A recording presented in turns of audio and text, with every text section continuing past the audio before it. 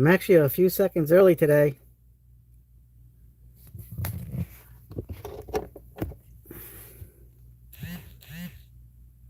Anybody out there?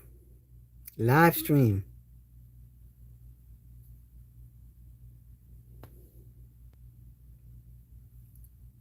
Tool Talk Wednesdays in the house.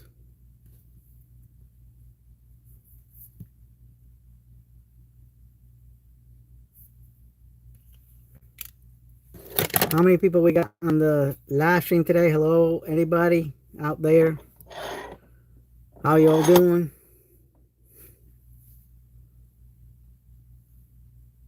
We are here for our usual Wednesday Tool Talks Wednesday. Exciting episode today. We got a lot of things going on. See how the live stream is gonna do. We're gonna do what we do.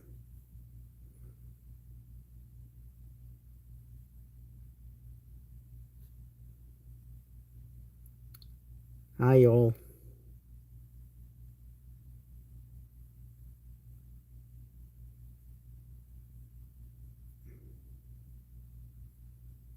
All right.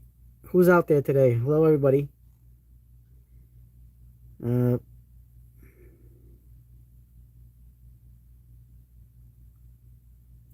right, we're here. We actually made it 15 seconds early today. I don't know how we did that, but we did it.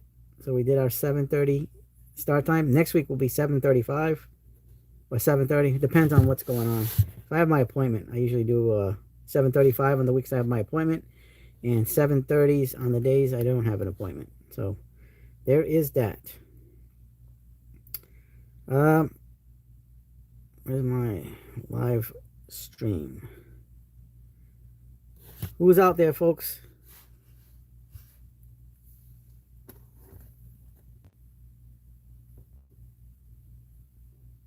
All right, let's see the live chats.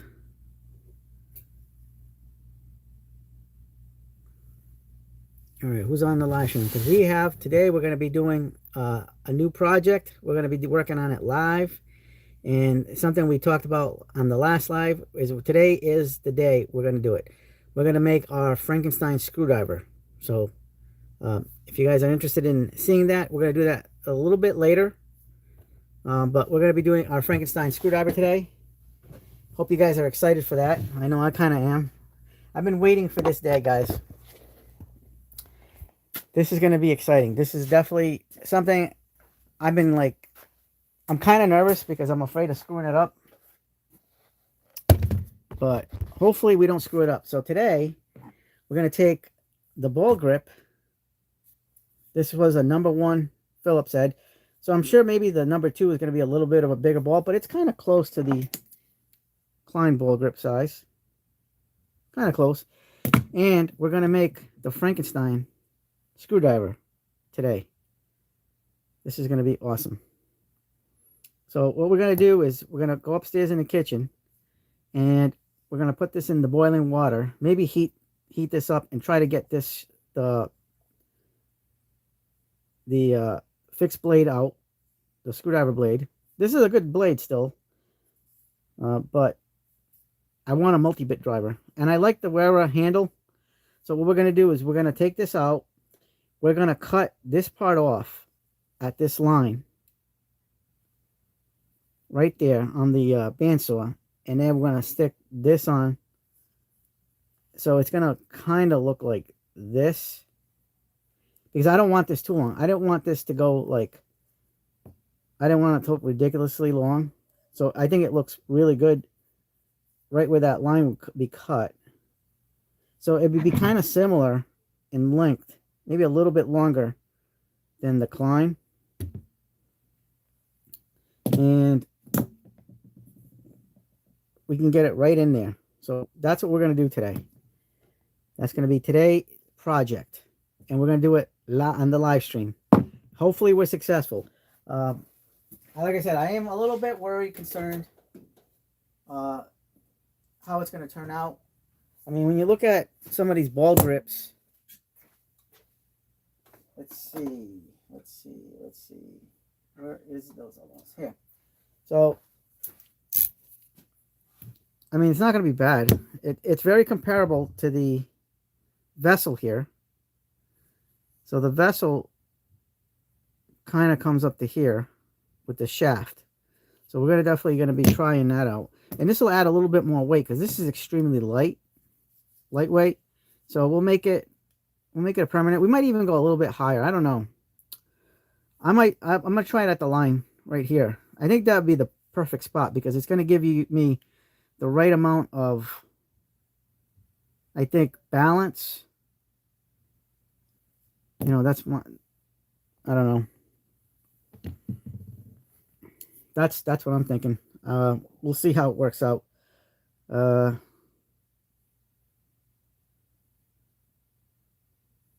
Hi, Dan. For some reason, I'm not getting the chats. Here. For some reason, it's not showing up on the chat over here.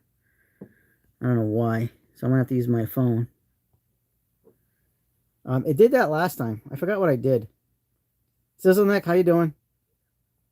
Hi, Milk Ransom. My full name is Nathan, but I'll tell you back. All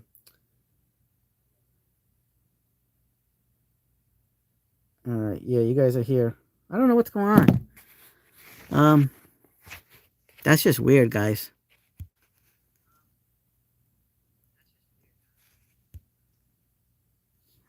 I remember the last time something like this happened and we did something.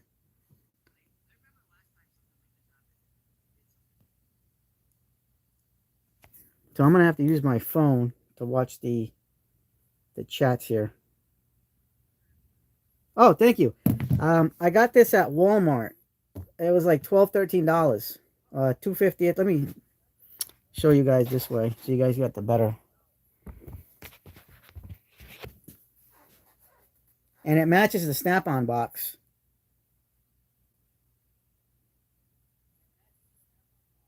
So this is where my wife's grandfather was.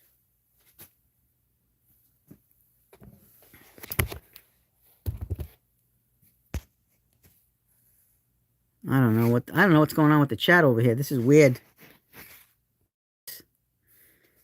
Finally. Hi, Clint. How's it going? Hey, Jeff. How you doing, buddy? All right, I got the chat back up. All right. So for you just joining us, we're going to be doing the live stream of the Franken screwdriver, the Frankenwearer.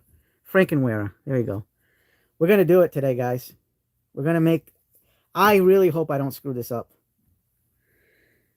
Yeah, well, we're going to try it. I mean, we might use the torch. Let's see. I mean, I might use the torch. I got my Snap-on torch or my Harbor Freight torch. Oh boy, this is going to be insane, guys. Let's see this.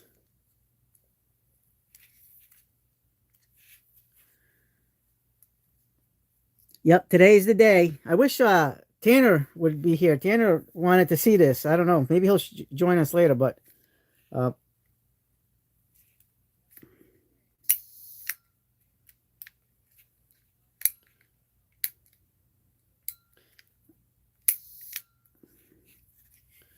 thing doesn't like to go on.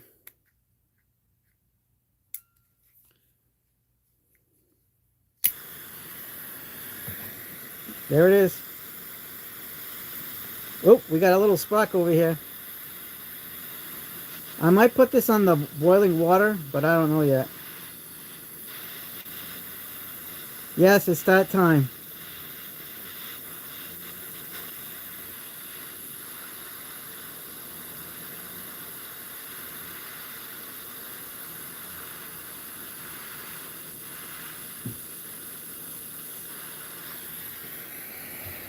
That is the Harbor Freight torch. Look at the smoke coming out of the bit. See the smoke? This is the Harbor Freight one.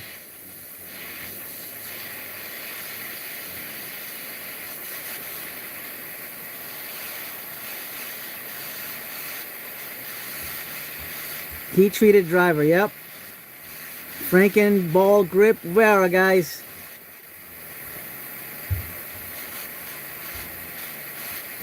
Look at that, we're turning it black now. All right, we got a little bit of meltage there, so let's see if we can get some pliers. We're gonna have to put it on the vise, but let's see if we can do it with pliers. I should have been a little bit more prepared. Let's try this.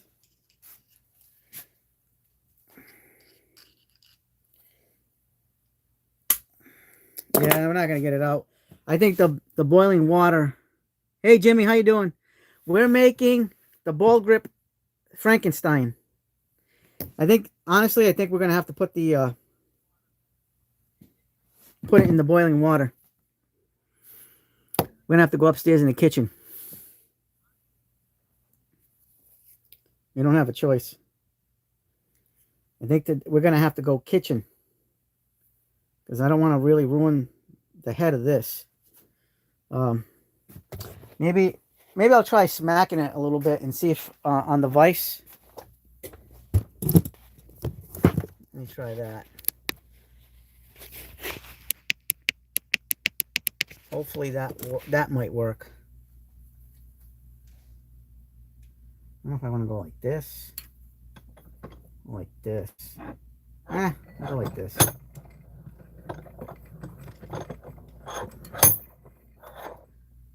We'll put a wrench on it and we'll try to smack it down. Let's get a wrench, an old crusty wrench that we don't need. We got the raised piano Craftsman. Let's see if this works.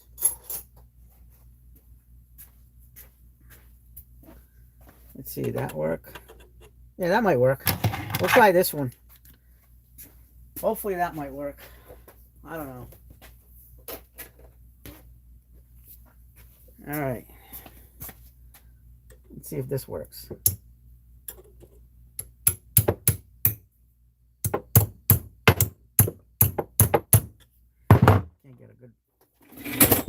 Can't get a good beating on that one.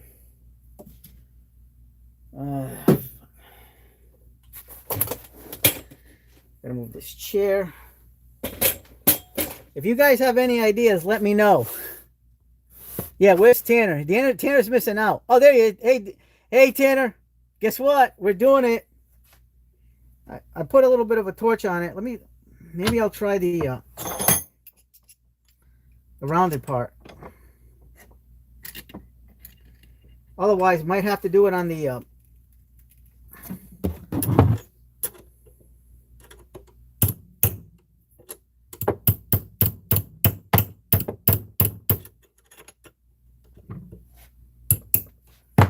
gloves, because I don't want to bust my hands. I can already see myself busting my hands with this thing. This wrench is nice and short. I think it's time that we did it. I've been waiting for this day all week, guys. Crap. All right, it's not turning out very well, guys.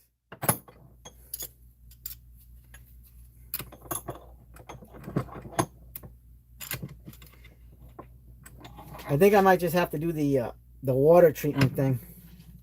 I was kind of trying to avoid having to go in the kitchen, but we might have to go in the kitchen.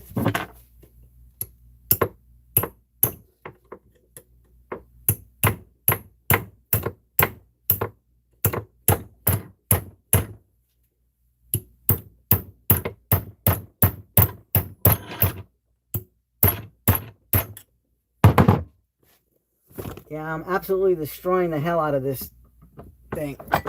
I mean, I'm not too worried because we're not using this part. We're going to cut this part off to that line. So I'm not too worried about it. But I think we're going to have to go into the kitchen to try to get it off. We're going to have to throw the boiling water method because I saw that on YouTube. I saw some guys doing it on the tube. So we might have to try that. I'm going to bring some pliers too, to see if I can get it off. Maybe the twin grips. Oh, maybe I'll use a linesman's pliers. I'll get my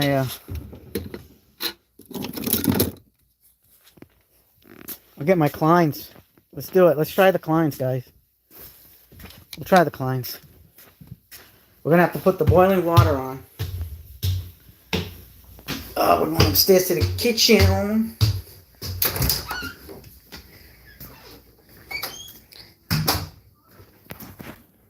And yeah, the boiling water is in it because I've seen a lot of guys doing it that way, so I think it's a good idea. Let me turn the light on so you guys can see. I'm gonna put it in a pot,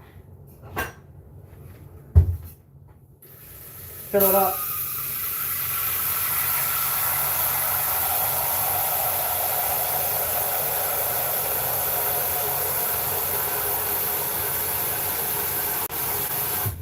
All right, boiling water time. All right, we're gonna have to boil. In the meantime, you can hang out extra long. Yeah, I don't know. Hey, hey Dan, how you liking the fixed edge bits? Hey, guess what? Dan the man got the fixed edge bits. Clint says, "Run, Mrs. Carlos." Yeah, she knows I'm coming here. Hi, Matt. How's it doing? Nightlight, fix it. Yeah, fixtures. Yep. We got the microwave on. Let me turn on the lights here.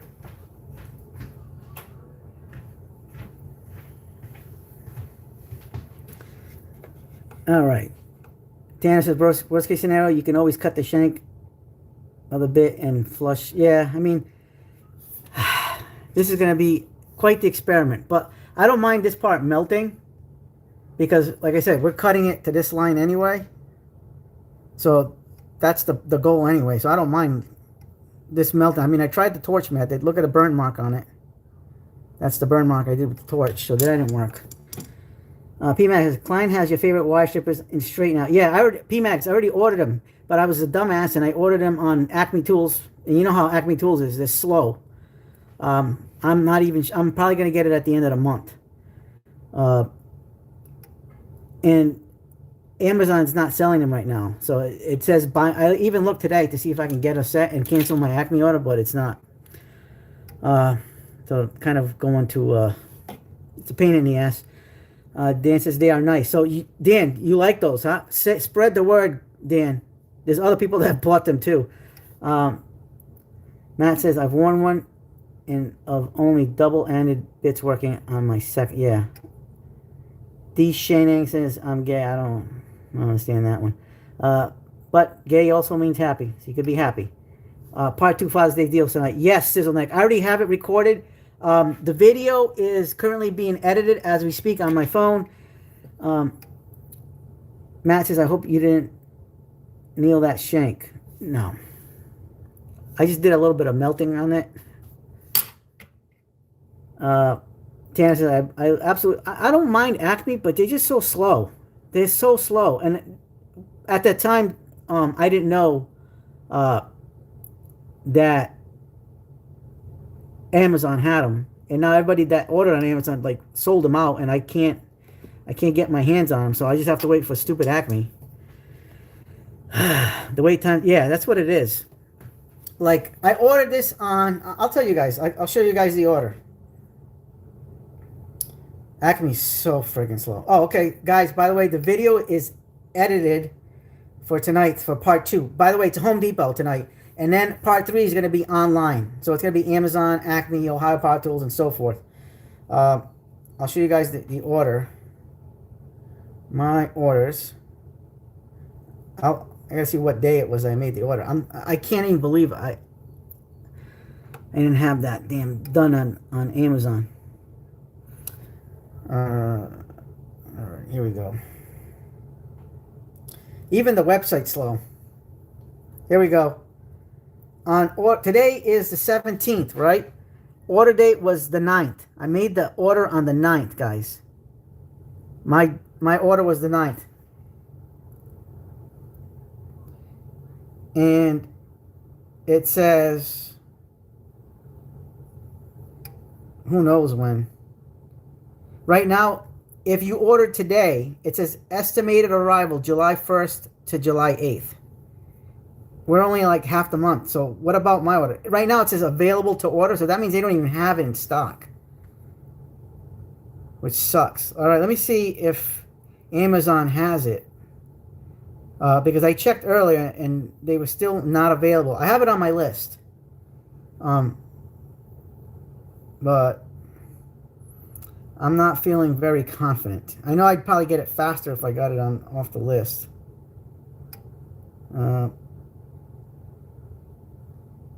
Yeah, look at this, guys. Right there, it's on my list. And come on. Currently unavailable. So we don't know when or if this item will be back in stock. So I'm kind of like pretty much up a shit's creek with the order.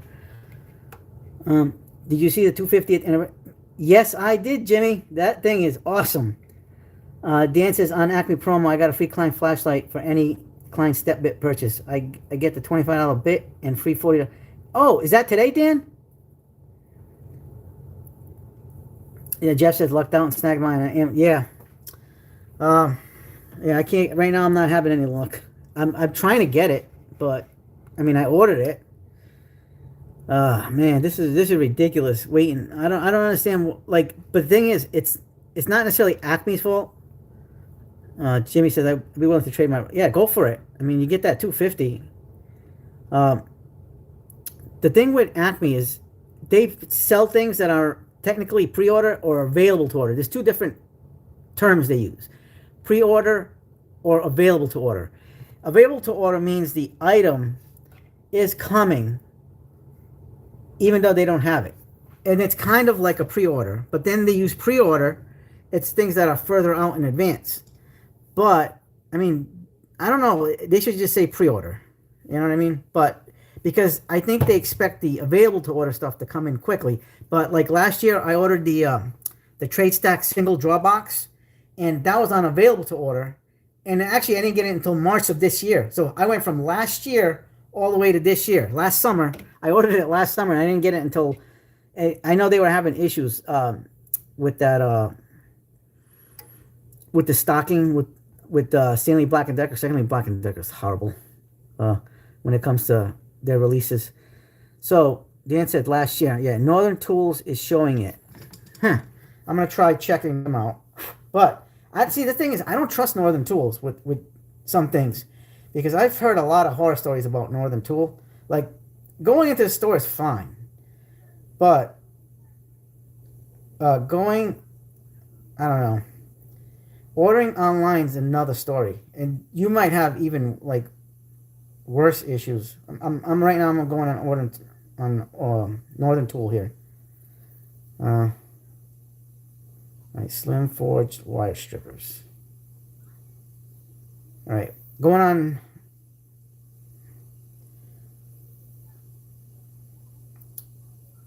There it is. Okay, here's the secret.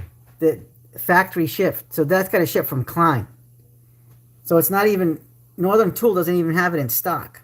It's in the Klein factory only, right? Let's see what happens when I click on it. So this would ship directly from Klein. The question is, when would you get it?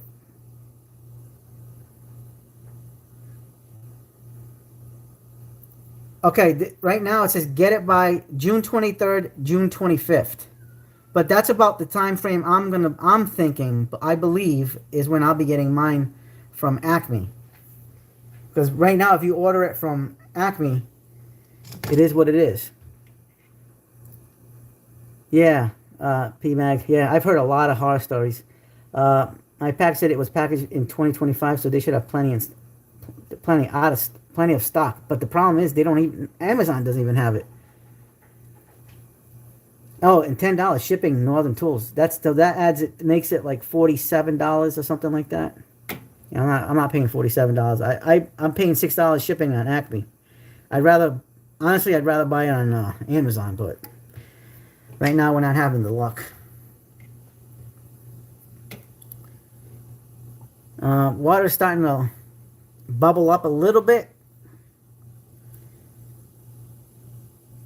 I could, PMags, But they're kind of slow too about some things. Like I'm actually getting an order from Klein, PMags, for some goodies, but nothing. It's not coming soon. I'm actually getting. They're gonna send me the new ball grip, the 8-in-1 ball grip, the new one that, like, say Joey did a video on yesterday, day before yesterday, and they're sending me the new knife with the new bit holder, that skinny knife. I know we're getting that, but and they're sending me some other things, but I don't know what yet. All right, we're getting some bulk simmering. Do I put this in the plastic? I don't know. Wasn't it like 15 seconds or something? Tanner, isn't it like 15 seconds? You dunk it in the water, or is it you got to put it in there for a few minutes? I'm not putting the ball grip against the hot part of the pan because I don't want that part to melt. So let's see if we can get this, the heat to rise up through the steel. So right now we're starting to get a boil.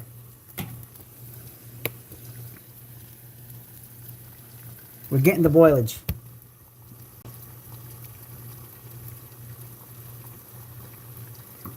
What I want to do, I want the blade to get hot enough where getting it out of this is going to be a lot easier. But I don't want to put this against the pan either. Yeah, I'm making sous vide. Hello, I'm Guga, CE Toolden Guga, and welcome to sous vide. And I got my mouth. You guys ever watch Guga Foods? That Klein knife with the driver looks nice. Yeah, it strips good. Yeah, I can't wait to get that. The orange one, that new. It looks like it's low profile too. All right, let's see if we can get maybe some luck over here.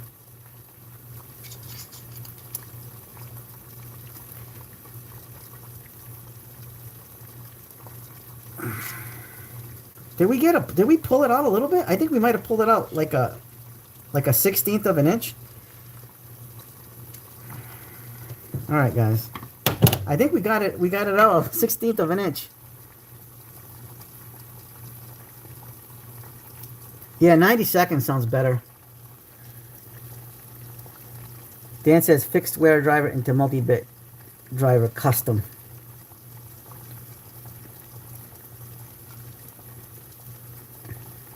Guys, this might take 4 hours, the whole 4 hours to do. Like, this is legit serious. I got a feeling this is going to be a friggin' pill to take out. You know, it'd be nice if I was on the Snap-on truck. They got that tool that gets the shanks out of the screwdrivers. It looks sharp.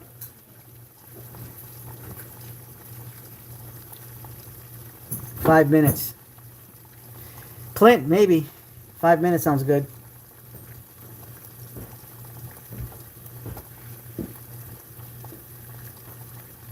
We're definitely going to get the plastic really soft.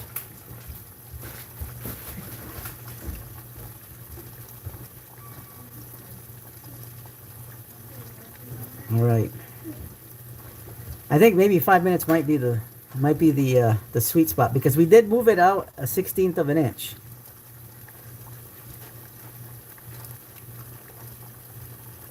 Might have to refill this with water because the water is gonna evaporate as we're cooking the Vera screwdriver. Oh, I gotta get that one, James. That Klein knife, the new one. Well, the new old one. It's old and new at the same time. The new one has the R moniker, R letter on the model end number. It's the same thing though.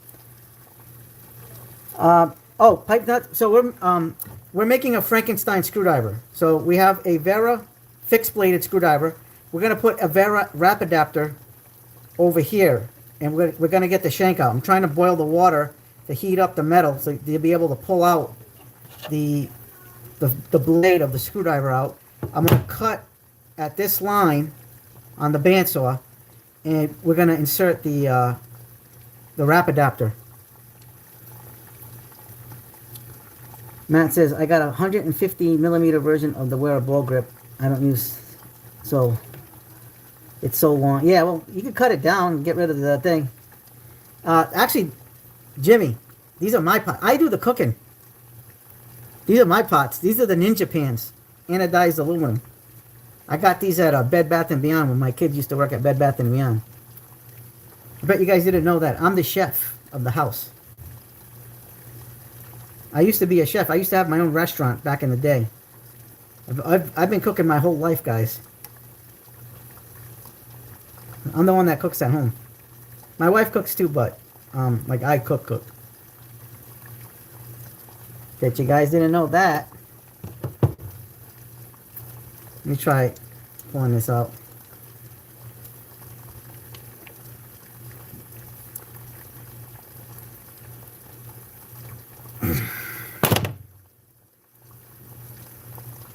I don't know, should I submerge some of the shank in there?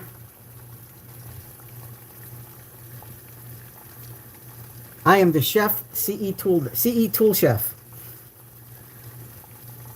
Ryan says, my last job had some Wera tools, pretty good engineering with them tools. They're different and well made. Yeah, absolutely they are.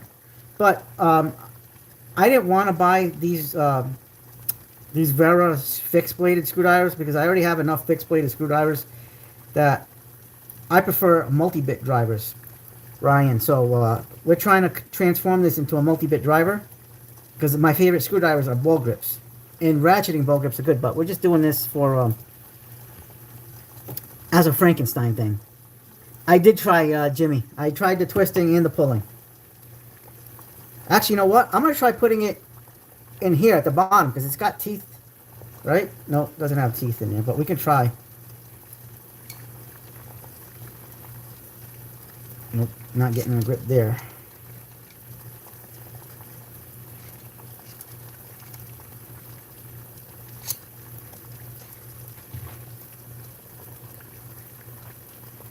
The thing is, I don't know how the shanks, if it's got those little extra wings on it.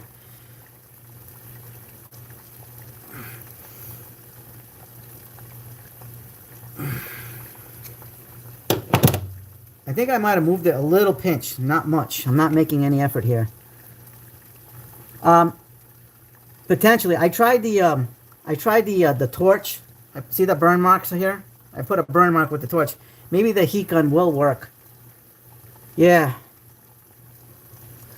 I got to put it on the vise and just hammer the crap out of it. How you doing, Alabama?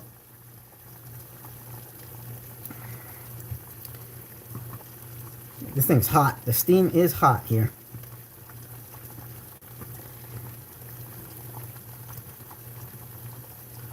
This is steaming hot.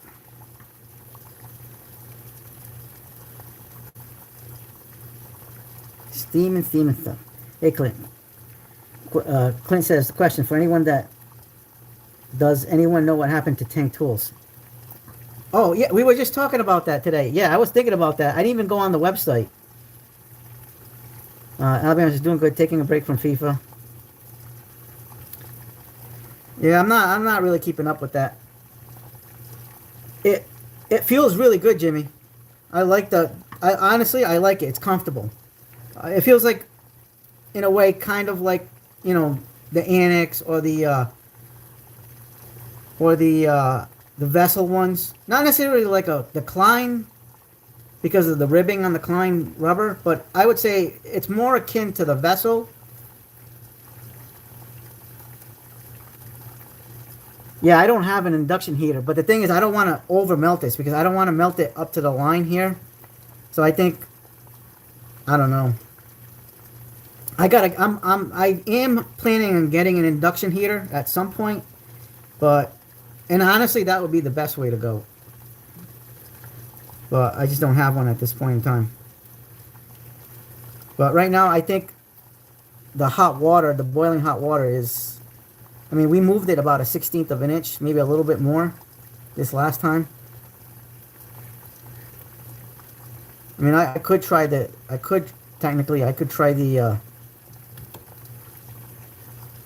heat gun method. But I can only ruin the screwdriver up to this line. After this line, I'm screwed.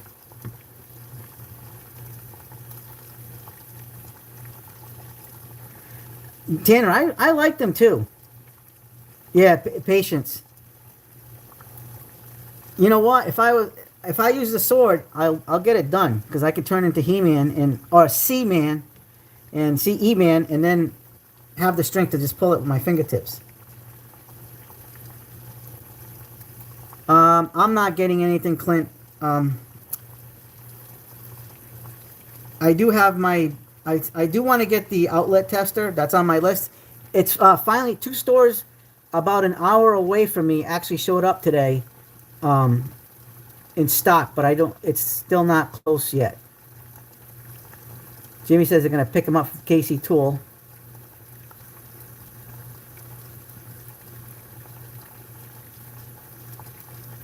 All right, let me try this.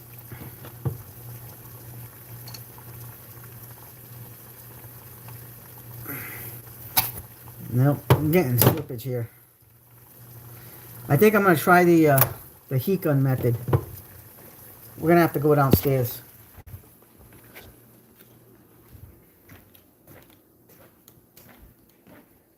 Yeah, well, I know. Sometimes we do the boring stuff too, Ryan.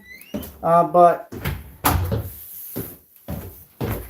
this was in the works since last week, so we you know Tanner's the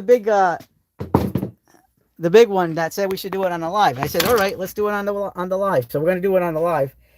All right, I'm gonna get the heat gun. I'm gonna get the DeWalt one because maybe that'll be better. I don't know. I have no clue, guys. This is a project. I just gotta find my my nozzles here. They're around here. There's one nozzle. I have the fan bladed nozzle for my DeWalt. I have a Craftsman heat gun and the DeWalt heat gun. And I'm not the biggest fan of battery operated heat guns, but if it works, it works. Oh, you know what? We could probably put it in here. Actually, you know what? That's not a bad idea. All right. I mean, we could try it. Listen, if it doesn't work out, it doesn't work out. But we're gonna try. We're gonna do our damnedest to try. Let me get the heat gun. Where'd I put it? Where is my DeWalt heat? Oh, it's over there. All right. Let's try it out. I mean, what's the worst we can do? Fail? I mean, we're already failing. We got a 5 amp hour battery here.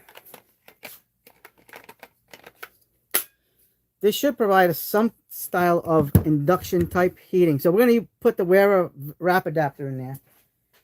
I mean, let's try it, guys. Let's try it. What do I do with the... Oh, here it is. All right. The one thing I like about this one over the Craftsman is the fact that it has the locking, the trigger locking. So that'll be worth it. And then we can put it on the vise.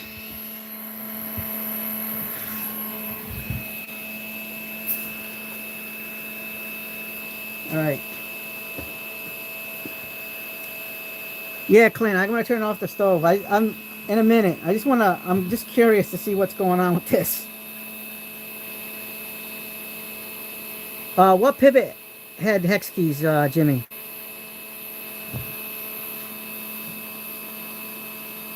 Which brand are you talking about?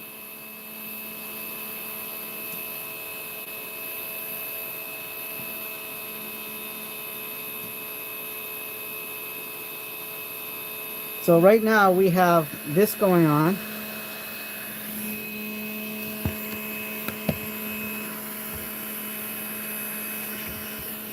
Yeah, I do, Alabama. I take the requests. Like I said, we talked about this last week. Oh, the new things from... Oh, I'm going to have to check them out, Jimmy. I'm going to have to talk to my Mac Tools guy.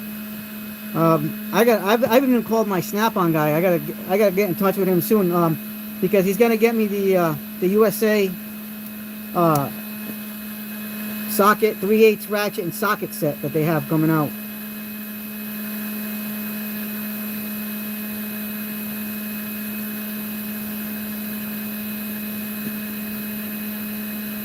Jimmy says it's on promotion. Get standards and metric for $130. Well, that's not bad.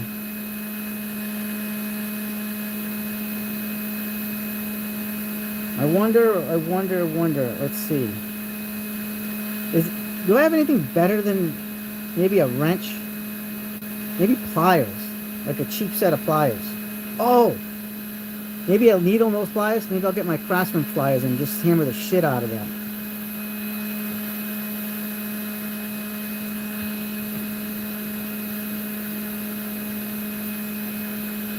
Yeah, that's good. It's pretty hot right now. It's pretty hot.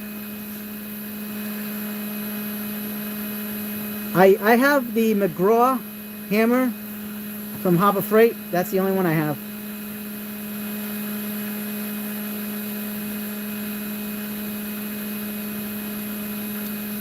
I need to get a better air compressor. Because the biggest one I have is a 6-gallon. That's it. Alright, let's see if I can get it up this way. I'm going to try, guys.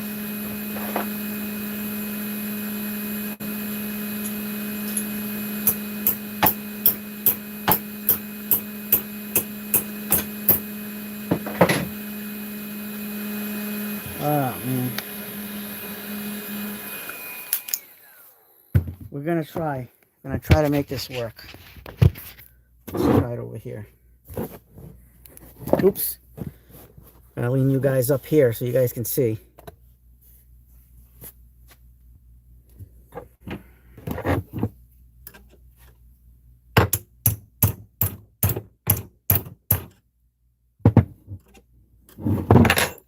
I'm going to try not linesman's, yeah, maybe I'll try a linesman. I'm not too worried about these if I beat the hell out of these. Because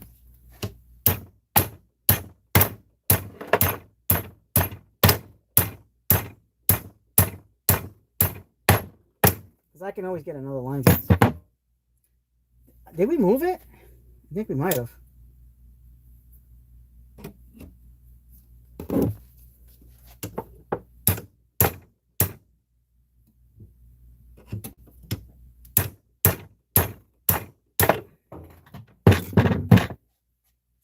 I should wear gloves with this thing.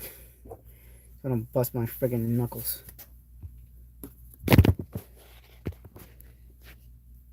That says, I'll put a washer on it under. I mean, we could try the vice grips. I know, it did look like it moved. I think this is going to work, guys. Potentially. Potentially. Let me get a bigger hammer. Let me get the... Maybe we should get this one.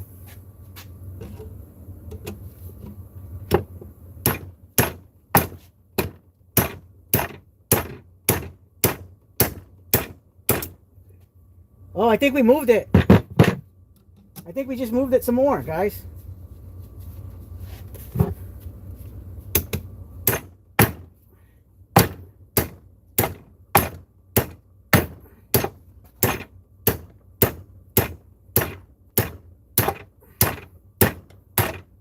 Yes.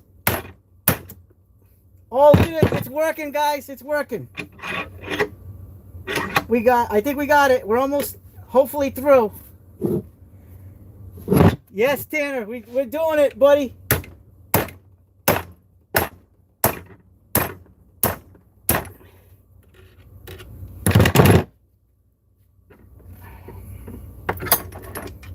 Let me get it up a little bit higher. We're doing it, guys. We did it. Sledge and linesman. That's it. We have officially done it. Doyle, look at it. Look at this, guys. Harbor Freight putting some work in, buddy. Harbor Freight and Craftsman. And the Craftsman, no worse for the wear, guys. It's just some scuff marks. Success, success, Success. Look at that. How you doing, Rock Bottom 100? How's it going, buddy? Yeah, look, let's take a look at the shank, guys. So it's got that wing, that flat wing, so that really holds well. So you're thinking about it, it probably goes in about that deep. Right, probably to where the ball is when you think about it. Maybe even a little deeper. Now we're going to cut this on the bandsaw. Right. We're going to cut this on the bandsaw, guys. I got a good idea with the bandsaw. Let me try to prop you guys up over here. There's the bandsaw.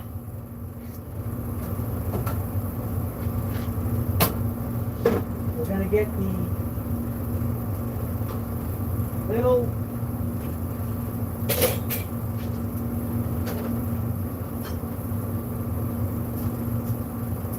what we're going to do is we're going to use the trim square to kind of level, because you know I want to make sure that this is a straight cut.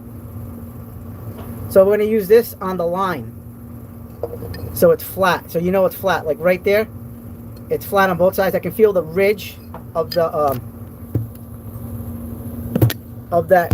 the groove here, and I'm gonna put it right here so it stays flat. So as I'm cutting, it's gonna make a nice flat cut, and I'm gonna use the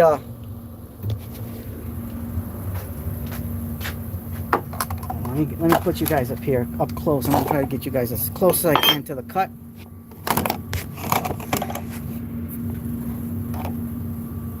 So I already have it set up for the blade where I want the blade to be.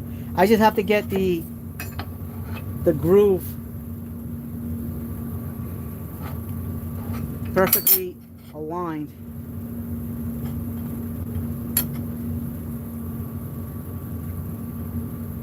So we can get like as straight of a cut as we can get.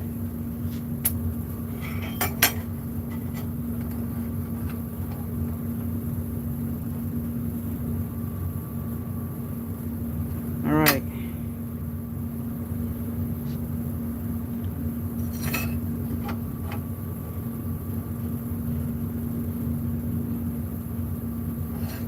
All right, you guys ready? Yeah, all right, Clint. That's right, I forgot about it. I gotta go upstairs and make sure that I could have sworn I shut it off, but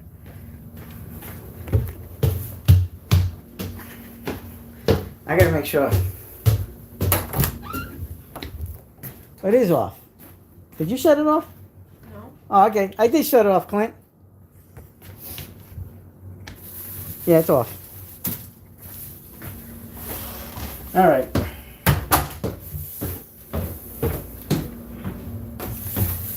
She said she didn't shut it off. Hey, you know, you never know. That's stuff can happen. All right, now we can do the straight cut. I gotta get a light over here.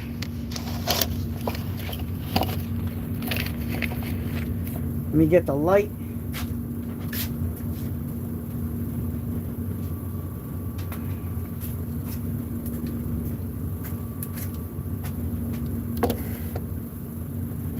All right, I think that's good.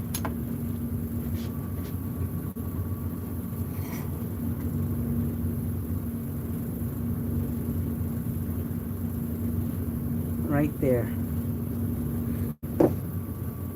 Is this thing gonna go on? All right. Oh, it's not even plugged. I thought I saw it. I left it. I plugged it in. It's not plugged in. Darn it. Yeah. All right, I gotta plug it in. All right, we only get one chance at this, guys. I got this lined up perfectly because I did that the other day.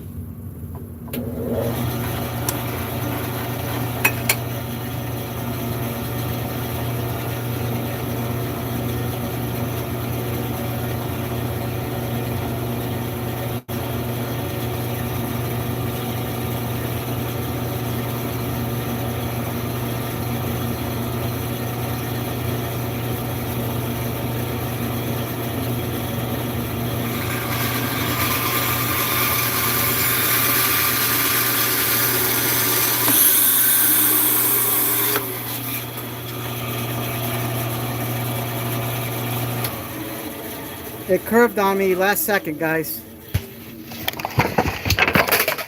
Oops, oops, and oops. All right, it curved on me the last second. So I might have to, you know what, I'll just sand it down. I'll use my my little belt sander.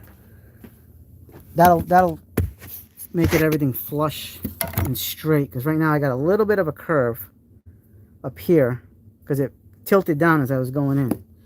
So we'll get that fixed. We'll get that done. We'll get it straight, guys. We'll get it straight. All right, I'll use the Craftsman sander, mini belt sander. I use this thing a lot.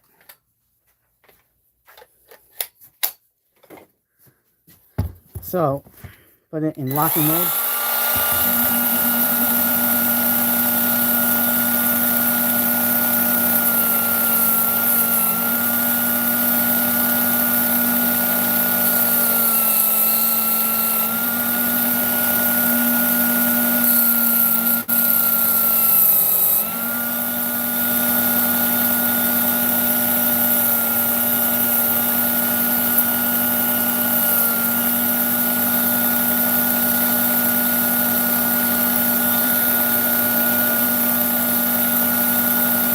Thin square.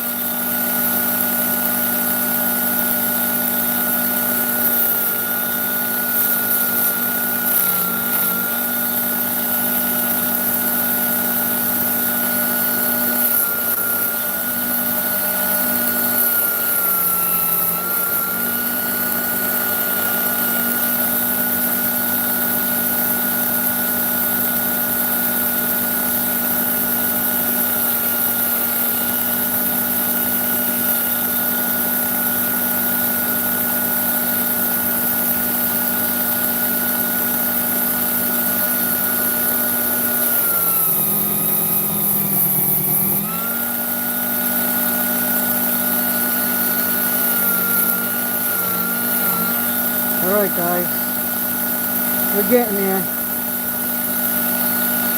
a little bit at a time.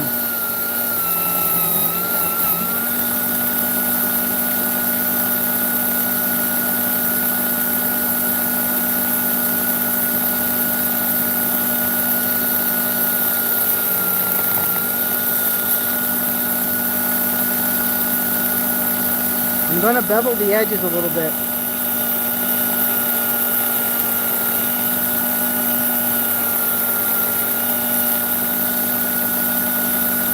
Because I think we're pretty flat on the top.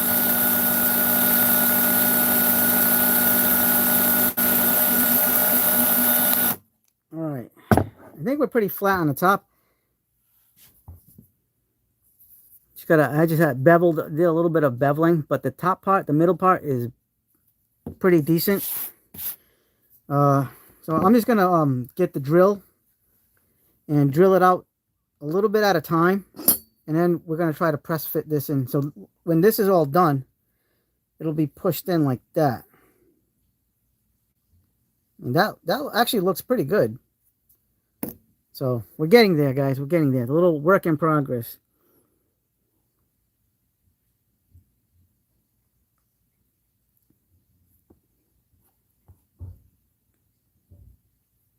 Yeah.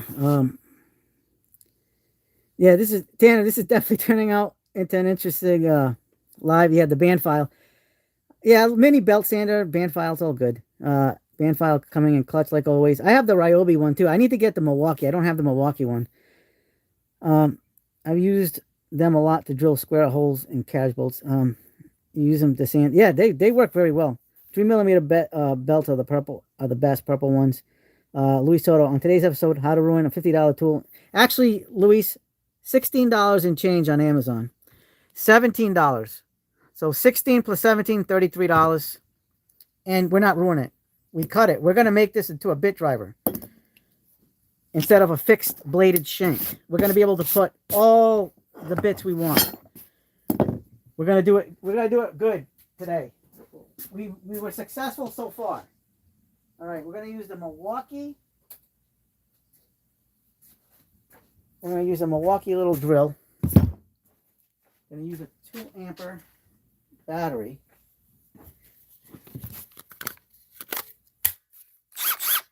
Gonna go get a drill bit.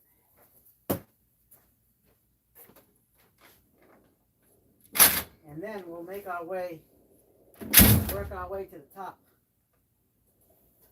Let's see, let's use the Makedas. Want to use the Makedas? Or this one? Oh, use this one.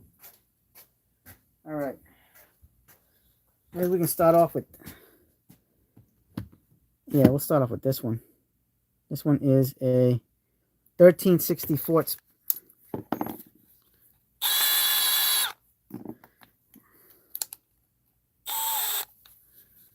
Put this in drill mode. Speed 2.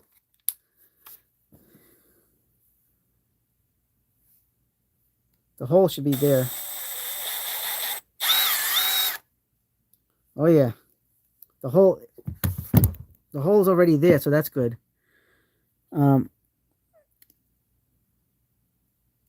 I dropped some things over there, just not the tools themselves. All right.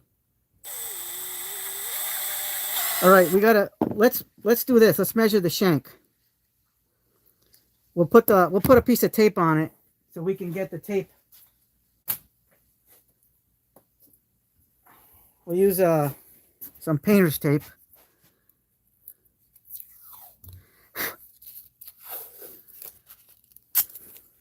That way we have a clear and concise drilling portion here, so we can see how deep our deepness.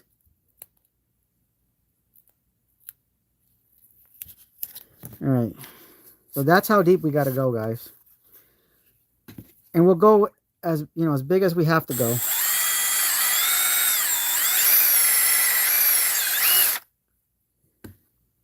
Not bad at all. All right, now we can go a little bigger. So we're going to make this hole a little bigger. Let's pick out the next drill bit.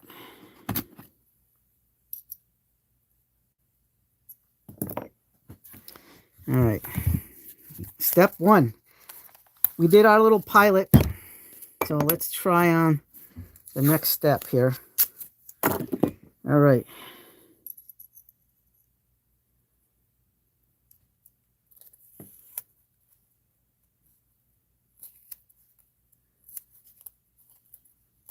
Frankenwearer, what a project this is going to be. If it works out, I'm going to be excited. Hopefully. And otherwise, if we're not, it's only 16 bucks for the shank, and we get to keep the wrap adapter. So,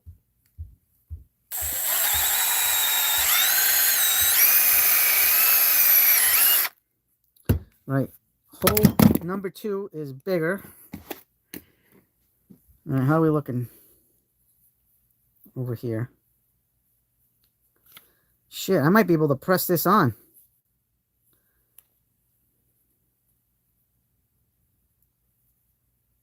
Maybe we'll do one more size bigger. So right now we're going to try a 15/64. This was a, what size is this? That's 7/32. So let's try. Let's see how. Yeah, that might do it, guys. That might do it. I think the 15/64 might do it, guys. Heck yeah.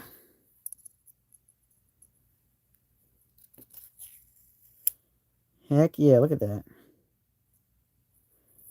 All right.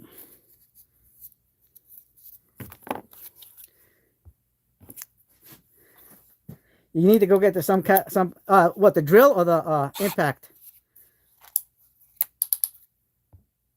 In 90 minutes. That's right. When you want a tool and some company doesn't make it, sometimes, yeah, exactly. Hey, a lot of automotive guys, mechanics do it with wrenches and stuff. Yeah, I'm thinking about doing epoxy. I mean, it's not a bad idea to use the epoxy. I have the epoxy. I got Harbor epoxy and I have JB Weld, but I don't feel like using the JB Weld because that's a pain in the ass. I don't even know what it is. I know I have it somewhere, but at least I have the other one available, readily available right now on the to use. But we're doing it.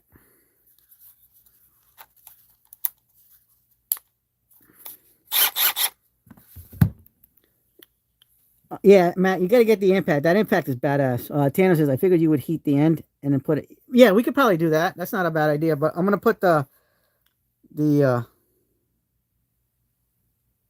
thing, the hole bigger, so we can put the epoxy in there to fit. Oh, guys, are you guys having a good picture here? Because my daughter's having lagging issues. I don't know if it's her internet, but I don't think mine is bad.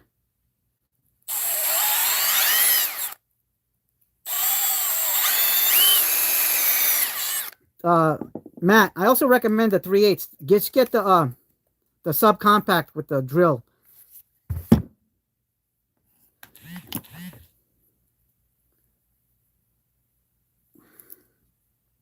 I think I can fit this, guys.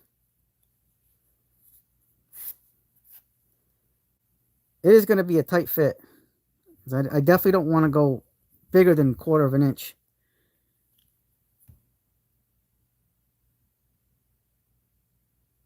Okay, so I don't know. Mine seems to be fine, but I don't know I don't know. I'm thinking about epoxying it. Let me go a little bit wider on the hole.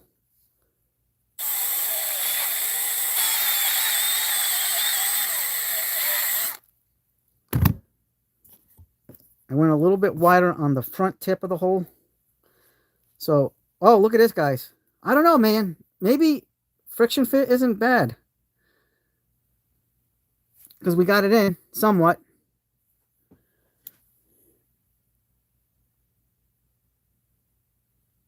Oh, I don't know if I'm gonna need to put epoxy. This thing's in tight, guys. This thing's really tight. Actually, let me gently hit it. I'm gonna use I got an idea.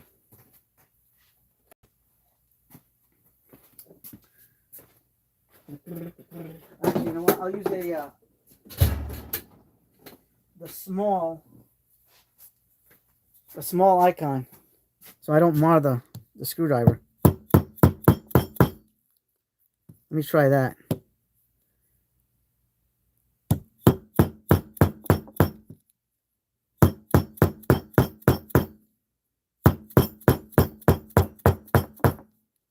Oh yeah, this thing's going in.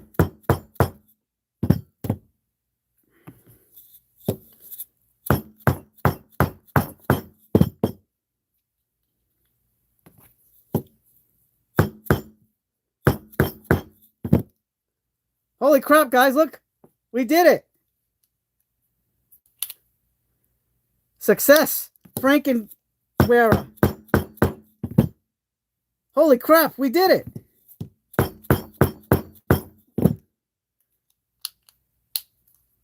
We made a Frankenwearer. And it's really straight. It worked. Done. Oh, check this out, guys. Look at this.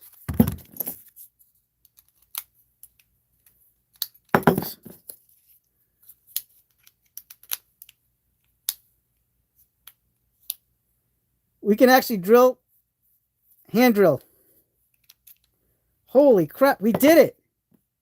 Frankenwearer is in the house. Hi, Retros. We did it, guys. We did it. Holy crap, this is a success. Let me get... Wow. Look at this. Hey, I think maybe I should sell these. I'll buy a bunch of these and sell them online on Amazon or eBay or whatever. We're officially modded. We officially modded the wearer and it worked. Dude, that's freaking awesome. And look, here's the wearer. Now we can actually use this shaft to probably do something else with it. I'm going to save this because this is good to have. You never know. Oh boy, that is awesome. Yeah, wearer needs to make this for real. And look, we used the wrap adapter. So like, it's like perfect. It's same branded. You should actually send that. Yeah. Potential. Maybe they're making it. Who knows? Rachel said, sign me up. Yeah, we can always do that, guys. Now that we have a better gauge as to like what to do. So I'll use the Doyle, this, and this to help get that shank out. We did it. Frankenwearer is alive. I feel like a mad scientist now. I feel like Frankenstein's. Dude, that's awesome. I'm excited. We made a Frankenwearer. All right, let's put some bits in. Let's put the Geinzer and fix edge bits. Come on, let's do that. Now we're going to show you guys Geinzer in action. Best bits on the market. Geinzer and fix edge. All right, let's do this. This is exciting, guys. You can do that with the Slim Fix, absolutely.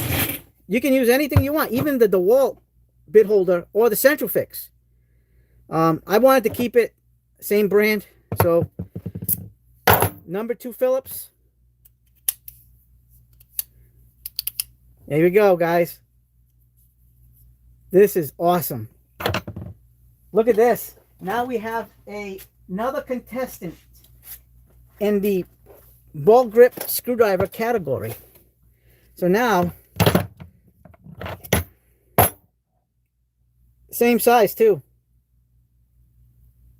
Same size. Wow, this is badass, guys. Look how good this looks. Look at the Geinzer bit. That is awesome. Let's put the Phillips number 1 in there. Yeah, this is going to be a great tool. I'm going to have to put this in the loadout just to see how it works over long-term use.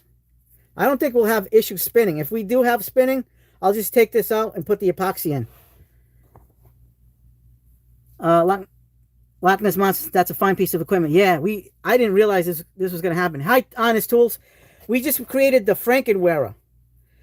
So this was a fixed-bladed screwdriver. We took out the fixed blade out of the shank. We cut the shank down, the handle down, and we drilled out a little bit of a bigger hole, and we put the wearer wrap adapter in there. Now we have a multi-bit wearer screwdriver ball grip. Yep, I can always put a metal collar in it. Yep, no play. Let's take a look at it, Jimmy. Actually, you know what? Let's do a screwdriver test. Right over here, where I always do my screwdriver test, guys. Let's do it. Let me get those, because I need the light over here. All right, we're gonna do a screwdriver test. Hopefully, we don't get no spin.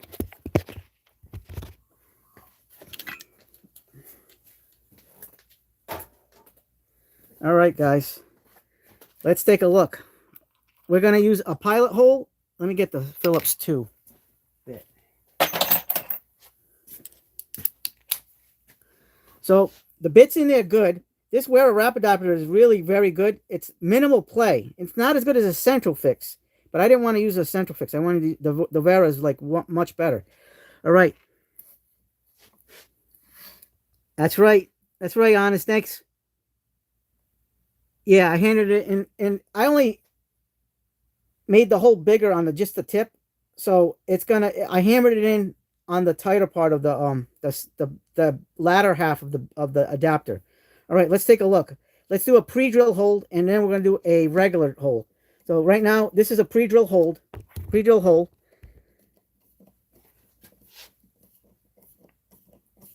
Look at this. I am not getting any negative play.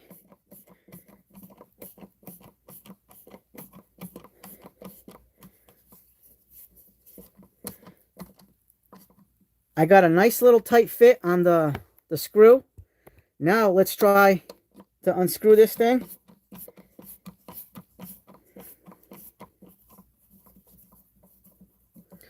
All right, now we're going to try this without a pilot hole. So we're going to try putting the screw in without a pilot hole. We're going to make our own pilot hole because that's going to be the true tough test.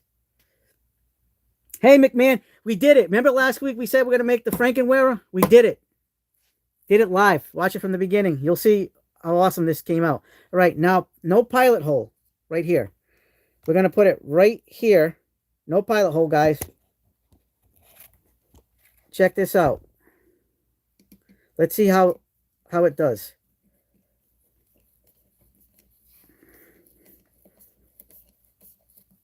We're making our own pilot hole right now with this.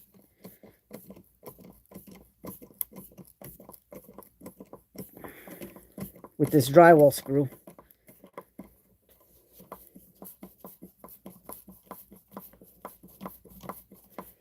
Guys, we're sinking this in, and I'm not getting any residual effects, no spinning on the bit adapter. It is doing the job. Look, I'm torquing it. There it is. Now let's get it out. This is, I gotta say, so far so good. I don't know how it's gonna be long term, but so far so good. I mean, we can always get another ball grip. Like I said, $16 on Amazon, and then the wrap adapter was $17. That's a win. Yeah, that's right. Rock on, boys. Rock on. Look at this. Oops, I got a little slippage there. And then look, fix edge for the win. All right, now let's try this. Thanks, Sizzleneck. All right, let's try this. Let's turn this sucker into a ratcheting screwdriver.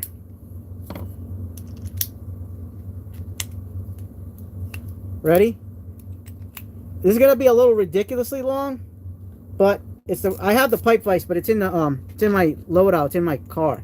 So let's try this. Let's use the new hole that we made. All right, here we go. This is much better, guys. As far as like a lot more comfortable.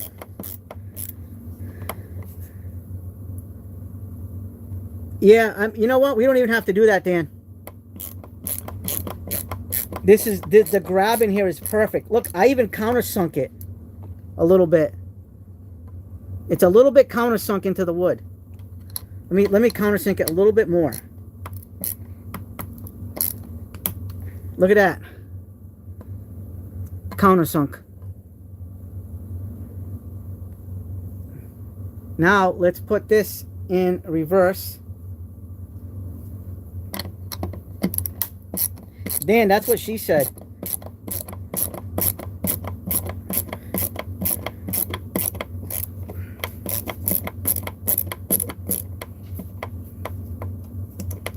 All right, guys. I will say this is a 100% success. Success, guys. I mean, we probably could have gone with the 2-inch bit and it'd probably be better.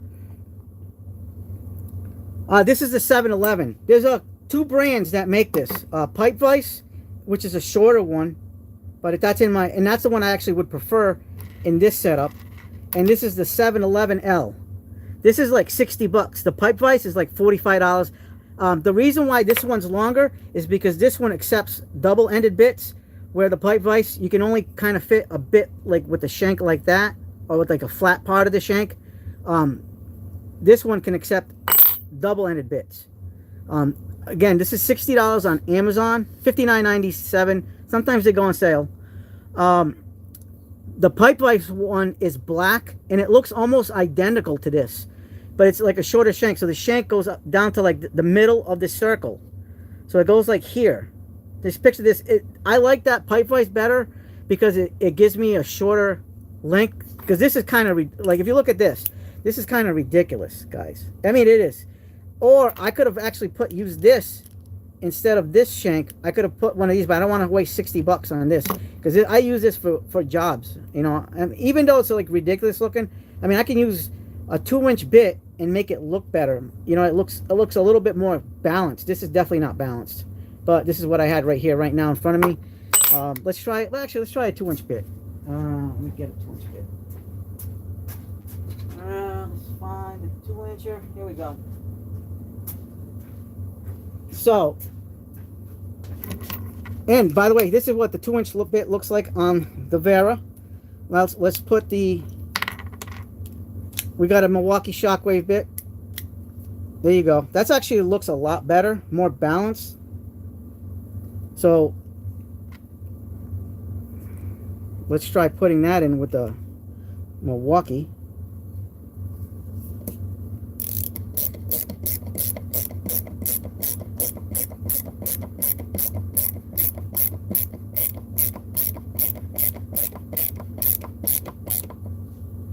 Look at that. You get the hold from the bit, and now you just spin it for reverse. Oh man, guys, I'm telling you, this is a winner. This is an unbelievable mod. It feels so good in the hand too. I like the I mean, it feels like a vessel. It feels like even like the Klein without the ribs. Let me see if I have it in here. Or it could be on this side. And somewhere here. Here it is. I mean, the top part of it feels pretty similar. Not the rib part, but the top part. And it does feel very close to like a vessel. So like, here's a vessel. I would say it's more vessel-like than Klein type. It feels, because the vessel feels really good. Yeah, I mean, you could say that. I mean, it would, honestly, it would go perfect against this. It would battle each other. So let me get this out. Let's take a look.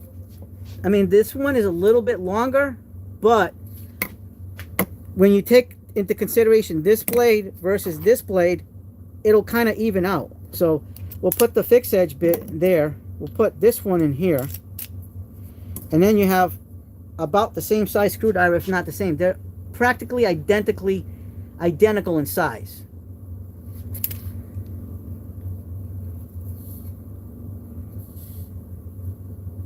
Dan said Leatherman makes one. Yes. I have the Leatherman one too, but that's in the truck. I don't feel like getting that.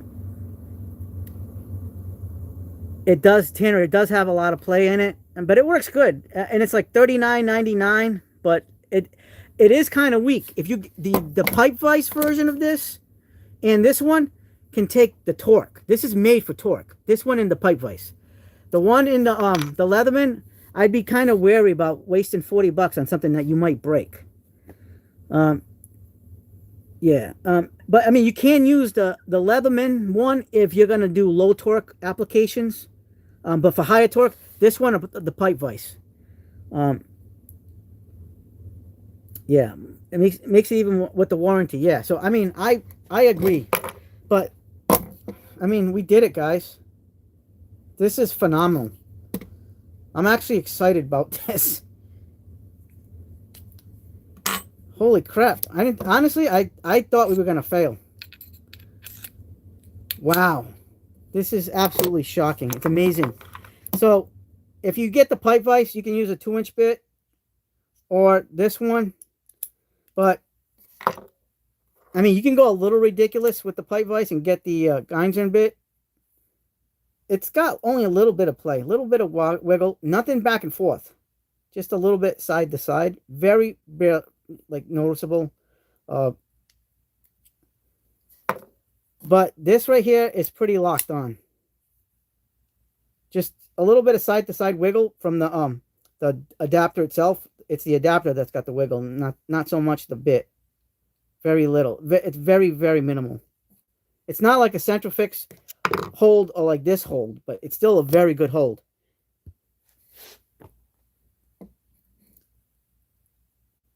I did not warranty my 7-Eleven.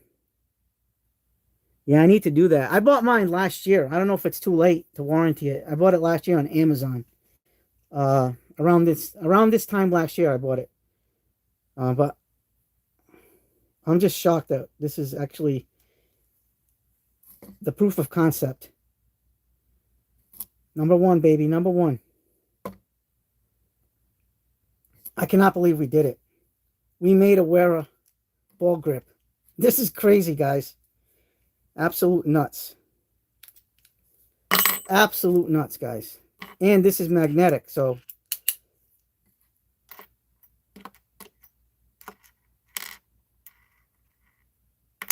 oops. The magnetism on this isn't as good as some of the other screwdrivers. Let me show you guys.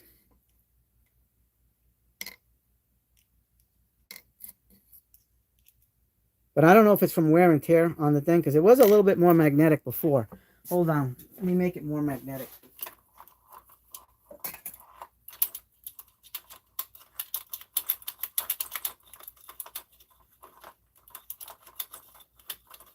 All right, I made it more magnetic.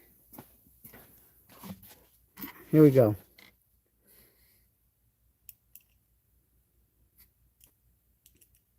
I just rubbed it on the magnetizer.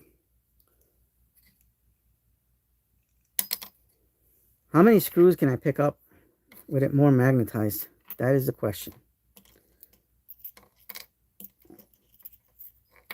Oops. I dropped that one. Where'd it go? Where did it go? Where did that bit go? Oh, right under here. Perfect. All right, so we got it good. So we can definitely pick up at least 2 screws. So that's good. We can't pick up 3. 3 is a little bit too much for this. But 2 screws, it's two screws of pickup.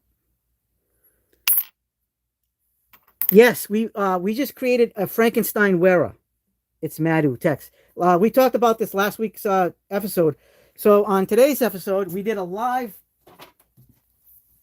So this is the way the Wera came. It came with this blade, and we tried different methods of getting the blade, the screwdriver blade, out of the shank. We finally found a way to do it, and it's custom. I bought this wrap adapter on Amazon, and I bought this handle, the screwdriver, for $16. So the wrap adapter was $17. The number 1 Phillips was $16, and we cut it down a little bit so it looks a little bit more balanced. And thank you, appreciate that. So now we actually have a multi-bit driver, Wera, because Wera doesn't make a ball grip multi-bit driver. So I wanted to keep it the same brand. So wrap adapters are pretty much an amazing bit holder. So I said, you know what, let's do it.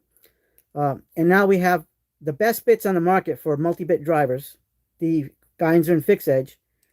And now we have a multi-bit driver, and you can just take this out. You can put any bit you want on it. Here's a 2-inch bit. We did this live, guys. This was a first for us. That was a good request. Tanner, appreciate you. I mean, we did it. I gotta say, I was a little bit concerned, and it works. We just tried it out on the wood. We tried it without a pilot hole, and this is not spin on us. So this has the power to do heavy torque applications, to accept heavy torque applications, and we don't have to worry about it. So this was a great mod. So we'll throw this one into the mix. So now it's going to compete with the non-ratcheting Klein, and then my any one of my non-ratcheting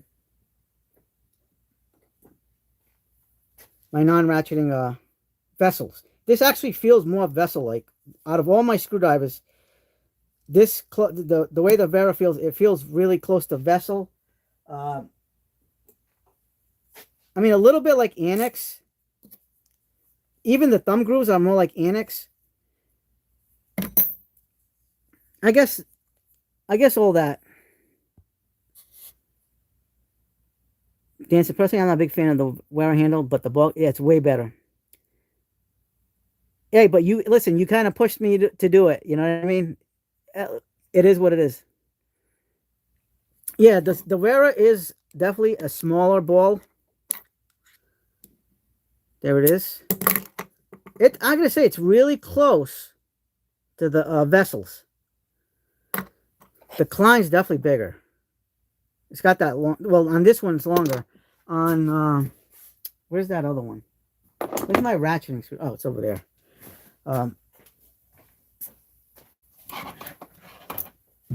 So here's the ratcheting one that turns into a stubby, and then here's the Annex.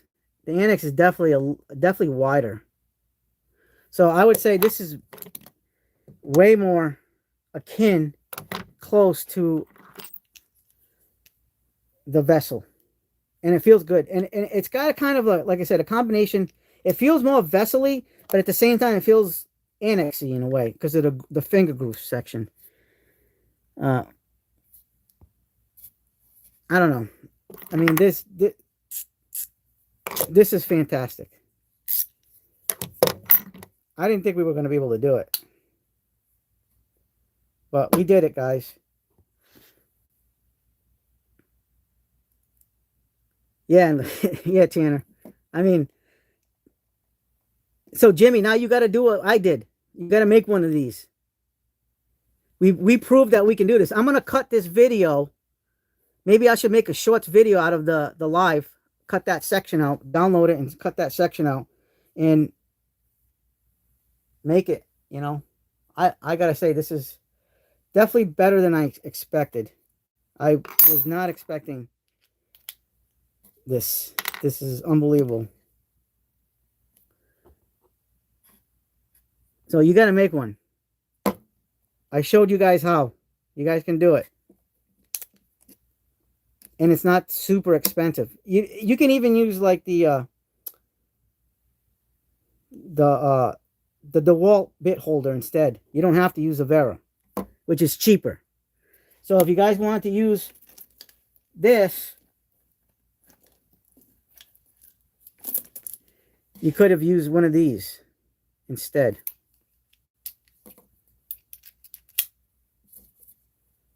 You would just have to give yourself a little bit of extra space because this requires you to slide this down. So you would have to have a little bit of a gap between the shank of the handle of the screwdriver and enough room to give yourself a little bit of a gap.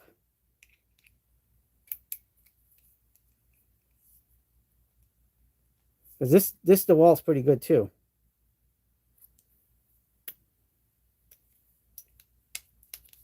I mean, sky's the limit. You guys can do whatever kind of modification you guys want.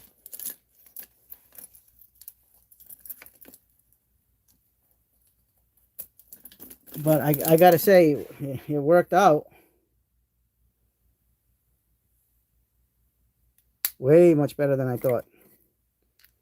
I mean, it doesn't look bad with the 2-inch bit for the most part. It gives you a little bit of a shorter look and handle to it.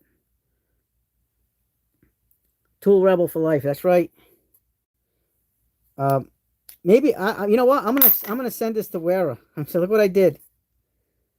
Maybe they'll, like I said, maybe they'll make one. But this looks better. This like balance wise, this is going to be better. The fixed edge bit. Look how good that looks balance wise, right? Take this out, put a flathead, put another an ECX bit in there, something like you could put any one of these bits. Here's a flathead slotted bit. You can go slotted. Robertson's here. Sky's the limit with this setup. Yeah, we got to get it out there. We definitely got to get it out there. This is maybe I should do like a voiceover, like basically cut out the thing and do like a voiceover on the video explaining how we did this process and get it going on. Because I mean, like this is definitely, it has to be put out there.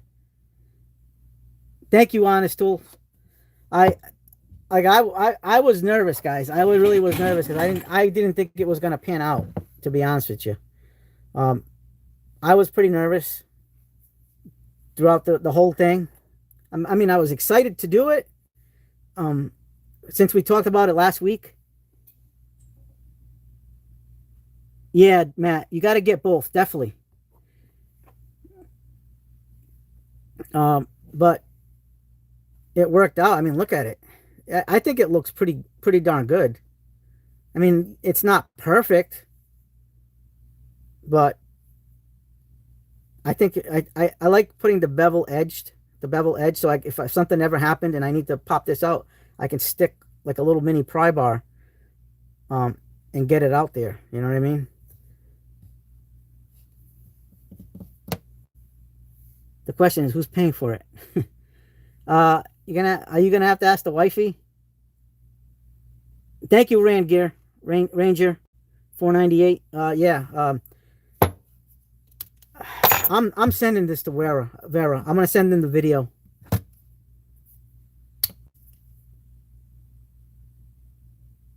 Yep. Hey, Robert, how you doing? Yep. So I think this is a winner chicken dinner, guys. I'm so excited for this now, and I could throw the pipe vise ratcheting mechanism or the 711L and turn this into a Vera ratcheting screwdriver. Like, they need to create this, but with the ratcheting mechanism. I would love to see Vera make this with the ratcheting mechanism.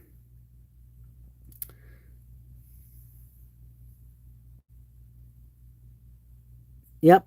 Dan and Robert, you guys got to help me spread the word on these. These are by far the best multi-bit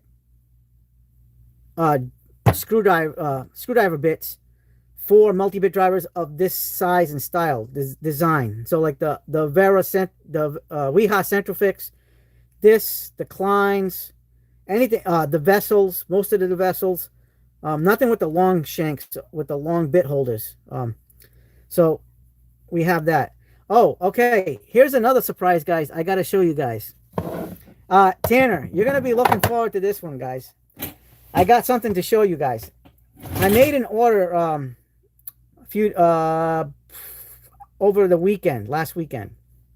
I think it was Sunday or Saturday or Sunday. Yeah, that'd be awesome, Dan. Put them in the SC45. All right, guys. I want to introduce you guys to something that I bought. I have another piece coming to this. You guys ready for the surprise that I bought? We now can introduce PB Swiss is in the house, guys. We got PB Swiss. We got PB Swiss in the house with the bits, the little bits. We now have a PB Swiss item in the house. I ordered the ratcheting handle with the one that's kind of looks like this, the ratcheting handle, not with the longer bit holder, but with the shorter bit holder, like this style of PB Swiss. And That's coming on Friday. So we're going to show it on the next week's live. So we're throwing that into the mix, guys. The PB Swiss Mini non-ratcheting, and now we have the stubby. But here's where it gets interesting, guys. The ratcheting version was $85. We're waiting on it. This was not $26. I paid $43. By the way, guys, check this out. Where'd it go? Oh, here we go. Look what we can do here.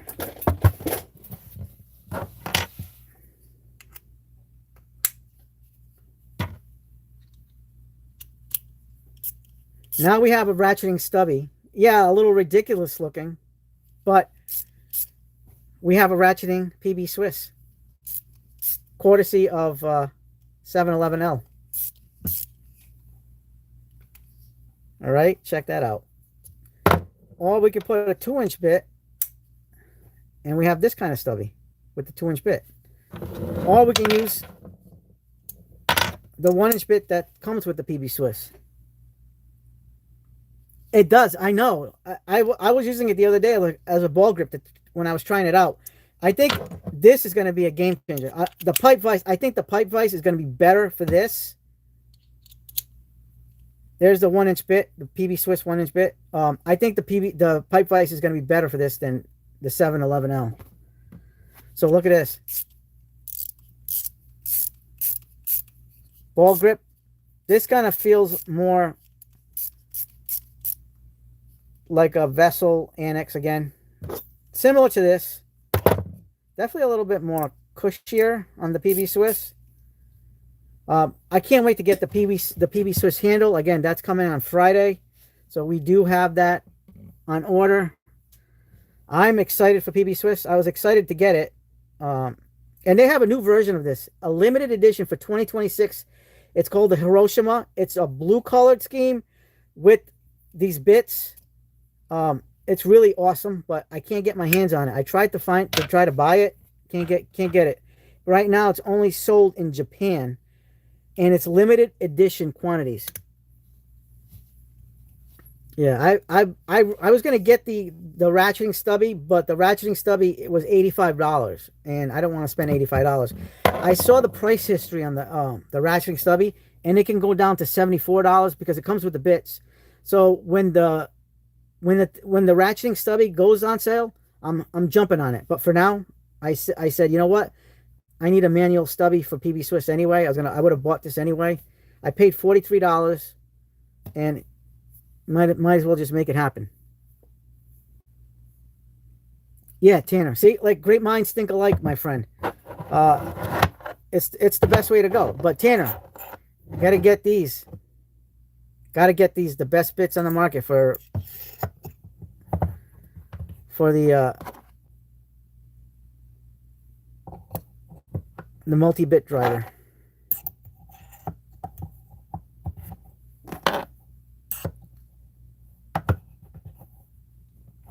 All right, so yeah, the pricing is insane. Dan, you did see it. I think House of Tools has it for under House of Tools, I think, and maybe KC Tool, or I got it on Amazon before I found out they were cheaper. They are cheaper on, I think it's House of Tools. Yeah, that would be pretty cool, AV, getting a Klein Globe. By the way, I have to say that I think the reason why we got this was because of this.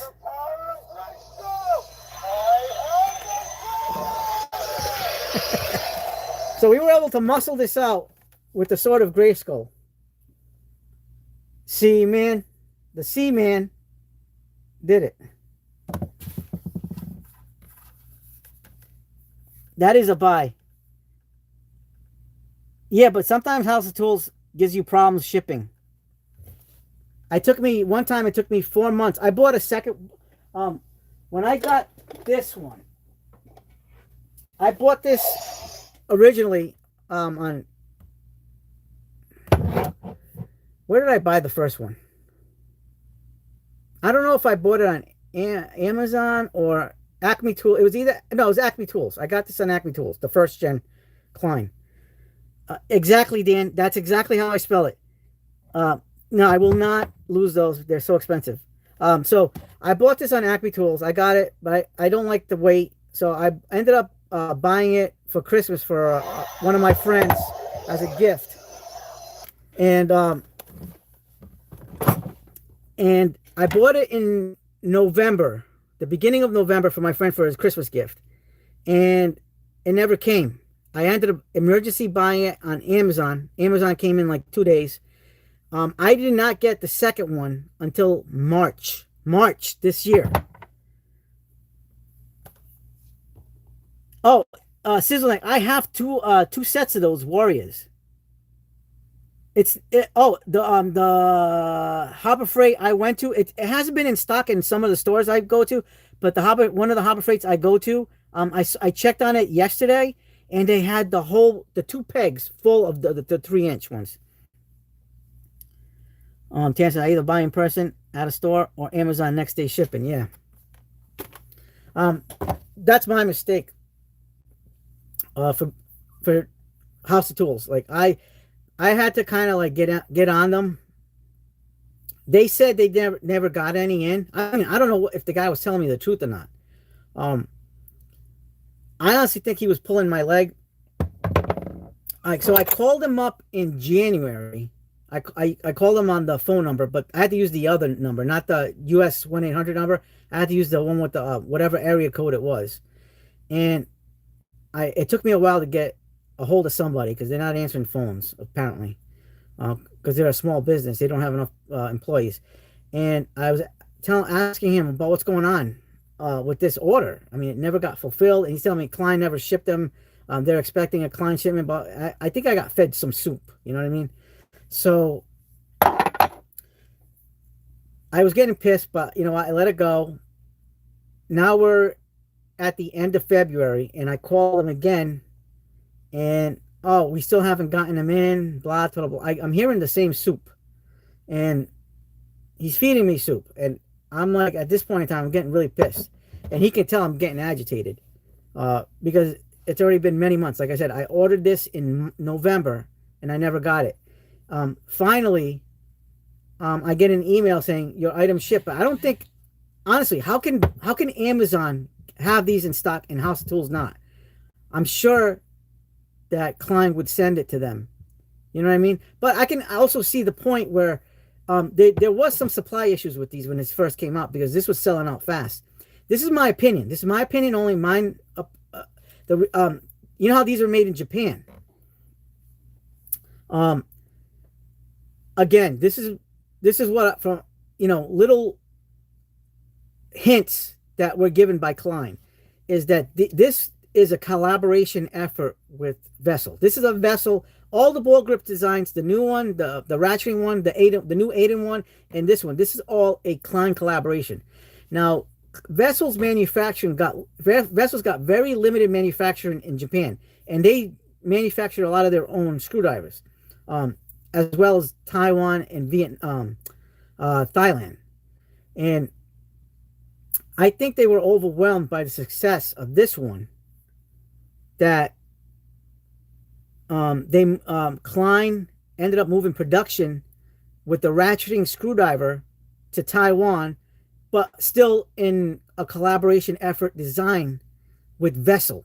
Because I like all the ball grip screwdrivers have and share Vessel DNA. And if you look at this gives it away. So if you look at the annex, let's look at the annex. So see their flathead, it has that wedge shaped design, but you have the curved design on the slotted on the Vessel. Vessel has this exact same design on all their flatheads. Anything that's made by Annex has a wedge design. This is a wedge design. And a lot of the DNA is shared by a Vessel and Klein baby in all these ball grip screwdrivers. So this is all, I mean, think about it. You look at the ratcheting screwdriver. Here is the annex. This is the annex switch system to change from locking mode to forward and reverse. Look at this mode. Same style. Same style. You know what I mean? A similar shape where it tapers down.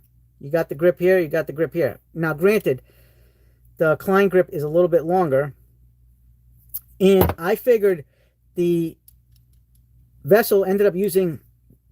So you know the Vessel screwdriver that has this exact same locking mechanism with the reamer? I think they used that as inspiration for this screwdriver to get that locking position, to get as close to the central fix as possible. So then you have... But they made this a 24 tooth, where this one's a 36 tooth. I think, honestly, it would have been better for Klein to have had a 36 tooth instead of the 24 tooth. And because this really sounds nice. It's very smooth. Now, I can understand why they decided not to go with a 72 tooth or a 60 tooth. This is one of the best screwdrivers in the world right now. Like, it can't... The only one I'm going to tell you that I can compete with is the Klein and even the Vessel, but this would be after these two. Vessel's still my favorite brand, but if you look at all the DNA of these screwdrivers, it screams Vessel and Klein collaboration.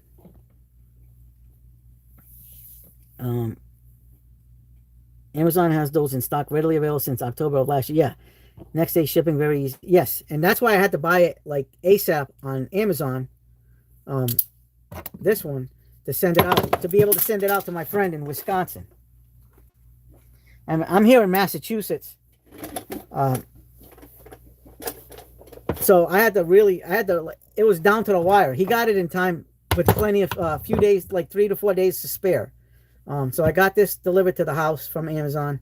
I shipped it out the very next day, and priority shipping to his house, and it worked out well. It is very plasticky, but you know what? It is a high quality. This is definitely, like, to me, this is the best screwdriver I own. To me, this is the second best screwdriver I own. But second, I wouldn't even say second place. I would say this is number one, and this is like 1.1 or 1.2. You know what I mean? This would probably be like the 1-inch bit holder one would be 2.0, second place. So I definitely recommend these two. This is your pick your poison one. Which ratcheting screwdriver do you want? Do you want the smoother ratcheting screwdriver with the friction fit bit holder? Or do you want a locking bit holder where you can fit a lot of different other types of screwdriver? The ratcheting mechanisms are different. This one's a 24 tooth. I mean, it's crazy. There's a lot of choices here. I mean, I have nothing. This is, I don't mind taking this. I love taking this. And I love having the blue version of this. The Tamiya version. I mean, this is a Annex Tamiya collaboration, except the whole design is Annex. I think Tamiya had Annex, though, they designed the shaft so this can fit in recessed areas, as opposed to putting one of these blades on this one, because this is the exact same screwdriver, just with the Tamiya branding. It is the same mechanism. There is no difference in the screwdriver, other than this one comes with a skinny shaft blade and the color blue. It's the same mechanism, but they needed this. Tamiya needed this to for their model kits, their airplanes, their RC cars. Yep. But I'm gonna say I still put this ahead, but not by much. Like this, I mean, I could pick either one of these and I'm happy. And then this is my third favorite because of the bit holder. You can change the bits. This has very good magnetism. And it turns into a stubby, which the other two cannot. Like, not even the new version is ratcheting. It's just a bit holder that turns into a stubby. Nothing wrong with that. That's going to be great. I'm going to love that one. I'm not going to love it as much as this. I still think this is going to be the best one. The blue one is the Tamiya. So there's a craft tool company that does RC cars, those model planes that they fly, the model boats, any kind of model type things. And it's made, so they got Annex to make this for them, a blue version of this. And Annex comes with this double-sided bit right here. So you got the slotted wedge and then the JIS number 2. This one comes with just like this. It's a number 2. It's the same size JIS bit. This is JIS, by the way. But it's a smaller form factor of JIS number 2. They're both JIS number 2. They're both up, but look how skinny that is. So they got Annex to do this so they can have recessed, put the screws in recessed areas on the models that they use. And so I ended up paying $40 for this on eBay. But you can get this on Amazon too for about $40, $50. eBay still has this for about $40, $50. Some places $60. I definitely overpaid because blue's my favorite color. That's why I got it, Robert. I wanted the blue. I said, you know what? I'm going to overpay because this is like 19 bucks on Amazon. Like, if you're going to pick between the two, money-wise, budget-wise, this one all day. 19 friggin' dollars. I paid twice that so I can get the color. It's the same friggin' screwdriver, except the blade's different. But this is the same size blade as this. They're both JIS 2s. And it's a little bit of a longer blade. There's no difference, just the colors, everything, the mechanisms, both 72 tooth, ratcheting. I mean, it's perfect.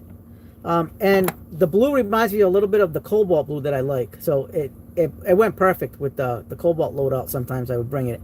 But again, I don't know if I want to continue taking this outside the shop because I'm afraid of having to spend another $40 or $50 when I can spend $19 for this.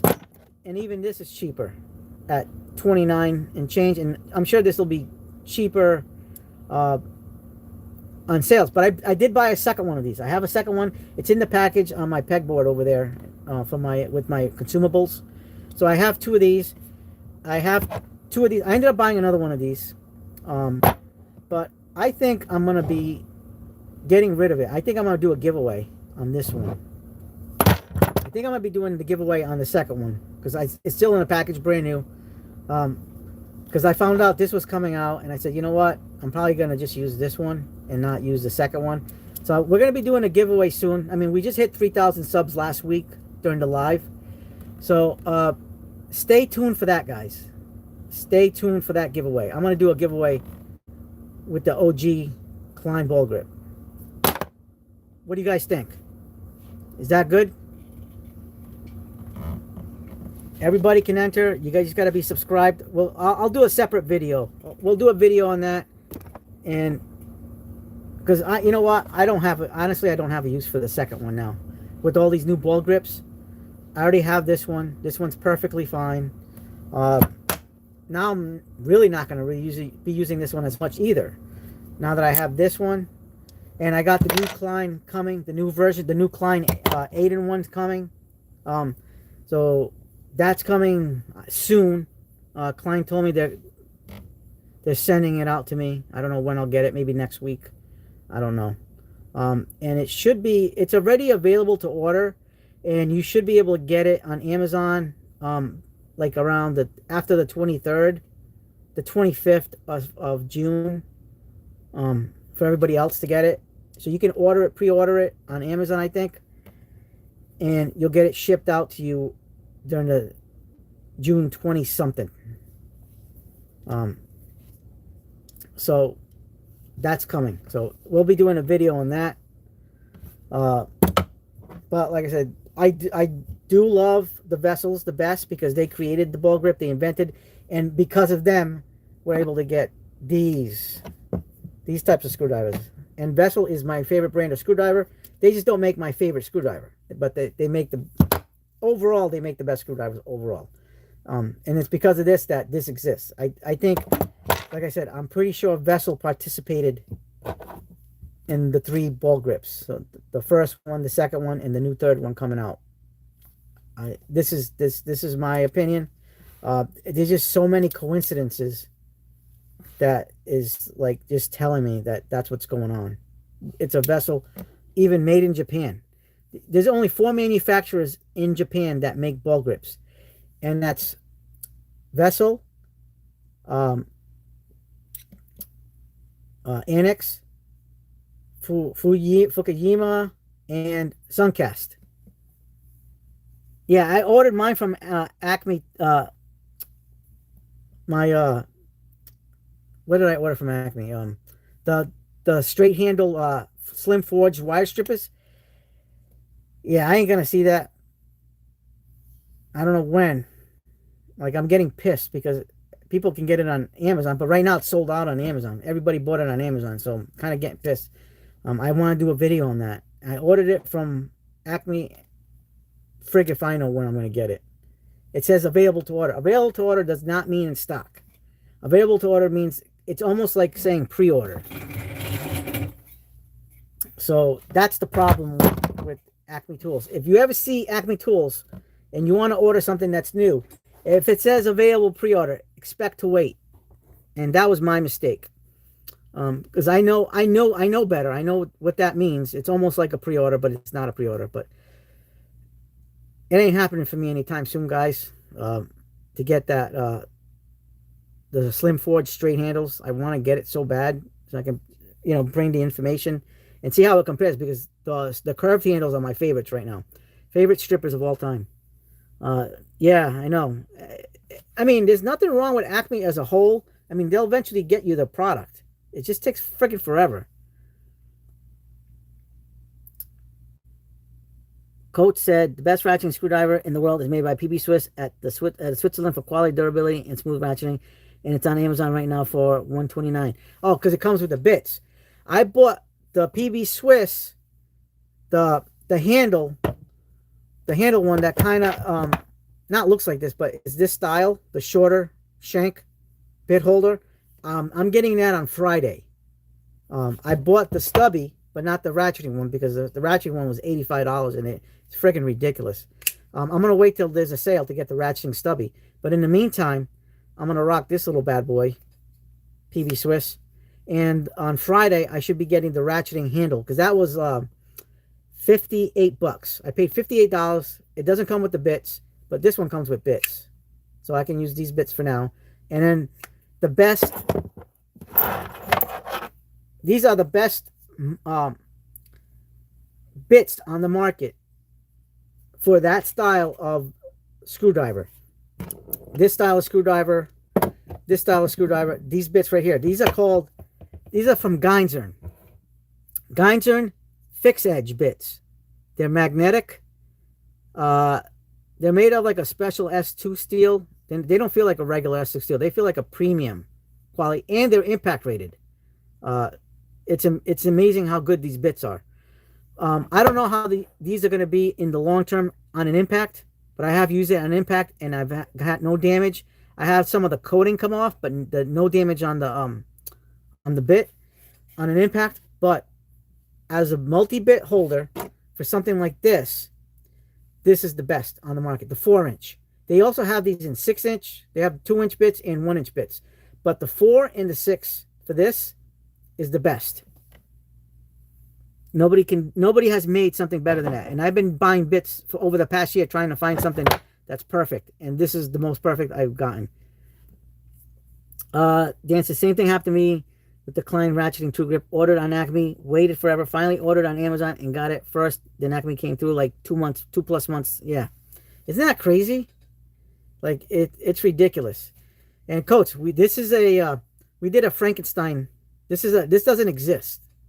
So this is a fixed bladed screwdriver that I got on Amazon. We removed we did this all at the beginning of the of this live, so this actually came out really good. Um, yeah, Honest People says, as always, great review, amazing ingenuity, and as well, good night, everyone. See you next week. Work comes.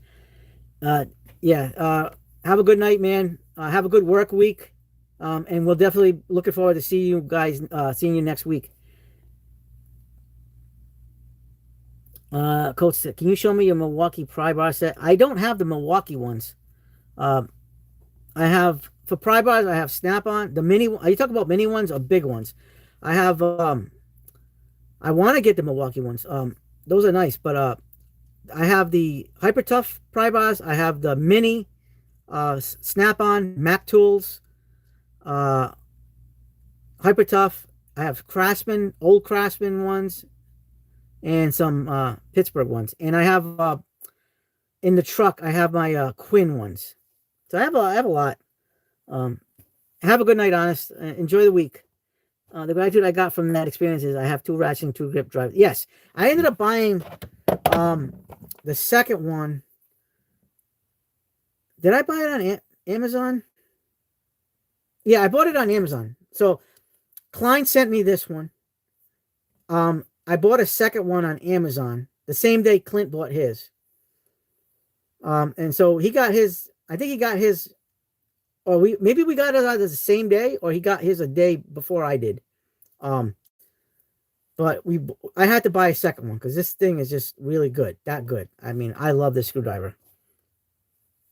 So I ended up, I mean, this one was the free one. But like I said, because I love my love for the ball grip and because of how good this one is, I had to get the second one. And even the new one that's coming out, Klein is sending me that one too. But I think maybe next week we should be getting it. But I still think this is going to be better than that 8-in-1 because it's not ratcheting. It's a fixed. It's just a manual one like this one with just the top. I do have some concerns that I'm going to address with that new one. Maybe it's nothing. I mean, I don't have it in my hand, so I can't say for sure what my concerns are until I actually have it feeling in my hand. I don't know. I have no idea.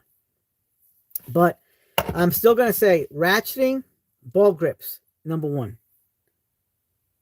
Yeah, honestly, Coach, if you want to stay on a budget, get the Walmart Craftsman ones. I mean, the Walmart Hyper Tough. They're made by Wild, made in the USA. And they just came out with the 45-incher. I actually bought the 45-inch. I'll show you the pry bars. Because I might be buying the Snap-on ones in the future. I don't know. I thought about getting the Mayhew ones, but the Mayhew makes the shanks for the Snap-ons, and they make the all of them for the Mac Tools brand. Yeah, Dan, I don't know, man. I'm going to show the video. So I'm going to do the video on that, and you can kind of like help you decide whether it's worth it or not. You know, that's what I'm going to do. I'm going to educate. So here is the new 45-inch one. This has the they all have striking caps. This is a 36-inch. This one's a 24 or 25. That's a 17, 15, 12, 8. And then the mini pry bars, a little like for EDC carry. That's a straight and that's a 45-degree bent angle one. Dan says I got the 36 Hyper Tough yesterday for 22. Yeah, absolutely. Actually, some stores, I got this on clearance. So this new one, this 45-inch one is the retail price is about $35. I got this for 25. I did a post on it on my community post with the barcode scanned, everything for $25. A lot of you guys saw it. Coach said I'm going to the Milwaukee because they have an I-beam technology that's different than other private, and they don't flex. Yeah, I think that the Snap-on one's kind of similar to that Milwaukee. It's kind of similar, but it's got that really heavy handle, and I kind of want to get that. That's going to be a good purchase. But I'm going to wait on that because I have other things I ordered on my Snap-on dealer. So I'm gonna wait on that one because I don't want to go broke with my Snap-on guy. Uh, I mean, I'm paying off that box right there. That's costing me an arm and a leg, but I needed to get that because it was a one in a lifetime opportunity that I had to get the Snap-on box. So I'm gonna wait a little bit to get that. The Snap-on pry bars, but I'm gonna definitely get them at some point. Oh, 300. Wow, that's super expensive. The I think the Snap-ons is more in the like $4-ish, $500 range. I don't know. But they don't have in that set. I think it's a 5-piece set, the Snap-on, if I can remember correctly. Not really sure. I can't remember. But the biggest one I think is a 3-footer. But they have bigger, longer ones, but that is sold separately. That's not included in that set. And so basically, if I got one of those big giant ones, I'm looking at spending well over $600, $700 for the whole. If I was to get the complete set of the pry bars on Snap-on truck, not that there's anything wrong with them. And I believe it's Mayhew that is making the shanks for the Snap-on ones. They just put Snap-on makes their own handles, those fat handles, and you know, that's the way they're going. What size is this one? Oh, I think I got the wrong one in there. The drill bits. Huh. That's the smaller one.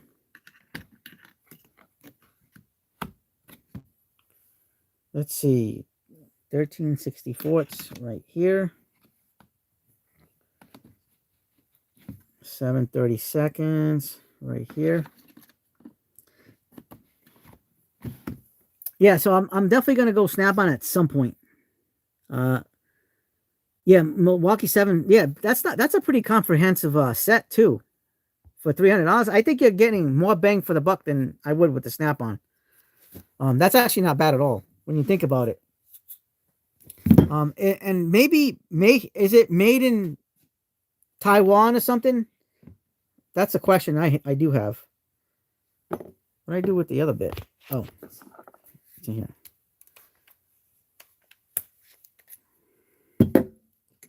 Where is that one made? Coats, do you know? That's interesting to hear. So I mean I can understand it, why it's so expensive. Yeah. Okay. Because like a lot of like Mayhew's tends to be the OEM for a lot of brands nowadays. So like I said, the Snap-on, the shank, they use a thicker shank, and it's made by Mayhew. So the shank is USA made. The handles are made by Snap-on, and so at the Snap-on plant, they get the shipments from Mayhew, and then they put the handles on them at the Snap-on factory. That's why you get those big fat nice handles from Snap-on on their shank. Plus their shanks are like an inch thick, if not more. You're getting a lot of quality there with the Snap-on. Really nice. But they're super expensive. And maybe I'll buy the initial set and then maybe buy the bigger one a little bit at a time to get that.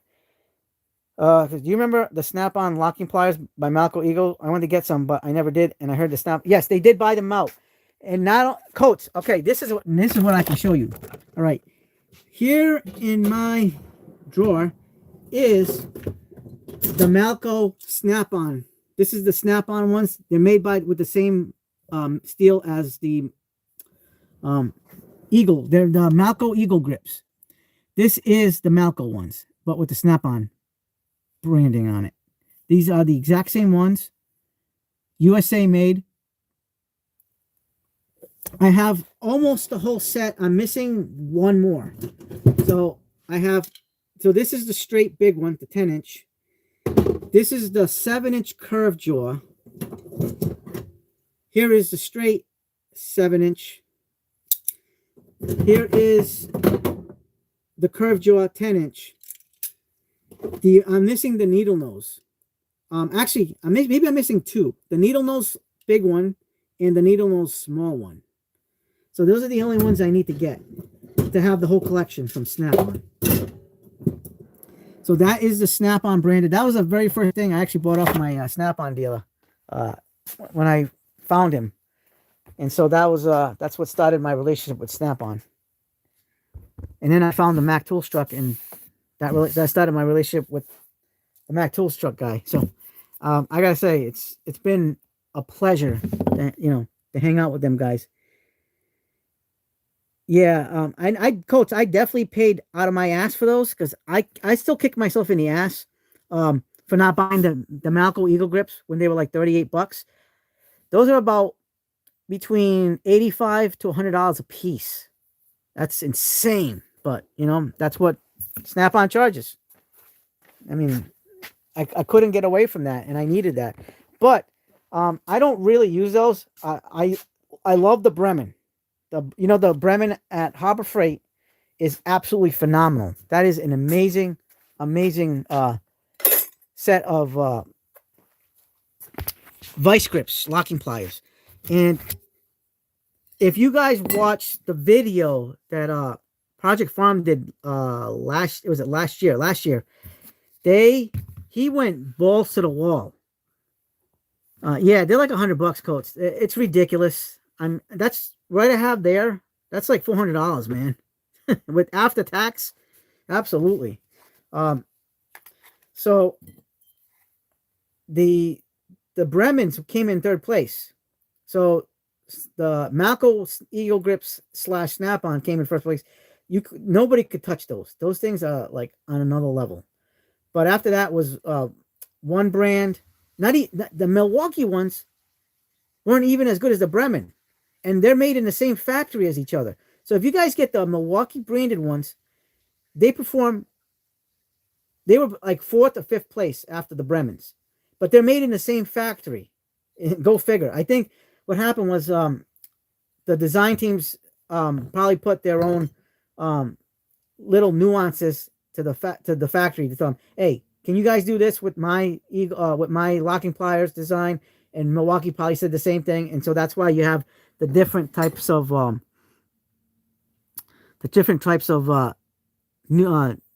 tolerances. Yeah, nobody came close to the Eagles coats. That's why I bought it. James said, I mainly use the C-clamp vice grips. Yeah, those things are awesome, dude. They really are, Jimmy. You can't go wrong with that. No, nobody can come up. Nobody can come close. They are like literally the king. Like, I've never seen anything like it. That's how good they were, and I'm still kicking myself in the ass. They sold out right after that, and because they had like whatever was in stock left is whatever was in stock left, and I still didn't jump fast enough. And then when I went to go buy it, and I looked at a lot of online retails, I was out of luck, and I was forced to pay the Snap-on price to get the Malco quality. I'll never live that one down, because I could have gotten them for a whole set for like maybe a couple of $100. Now I got to pay up the ass. It was expensive to produce coats. A lot of stuff was expensive to produce. And yeah, Mac makes really good locking pliers. I don't have those. But Jimmy, I like to say the Bremens.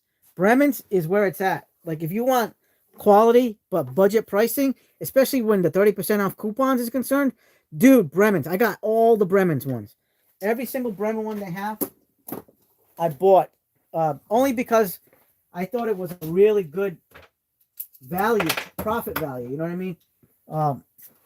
You're getting a lot of bang for the buck on those Bremens.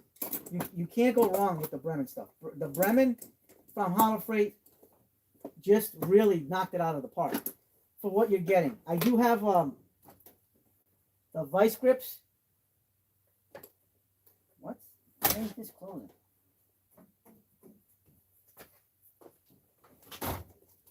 Oh, I got pliers stuck over there. All right, so the Bremen. Let's show you guys the Bremen. And I got the new Hyper Tough ones, guys.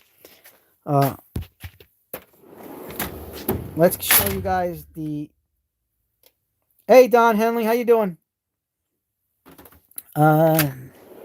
So here's all the Bremen ones.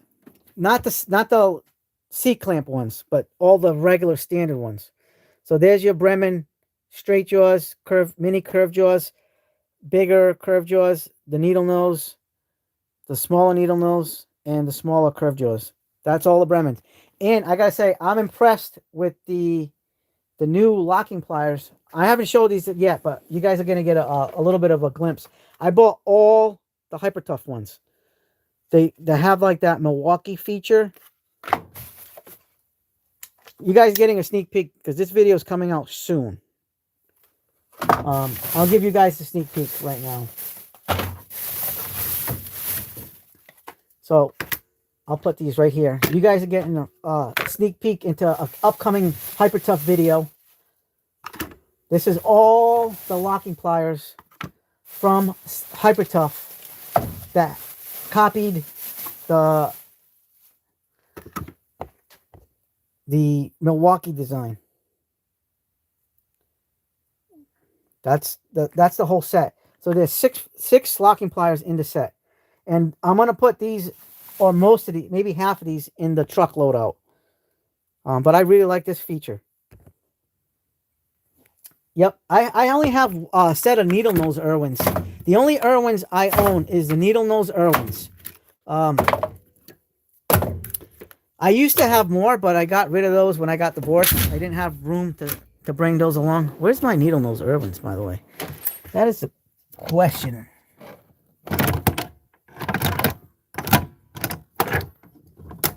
Where is my needle nose? Is it in the blue drawer? I mean, I got a bunch of them. I mean, I have Cobalt version. I love the Cobalt stuff. I have Craftsman. I like the Craftsman stuff. I mean, they're not as good as those other ones, but these are still good, and they do the job. What do I do with my Irwins?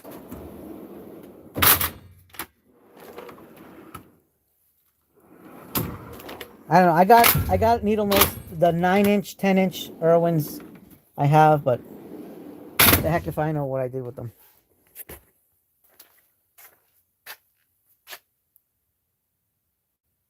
Yeah, you know what? Like I said, I don't have the curved jaws, the straight jaws. I just have the needle nose. Maybe they're in here. No, they're not in here. But I gotta get this thing's messed up, guys. I think the pliers, one of the pliers, is popping out, so I'm gonna have to move.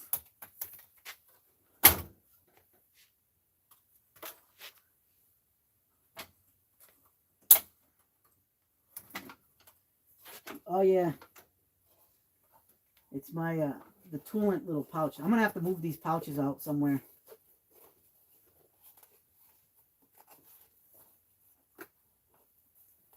This thing's a pain in the ass sometimes. You know what it is? It's overfilled. This drawer is overfilled with stuff, with pliers. And these pouches don't help me.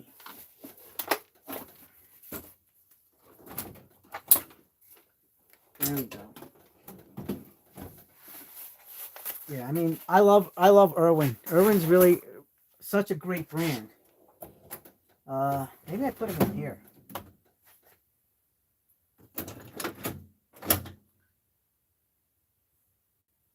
I mean, Stanley Black & Decker's owned Irwin for a long time, so they've done a good job. And they're still, even though they're made in China, they're still very good. The made in Taiwan stuff's very good too. For the Irwins, they did really good on Project Farm on that video.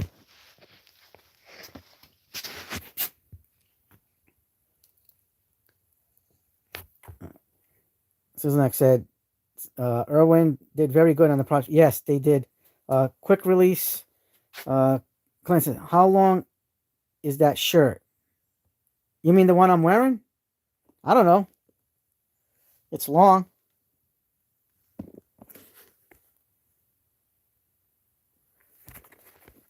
It's a large, but I'm starting to get into a medium. I lost more weight, guys.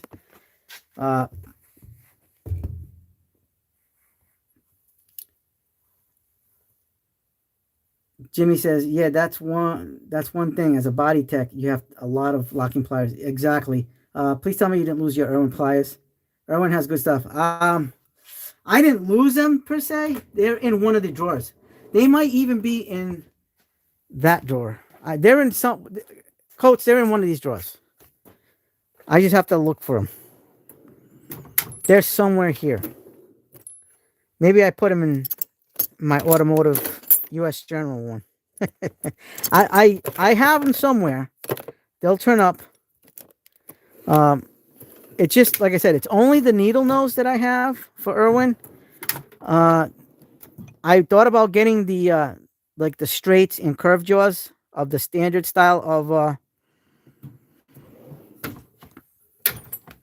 There's somewhere here, but I do have the Bremen, which performed very well. I know the Irwins were right after the Snap-on Malco ones.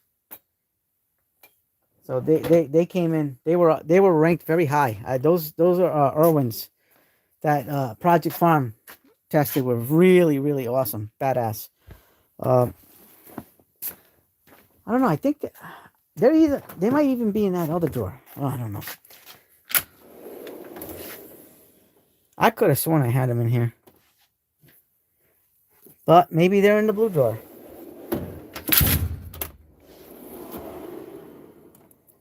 They may be in this blue drawer, or maybe not. Yeah, I don't think they're here. I know I put them somewhere. Oh, I found them. They are in the blue drawer. So this is the only Irwins I have. The needle nose, I found them. Here they are. So this is like a 9-inch, 10-inch. I think it's a 9.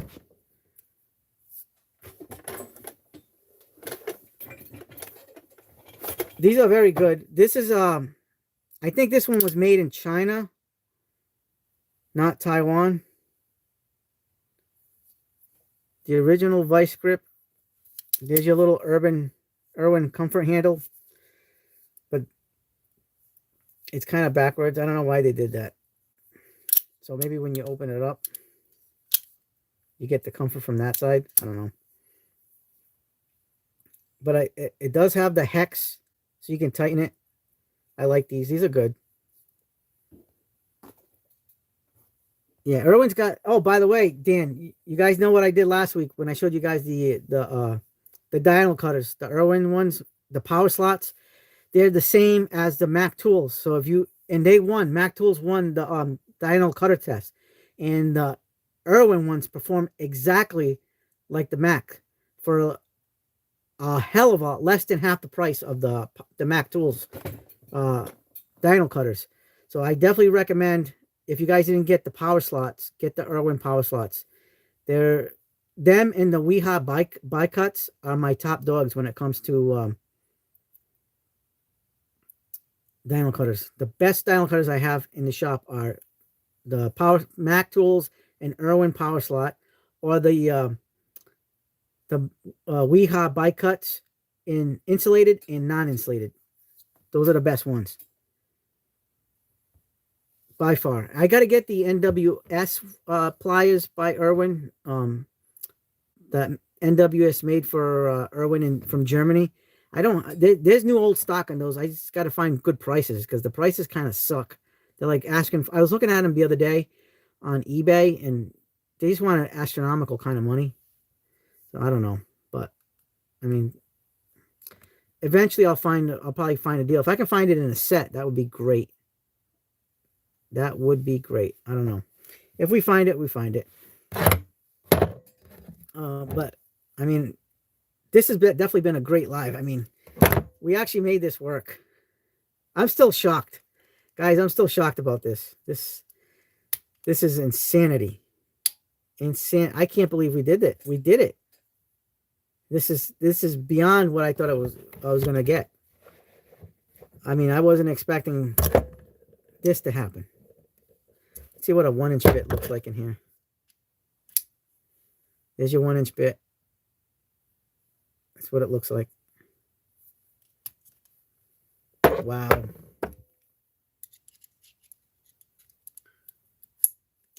Sham friggin' wow. That was awesome.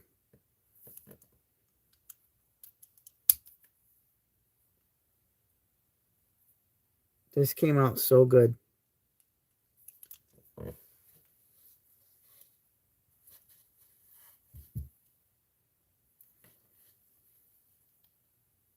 And the fact that it can handle the torque is pretty darn good. I mean, we already showed you guys. We torqued that sucker. Oh boy. So now I got to find a spot for those pliers. I did put the He-Man stuff on the pole. So the He-Man sword is officially living on a U.S. General hook. Oops. Shut it off now. So this is living on a U.S. General hook on this post, on this pole. Support pole. So that's pretty good.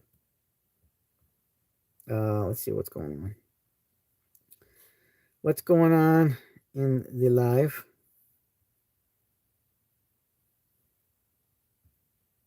Here we go.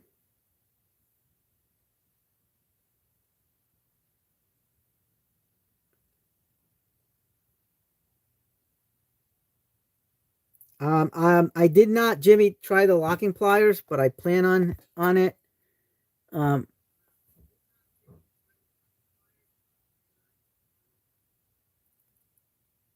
me see. By the way, guys, I lost you guys on the chat again. So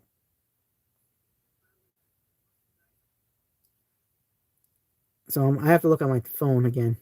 Those Malcolms were top notch though, but I don't want to pay Snap-on. Yeah, I don't blame you, Coach. Irwin needle nose pliers are worth looking for. Yeah, Rody, I want to get the German ones, the NWS made for Irwin's. Those are good. Radiant Rick says, don't forget to like the stream. Yes, like the stream, guys. Everything nowadays are made in a different country. Absolutely. I've got to go to Lowe's and get those power slide. The power slot ones aren't sold at Lowe's. They're sold. They were just on sale on Amazon for $27. They are sold at Lowe's online for $35. So this is what they look like. This is the power slots. This is the Mac one that won my contest battle, and it's the same one.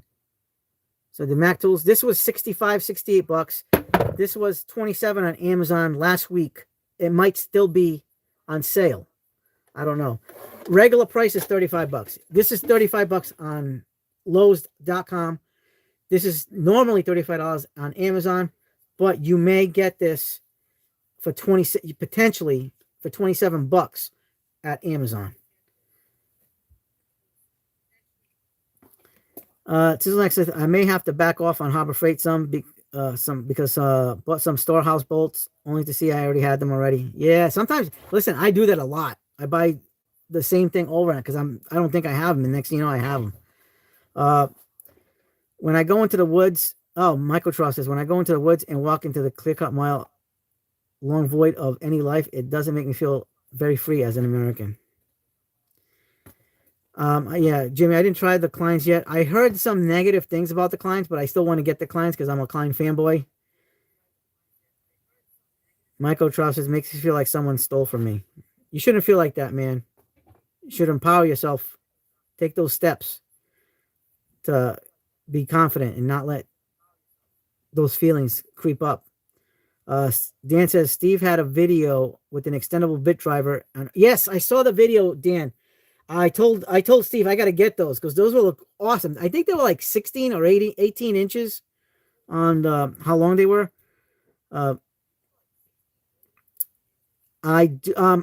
Coats, I don't have the Snap-on combination wrenches. And I don't think I will be buying combination wrenches because they're super expensive. I have the overdrive sets. I have my Mac Tools. I have Mac Tools ones. And the Mac Tools are awesome. I have the RBRT ones and the regular ones and V series. So, and I also have Pittsburgh ones, but those are in my truck loadout. I have the really good, I think Mac's combination wrenches are better than Snap-ons, to be honest with you. Tanner says, definitely the cool. Hey, This is definitely the coolest live I've ever been in, only because of this thing. Oops. If you got the RBRTs, you got some of the, yes, coach. I have the RBRT. So I started off with the overdrive. And so you, as a lot of you guys know, I found a, I'm sorry, I'm carrying the phone and not the thing here. By the way, I gotta freaking figure this out. For some reason, my on my tablet, the chat stopped showing for some reason, but I got it on my phone. Oops. Between you, dances between you, Steve, and Joey, I'm going. Hey, dude, I'm going broke too. That's why I got to work a shit ton of overtime at work. So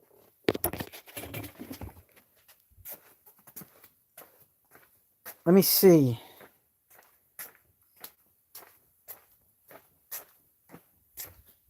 Oh, wrong box. I got to go to the U.S. General purple one. All right. Here we go. Oh, here we go. Let's show you guys my combination wrench sets. So there's my Craftsman V series. So basically, the Craftsman V series are made by Faycom and Mac. So the Mac Tools ones, I started off with these. I have like cheap ones. I have the gunmetal chromes, and I also have the raised panels. I have Pittsburgh in the truck, and some other brands, cheap brands. I also have the Job Smart from Tractor Supply in the truck. So this is what I like to use a lot, the gunmetal chrome Craftsman. But these have skips. But I got a way to get no skips, and I'm going to tell you guys how. I have these, which is the Mac Tools Faycom RBRT one, the regular standard ones, this is my main one to use. And the way what I'm doing with this is this basically was a no skip set, just skipped 1 or 2 wrenches, but I ended up buying the Mac version of the V series wrenches. And then to expand on the set, I bought the Mac RBRT grips with the 12 points and the 6 points. So I filled up my sets, my Mac, my overdrive set, my V series sets with these overdrive, with these Mac sets, RBRT sets. So check this out. Now, if you guys buy the overdrive set, the 11-piece, so they sell the 11-piece overdrive set of the RBRT version, which is in, I think I have it in these tool rolls, the RBRT ones. It's going to have skips. So this whole socket set, all the chrome socket sets, this is the Craftsman Overdrive Master Set. It's 284 pieces. It's like 300 and change. It comes with the combination wrenches, the RBRT lighter version of the RBRT. So the RBRT one does 90% rounded bolts. This one does 70% rounded bolts. And so it does have skips. So the way you have a non-skip set, you make a non-skip set, is you buy you have to buy the master set, the 284-piece master set. You have to buy the 11-piece SAE and the 11-piece metric. And you're going to have a little bit of overlap, but you're going to have the missing pieces between the sets from the master set and the 11-piece sets, and you make a no-skip set. They did the same thing with the gunmetal chrome. I have to buy the 11-piece gunmetal chrome SAE, the 11-piece gunmetal chrome metric, and then I'll have a no-skip set. But I also did this. I ended up wanting bigger sizes, and so I ended up buying on my Mac Tools truck. I bought the RBRT with the 6-point box side for the wrenches. So now I have a better, bigger, fuller set of RBRT/overdrive in one complete kit, thanks to the Mac Tools. Yeah, those yeah, they really work well. Overdrive really is kick-ass, guys. Yeah, you got them at a crazy deal, Tanner. That's awesome. You're not going to get any better. And if you want a complete kit, you got to get the master set. Jamie says, yeah, Dan, see, you got me to buy the Mac pliers. Then come back in a couple talking about you can get the same thing cheaper. Yeah, well, you know what? That time I didn't know. I only found out about it recently. You know what I mean? When I told you guys is basically when I found out about the Irwins. Coach said, very nice set. I love the V Series wrenches. Yep, Tanner. Yep, I do too. My favorite ratcheting wrenches at the moment are the Astro Razor wrenches. They're friggin' awesome, very strong, super slim box and ratcheting head. I currently have the older gear wrench ones and the stubbies, and I also have Duratec. I like actually Duratec, man. Dance James. I seen those, Tanner, look awesome. In my opinion, Stavila makes great wrenches. Yes, they do. I know Lowell sells the overdrive wrenches. Yep, that's where I got them. I got all my overdrive shit at Lowe's. Tanner says the only miss to the overdrive master set is the fact that they don't include the hex keys with the RB. You got to get V series style. Oh, Tanner, I got the answer for you right now. Overdrive is coming out with hex keys.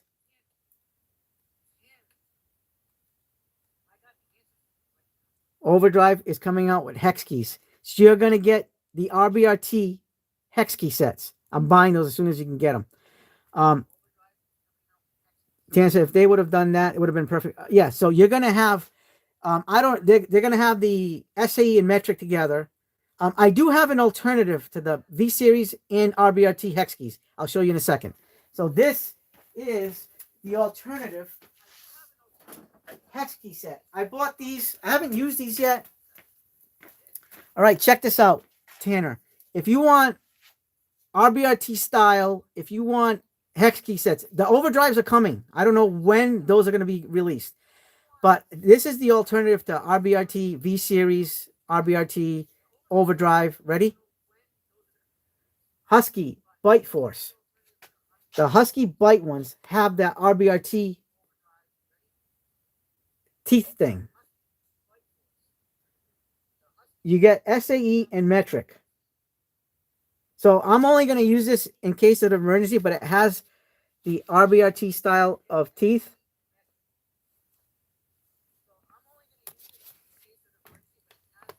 And on the other bottom side, you get the ball end. So this is the modification for it. Tanner says, dude, you have the Duratec ratcheting wrenches that are designed like the Mac or V series. Yes, I do. I have actually both sets, SAE and metric. Dan says those new Hyper Tough Bite did okay on Torque Test channel. Yeah, they did good. Tanner says they are discontinued now, but I was able to get them in SAE before they went. Yeah, so Overdrive is coming out with the hex key sets. I saw them the other day on an ad that Craftsman put out. So they will be coming. You'll be getting hex keys in Overdrive, which will be the same or almost similar to the V series and RBRT. Yeah, the Huskies look good. Arnold forgot my name. Do you guys like the ball end? Like what's ball end is good for things that are kind of like out of reach. Like if you need to get like at an angle. But I do not recommend using a ball end if you're going straight into something. Use the straights. Use a straight version. Because what happens is you could damage the fastener that you're using with the ball end if it slips. Tanner said, I just bought the V-Series metric hex keys last Friday on Amazon for $6. Oh, wow, that's a hell of a deal. Don't know why they were so cheap, but yeah, it's absolutely great purchase. So I recommend these if you can get them. I actually got, these are regular $29.98. I got them during the Christmas season for $19.98. These are cheap during Christmas season. I didn't see these today. I was at Home Depot today filming. So, but these will be out usually for Christmas time. I wasn't paying attention. I was looking out for these. So maybe they did have them and I just, because I own these, I don't have to look for them. I don't know. Tanner, I mean, I think there's a place for these. the ball ends, but for the most part, always go straights because you don't want to ruin your fasteners. I definitely believe in that. I mean, because I've done it. I've FAFO'd myself with that situation. I've done that. I've rounded off fasteners, so I know better. Like they're only good for when you need them. Basically, that's how I'm going to say it. Here's another product that I'm going to be doing a video on. Tan said the Wera Hex Plus are also a gear design. Amazing how many good tools. There's so many. Here's another one that you guys are going to be shocked about. I got that. I'm going to be doing a review on these in a loadout video with the other brands. With the I'm going to do a whole Hyper Tough loadout. I bought the 90 tooth ratcheting, the ratchets, 90 tooth with the locking mechanism. Check this out, guys. Look at the back drag on this. No back drag. Virtually no back drag. That's the 1/4 inch. The 1/4 inch is the best one out of the bunch. Here's the 3/8. Oh, wrong one. Wrong side. Watch this. 3/8. No, not much back drag, guys. Check this one out. No back drag. Very smooth. I'm going to compare these to Pittsburgh and the Quinn. 90 tooth Quinn, which is the equivalent of the gear wrench. So here's the Quinn 90 tooth. Low back drag too. This is a 90 tooth. So this is the 3/8, and let's compare. Oops.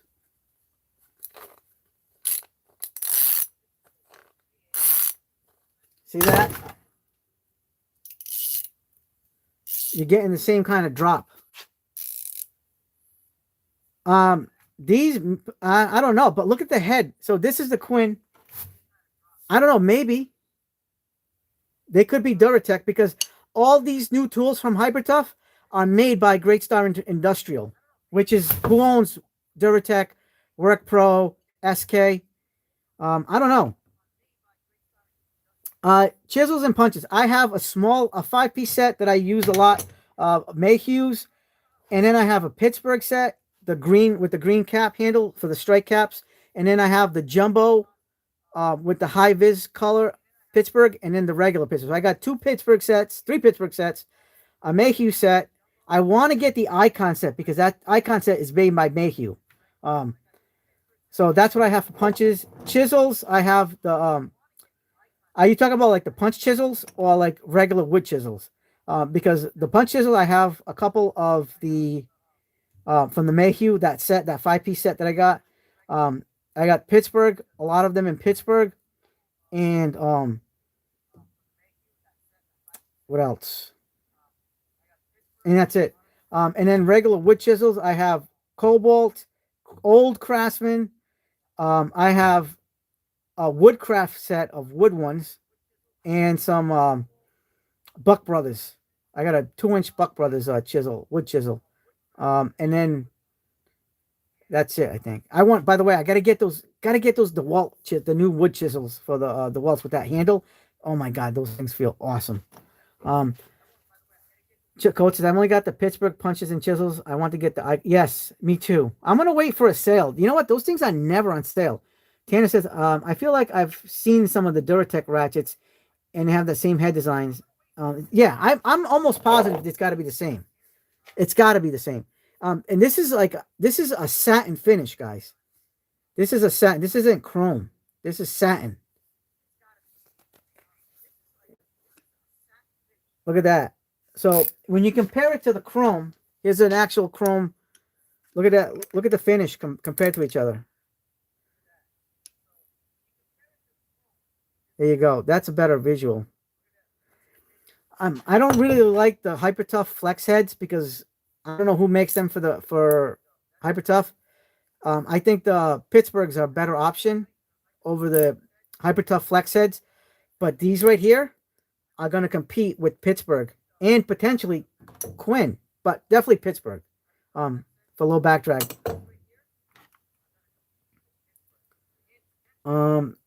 060. I got to use the new Rigid Stealth Force 2. Oh, nice. The Nuke ones are coming out soon. Next month, I think, for 169 for the kit. Quinn are like, yes, Dan. The Quinn is the gear wrench. Gear wrench is Quinn. To the same specifications too. So any of these is exactly the same as the equivalent of the gear wrench.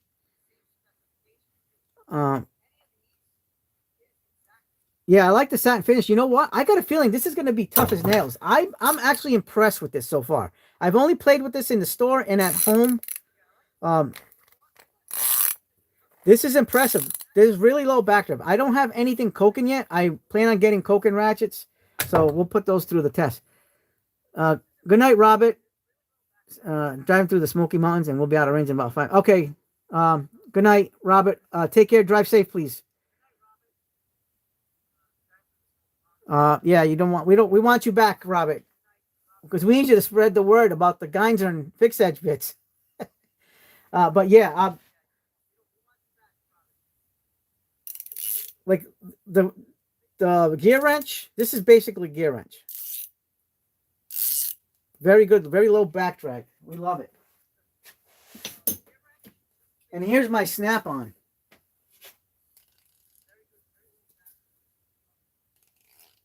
Low back drag snap-on. See the snap-on?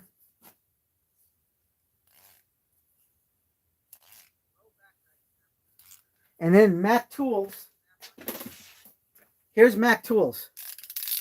Oops. This is a 90-tooth Mac Tools. Very good. Then we have, this is the new Icon 10-inch 3/8. This almost feels like the snap-on. Very, very low back drag.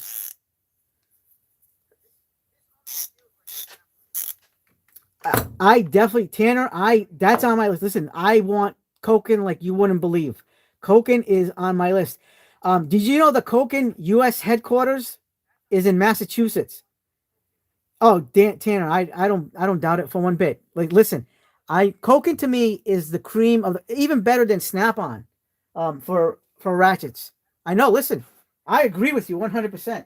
I am desperately dying to get my hands on the Koken. They're expensive. I'm going to try to reach out to Koken and see if they could send me one. So I don't have to spend $140. I'm about to buy all of it, sockets, extensions. I'm gonna see what I can do with Koken, and maybe I can make them into a brand partner, like I have with some other brands. I don't know. We'll see. We'll have to see how that works out. I definitely want to become a brand partner with Castle Grayskull, because I already have the He-Man sword. So I want to be brand partners with Eternia.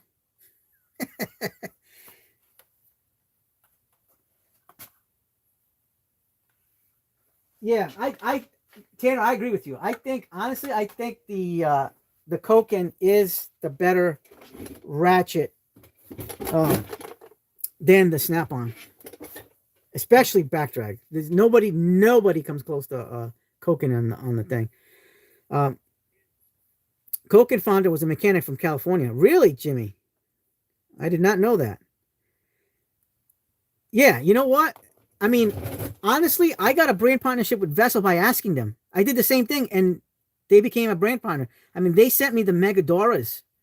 And I mean, that video I did quite a while back, maybe a few months ago, that's because I reached out to them, and I was able to get the Megadoras with them.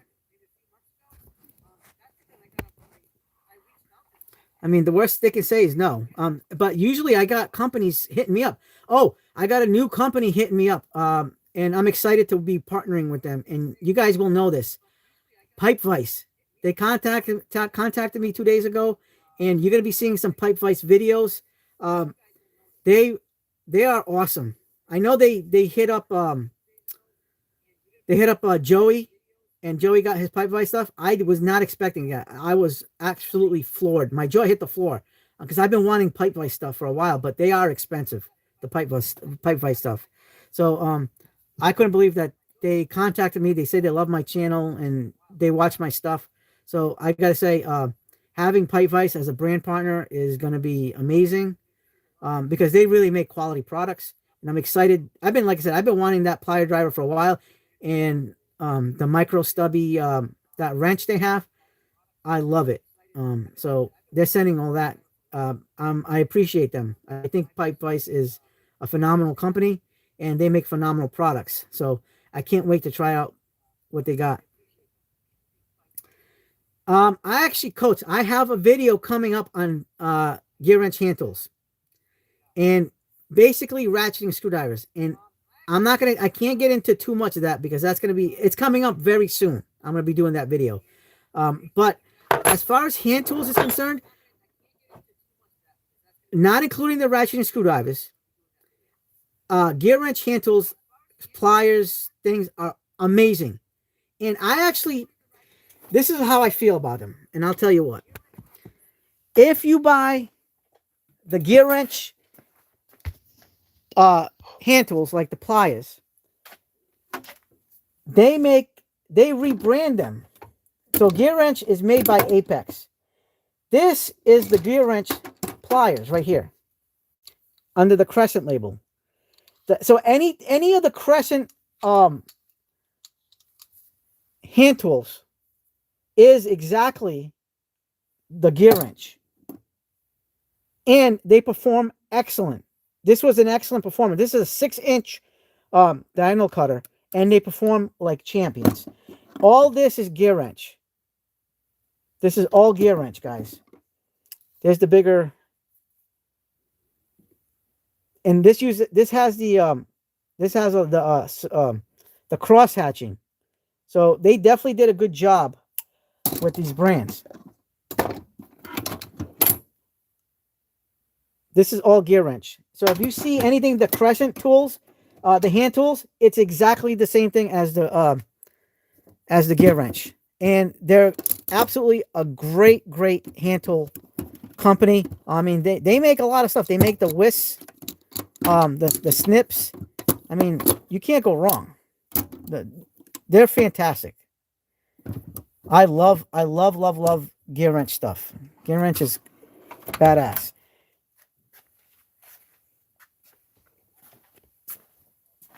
So that's what's going on.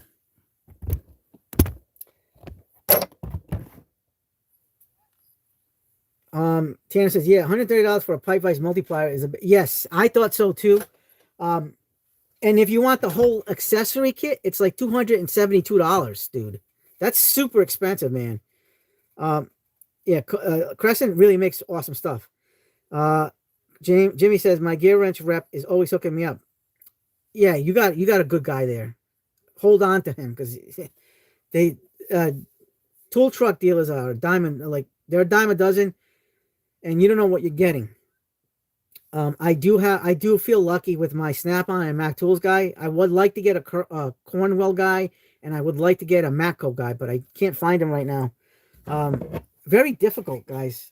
Very difficult to find. I don't know. I gotta find one somewhere.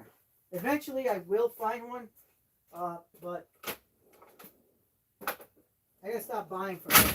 And I know my Mac Tools guy wants me. He was actually trying to recruit me to work on Mac Tools truck because of my knowledge of tools. He recruited me, but I can't because I still have to my main job. So I still have to do a few more years of retirement because I work for the state I work in as a government employee. So that's the deal. I can't, and my wife would have been pissed.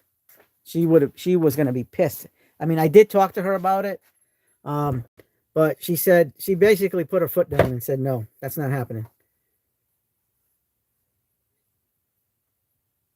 Yeah, honestly, yeah, you can't go wrong. You definitely get better discounts on the independent guys. Absolutely, I agree with that. Snap-on is super expensive. Mac Tools is expensive. I mean, I do have good a good relationship with my Snap-on guy. I mean, I've hung out at the warehouse, and I've done ride-alongs with the my Mac Tools guy. Um, I mean, I have fun. It's like shooting the shit with regular guys, drinking beers, whatever. But it is it. I mean, to do a career change and selling on the Mac Tools truck, I that would be a beautiful job, but I can't do it. Yeah. So you got to stay another 2 years working for this other people. Yeah. Uh, this is like the K Stack stuff looked interesting. My Lowe's is not as good as yours. Well, that's a good Lowe's. I actually have there's a better Lowe's. About 20 minutes away from that Lowe's, but I didn't feel like going there. Um, but they definitely had like really legit good stuff. Jimmy says my Snap-on guy never comes to the shop. Basically, got tools for free. Yeah. Um, there is a Cornwell truck in the area, but I haven't been able to get a hold of him. I'm dying to get a hold of him because I want to get some vessel stuff off him. He's got some really nice vessel stuff like James told me to get, but I'm having a hard time getting to him. Um, and the Matco. I want Matco stuff too. Sizzling says they have Tapcon in the clearance section. Really? I'm gonna have to check that out. I didn't even go look at the back of the store for the clearance stuff. I'm gonna have to check them out. Hot damn. There's always something going on, guys. Always something going on. I've always gotta you gotta check for the deals. I didn't even bother looking in the back of the room, because I needed to get the hell out of there. Because it was already quarter past. I left Lowe's last night at 9:15 to do the video. So I went to Walmart first, then I went to Harbor Freight, and then I went to Lowe's. And then today's part 2. I went to Home Depot right after work, and that was an hour and 15 minutes, about an hour and 15 minutes just at Home Depot, guys. And after the live stream is done, I'm gonna upload the video. The video's already set to be uploaded. It's all edited and stuff like that, so I just have to upload it. This has definitely been one of the most active lives that we've ever done, guys. This has been an amazing live. I'm absolutely shocked how good this live was.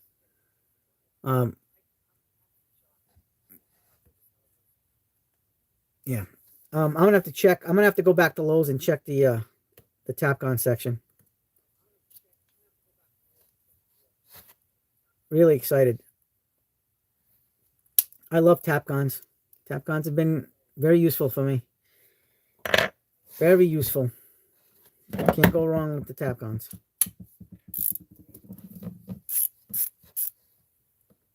Coach says, when you go out and make these videos, do you make them with your phone or do you have my phone?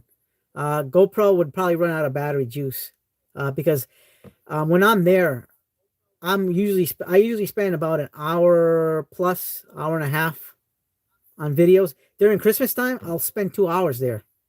And my phone, by the time I try to keep my phone at 100% when I go in there, and by the time I get out, my phone's at about 25-30% because the videos take a lot of juice. So it's definitely taxing on the batteries. I have the GoPro, but and I actually filmed some of my videos here with my GoPro stuff, but for the most part, it's all cell phone. Anytime any of my walkthrough videos is all cell phone, never GoPro.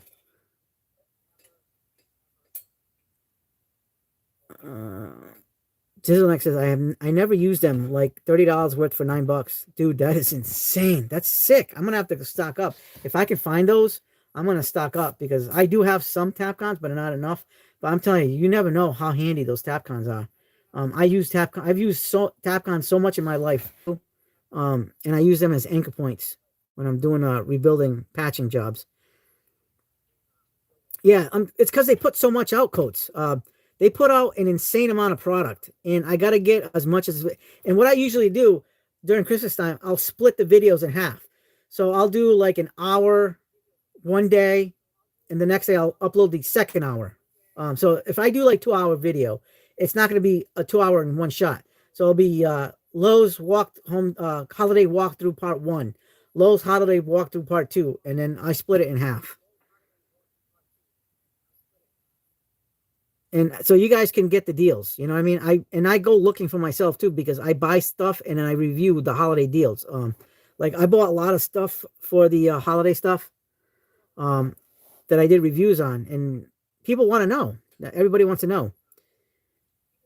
Um, and Jimmy's been collecting a lot of knives lately. Yes, you have, buddy. Yeah, you have. I try to buy knives, but man, Jimmy's got the big deal going on with the knives.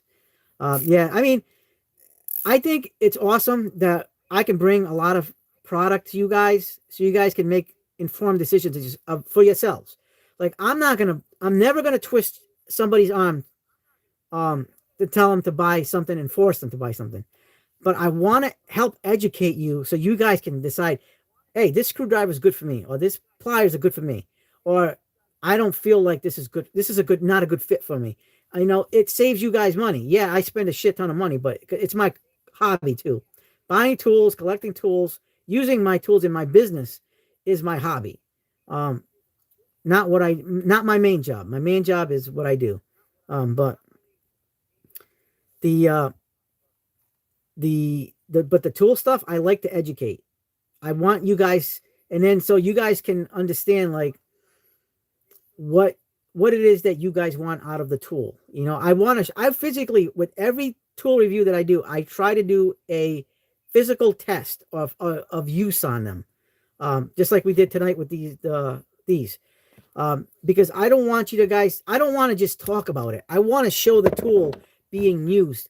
So you can say, oh, okay, so this one has these kinds of tolerances, or maybe this one doesn't have, you can't really torque with this item, or you can do extra torque with this item, or whatever. You know what I mean? I want you guys to know that what these things can do to the best of my ability. Sometimes I fail. I'm not the best. I'm not Project Farm. I'm not Torque This Channel. I don't have those like really fancy setups or anything like that. I do crude setups, basic things, and so that way I can get you the information that you guys can get. Coach says, one more thing I need to ask you is how you feel about the Milwaukee M18 high output batteries versus the Forge batteries. Do you think the Forge is better than? Absolutely. I'm all in on the Forge. I have high output batteries. I love my high output batteries, but the Forge is like way above that now. After when they came out, I ended up buying as much Forge as I could at that time. I'm very, very, very happy with the Forge, and I still use my high outputs when needed. And I even use my regular 5 amp XC battery. On my drills and impact drivers, I'll use the 3 amp high output, because there's no such thing right now as a low amperage Forge battery. I would like to see a 3 amp low pouch cell or tablet cell battery. I want to see a compact battery. In essence, is they do a fantastic job. Dan says I got called away by the wife. Jimmy says Craftsman batteries fit in the Walt Power Tools. No. Maybe the new tablets ones? I don't think so. I've tried those. They never fit. I mean, I have them here.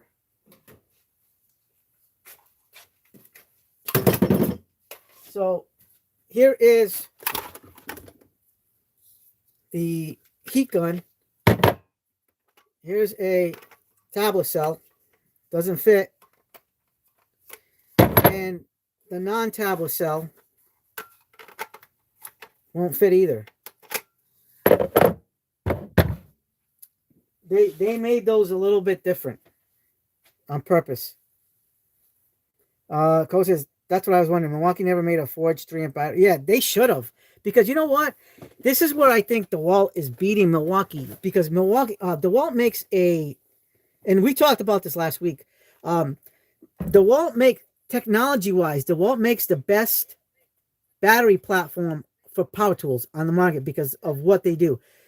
So we know DeWalt has tablet cells. We know DeWalt has pouch cells, and they have 21700 cells. If you take a look at the big picture, a lot of the new batteries that DeWalt comes out with is a lot of they lean into the compact form, and that's why they have the Atomic line. They got rid of the 12-volt line. They're still supporting it, but they're not making any more 12-volt tools. So what's going on is DeWalt wants to throw in all their eggs in the basket of a compact DeWalt battery. So like the power stack batteries, the power pack batteries, if you compare the size difference between a Forge battery versus the DeWalt battery, it's not even close. DeWalt's got Milwaukee beat in compact size, and I think that's a big failure on Milwaukee's part. DeWalt has done a phenomenal job in bringing you a smaller form factor, and they can justify it by getting rid of their 12-volt line with these compact batteries. I mean, they are doing phenomenal. They are bringing it. And not to mention, DeWalt batteries have this amazing lifespan. They are long life batteries, where I know Milwaukee has long life batteries too, but they do have a more failure rate than DeWalt does. DeWalt really puts their stamp on the quality of batteries they have, whether it's the power stack or the power pack or the 21700 cells or even 18650s. This one right here is an 18650 cell. This is an old battery, really old battery. But I do have the power stack batteries, and I do have the 21700 cells. I do not have any of their tablet cells yet, because I don't really buy too many DeWalt tools. I only buy DeWalt tools when I need them. If it's something that I need that Milwaukee doesn't offer, an M12 or M18 or Craftsman or Cobalt, I will buy the DeWalt stuff. And I love my DeWalt tools. I mean, this is phenomenal. Yeah. Coach says, do you think Milwaukee will step to the plate and make I mean, they listen to us all the time, so maybe they will. I hope they do. If you come out with the compact 3 amp hour battery, that would be badass. And then you can build on that. Make a 5 amp hour compact.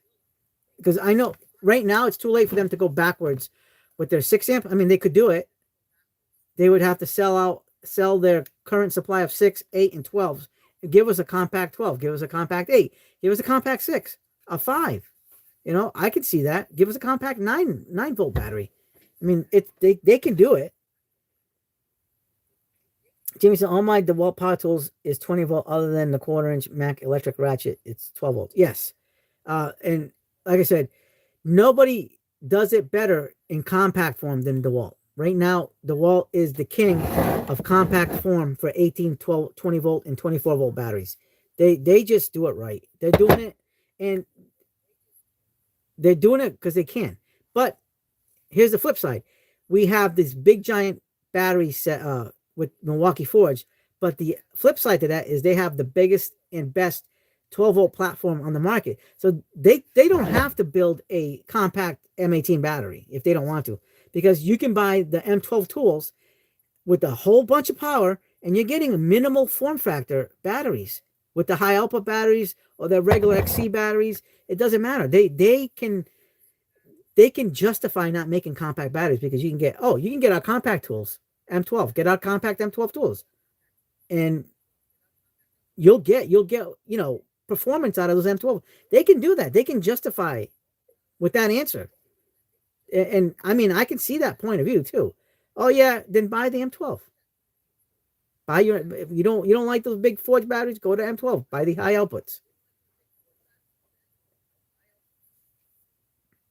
Here's something sounds really crazy. Imagine if Milwaukee came out with the Forge battery for the 12-volt system. Yeah, I could see that. I could definitely see that. Make a tabless 3 amp hour battery. I'm down with that, man. I'm down. I can see that. I'm actually predicting that. The high outputs use a super high end 18650s. I honestly thought they were going to eventually make a 21700 cell batteries. But see, this is the little sneaky things like that I can see happen. So we know the most tablet cell batteries use a 21700 tablet cell battery, right? You get more runtime, more performance, everything out of a tablet cell over your standard 21700 cell and 18650 cell. Here's the one brand that went a different way. Craftsman. This is the Tablis Craftsman 3 amp hour battery. They use a Tablis 18650 cell. And you don't think Milwaukee's looking at that? Like, okay, look at that. Craftsman's got an 18650 Tablis cell. We can incorporate 18650 Tablis cells in our M12 lineup. We're going to have super powerful steroid tablet cell batteries in 18650s. I can see that. I'm honestly thinking that that's going to happen.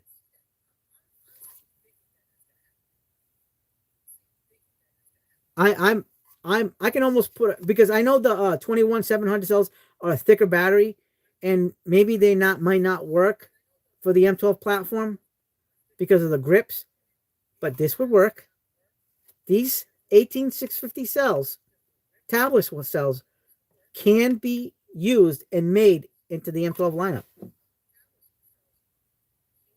Maybe, Coates. I mean, maybe. I mean, this anything's possible. That's a possibility. I mean, nobody's got this. Everybody's using 21, even Ryobi and Rigid is using the 21700 tablet cells. Craftsman is using the 18650 tablets. This is a first. Nobody's got that yet. I mean, I can see another brand coming out with that. But right now, this can lead me to believe that you're going to see an upgrade eventually in the Milwaukee M12 lineup with this. That's a potential. The potential is there. I'm not guaranteeing it, but it's there. I mean, it's crazy. There's so much stuff, innovation.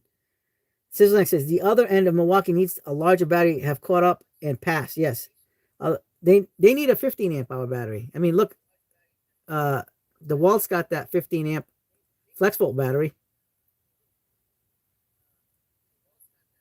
Yeah, I don't know about that, Dan. Milwaukee is just too big of a company to lose. They're not losing market share because they just innovate, not really with the batteries, but the tools themselves. And I'm telling you, I'm one of those suckers because I love the Milwaukee platform.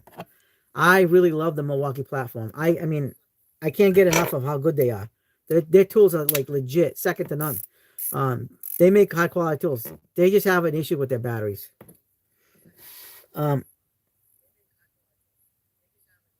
Coaches, I like watching all the new tools on the cinema shows, and that they have. Yep, I like those shows because you can see a lot of what's coming out in the future, and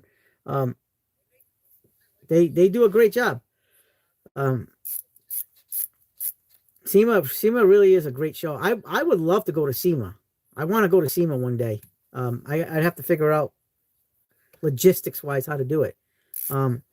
I think I can get in SEMA with a brand, with one of the my partnership brands that I work with, that participates in SEMA. I would love to see that.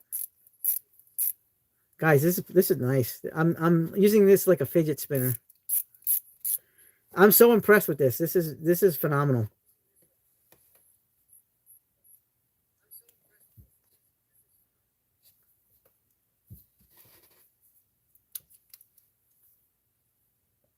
Wow, I'm loving this. This was definitely a first. We were successful. Now we know what to do. I might buy another one and make another one. I'm gonna make another one because this was the trial run. So I know what now we know what to do. I'll make a second one because I like having two of each, like I do with the Klein ball grips.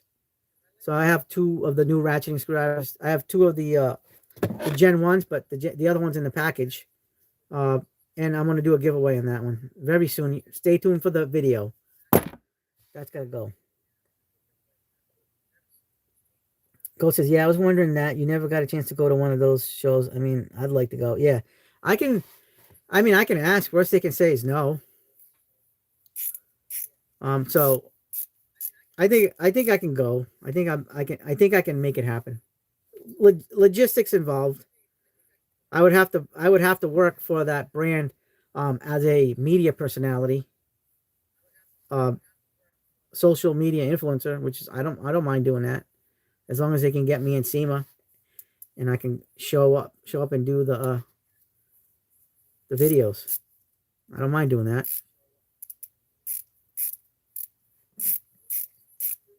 I mean, there's a lot of brands out there too that like these social media influencers. Like we can help promote them. You know, I mean, some companies don't even need self promotion. Their reputation is legit. The fact that I get to work with some of these companies, I feel honored and blessed that I get to work with some of these companies. Like, because growing up, you saw these companies, these brands, and like they're juggernauts. They're big giant juggernauts, you know, in the industry, and to be able to work alongside them is unbelievable unto itself. Sizzleneck, I actually tried this year. I have my Milwaukee contacts. I had them send an email to the marketing department. They're for social media influencers. And he put out a good word for me, but I don't think it's happening this year. But maybe I definitely got to get bigger. I mean, I love Milwaukee, guys. I mean, I have so much Milwaukee stuff. I know lately this year has not been with some of the hand tools. I've had some successes and some negative things to say about some of the stuff. But for the most part, I do like a lot of the releases. I definitely I had an issue with the new ratchets, the new 3/8 ratchets, but Milwaukee took care of it. And they're really on board with what they say. They took care of me, and I have nothing but great things to say about them. And I don't even think personally, I don't think there was anything wrong with the ratchet itself, but it was just an old battery with the new ratchets is not a good combination. You're not going to get it working correctly because the new motors on the new ratchets are just absolutely phenomenal. Oh, Sunway's here. Hey, Sunway, how you doing, buddy? So guess what we did today, Sunway? Remember last week we were talking about making the Frankenstein wearer? If you watched the beginning of the live, we made the Frankenstein wearer. Look at this. We have the Vera, and it works. You got to watch the beginning. We made it happen. It took us a while because I kept failing at trying to get the blade out. I mean, I torched it, I boiled it, I did a whole bunch of stuff. Right here is Here is the blade for that screwdriver, and we cut it down. We cut the shaft down on the bandsaw. Look at the burn marks I put on that with the torch. It didn't work. So we had to use a linesman pliers and a 3-pound sledge to get this off of this. Yep.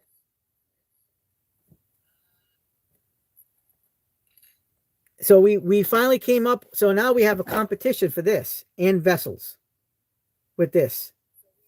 I'm going to make another one, and that one's going to be cleaner than this version. So I did a good enough to make this work. We put this under stress, under load, and it came out on top as far as like the modification to this handle. So I'm going to make another one. And we also we have PB Swiss in the house now, some way. We have the little PB Swiss, the little bit driver. I did order the handle the short handle with the bit driver, the ratcheting one from PB Swiss. That's going to be coming in on Friday. So we're going to be doing showing that on next week's live. I don't think I'm going to do a video on that. So I bought this PB Swiss and that PB Swiss, and I can't wait to get that. But this is phenomenal. Like I'm absolutely sick to see this actually work. That we made a success. That this was, I don't know. I had to drill out the hole a little bit with the 1/4-inch drill bit, but it worked. And now, even with the Geinzern bits, we can get it working. Look at this. Here's a 6-inch bit, right? Solid. I mean, it's got a little wiggle because of the wrap adapter, but not very much. But it is a very good bit holder. So we got it going on this one.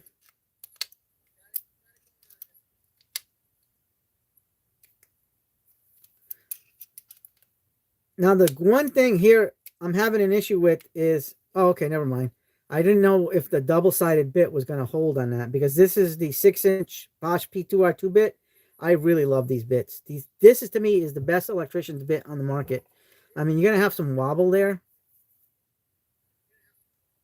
but this is a very good electrician's bit, because this works as an ECX1 and ECX2 at the same time. So this is definitely a win. Winner, chicken dinner. And this is double-sided. So the Vera Rapid Adapter really is a very good bit driver, bit holder. Loving it. And now I'm gonna send pictures of this to Vera and see if they can maybe make something like this with the ratcheting. Imagine making a ratcheting, because right now I can put the 711L and make this ratcheting. But this is kind of ridiculously looking, because it's too big. I mean, you can put a 2-inch bit and it's better. But if I put like a longer bit, I mean, this is already obnoxious. But I mean, it still works. But I mean, I like it too. But the pipe vise is better, but that's still on the bigger side.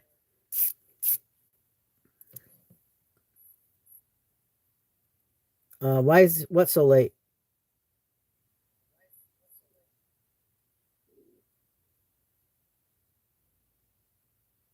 Somewhere, what's so late?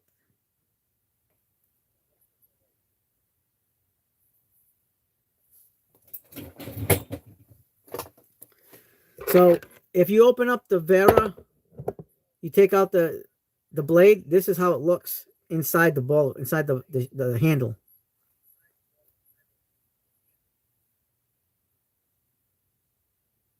So that's what's in there. We had to hammer the crap out of this out with the sledge.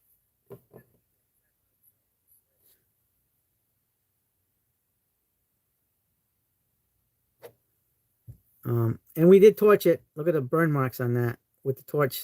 That didn't work out very well. But we got it done. Dan, no, trekking with a friend. 2 gigs tomorrow morning. Nice. Is there S2 steel on the I don't know about these, the Vera. I don't know, but the those fixed edge bits that I showed you guys earlier, those are made with a special S2 steel. I don't know.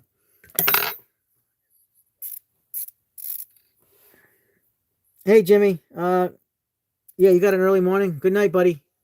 Take care, brother. I'll talk to you. Give me a shout out later, tomorrow or something.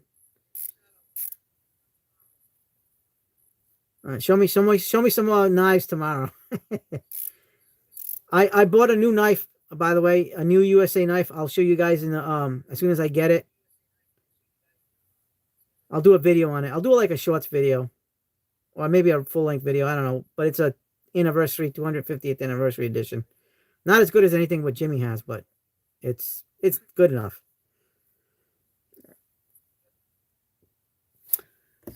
Some way we did use the heat gun. Didn't work. It wasn't enough. We tried the torch. We tried the boiling water method. I got out a 1/16 of an inch with the boiling water method, but it wasn't enough. We tried the heat gun. We tried the adapters into the heat gun. It didn't work. It would just try to melt the thing. The best way to do it was putting it on a vise, right? So basically I did this some way. I put this on the vise. Let me get this out. I put this on a vise. This part was being held by the vise.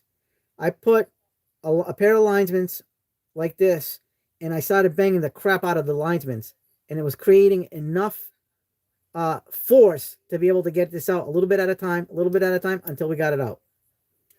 And that worked like a charm. Coach says, can you swing the camera around and show us all your M18 power tools? I have a lot more M12 than I do M18, but sure, we can show you some of the stuff. M12 is my dominant factor because it has the power I need. And so I have some stuff here because I don't have room in my Snap-on box. Here's my pack out stuff here. So there's the full size M18 router. There's more of the router stuff. I don't even know. I think that's hole saws. I'm not sure. I haven't touched that in a while. There's my M18 batteries, Cobalt batteries, Flex batteries. I have a bunch of Flex stuff and M12 batteries, a bunch of M12 batteries. Here is my M18 Gen 2 vac. This vac is set up to use just for wet purposes. I have my 7 1/4 inch miter saw, the M18 miter saw. That's my M12 laser, Milwaukee M12 laser. That's the 360-degree laser. There's my M18 light. I have the pack out like the tower light, the M12 version right here. Let me see. Let me get you to more sections here. I got to take my phone because my thing isn't even working. I got a lot coats. I have, between all the brands, I have about 200 batteries. Maybe a little bit under now because I gave some to my son-in-law. Thanks, coats. This is my M12 box. One of my M12 sections. I do have my M18 nailers in here. Most of them. Some of them are over there. I have my impact drivers over here. Impact wrenches. Anything Milwaukee impact drivers and wrenches is here. On the other side of this wall is the drill. So this is all impact drivers and wrenches for all my brands that I have on this side pegboard. On the other side of the pegboard is the hammer drills and drills, any of that stuff. My SDS is down there somewhere. And then I have this part is mostly all Milwaukee M18 and M12. Although I do have this Skill auto hammer. There's a rigid item. And then I have more M18 stuff and M12 stuff. Sorry, M12 stuff here. And yeah, I think that's it. That's it for... Well, I have my supercharger right there. My Milwaukee supercharger there. I think that's it. The power tool. Oh, and my saws are at the bottom too. My circular saws. My Milwaukee circular saws. I have the M12, M18s in down there. I don't have the rear handle saw because I actually have the Skill rear handle, the actual worm drive saw. So I have that.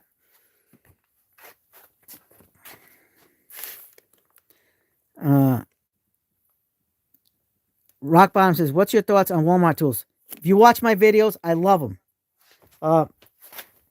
Rock Bottom, here we go. Here's my Walmart tools. Right here for now.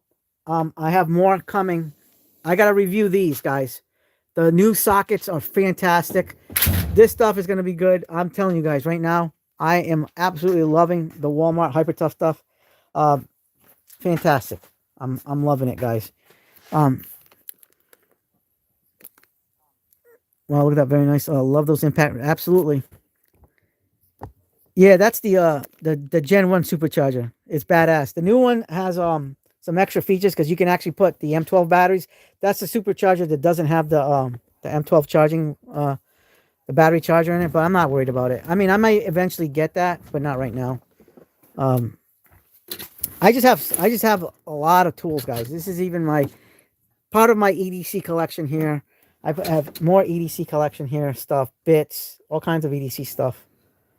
I just have things everywhere.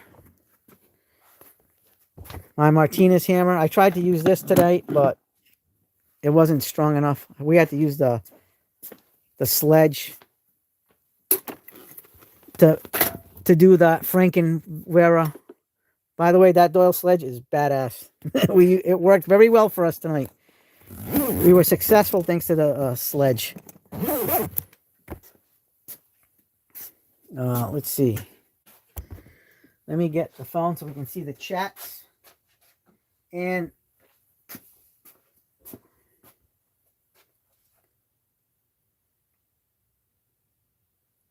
TT's tested the Hyper Grip combo and hand wrenches. Not great, but better than Amazon. Yeah, I actually liked it some way on that stuff. I'm impressed with them because you don't expect that from Hyper Tough. Let me get that. Coach, let me put it this way: the speaker. I was at one point I wanted to buy the pack out radio, and it's expensive. And at the end of the day, that pack out radio is heavy, and when you're bringing a tool load out like my pack out load out, it gets heavy. And let me tell you, because when I bring tools to a job site, depending on the job site and how much stuff I got to bring, it can get super heavy, and I don't want to be bringing extra weight. So when they came out with that M12 speaker, I was like, oh, this is awesome. And I don't even need to buy that pack out radio anymore. That small speaker is way lighter. It attaches to the pack out, and it gives me the sound that I want. Rob on says, I still enjoy my corded tools. Old school works for me, but Koala said, yeah, absolutely. I mean, I have a couple of corded tools. I don't have very much left over. I mean, I still have some stuff put away for my corded tools, but I honestly, at this point in time, I'm all about batteries. But right now, Coach, I am rocking my my Modbox speaker. So I'm using the Modbox more now instead of the pack out because the Modbox has been very impressive. And I got the speaker. Klein sent me the speaker, and I love it, dude. They're both very good. The M12 speaker is excellent. The Modbox speaker is excellent. But because I'm rocking the Klein stuff now, the Modbox sets with the drawers and everything like that, right now I'm all in on the Modbox. Not that anything's wrong with the pack out. It just I have a preference right now for the Modbox over the pack out. Let's just put it that way. But I still love my pack out. I'm not getting rid of my pack out. My pack out is valuable in case I need to bring like massive amounts of tools. Because right now I do have enough Modbox boxes to be able to bring most things. But if there's a day where you're going to need to bring, like say, for example, the whole shop, I'm being exaggerating here, but if I had to bring my whole shop, I would definitely bring the pack out stuff.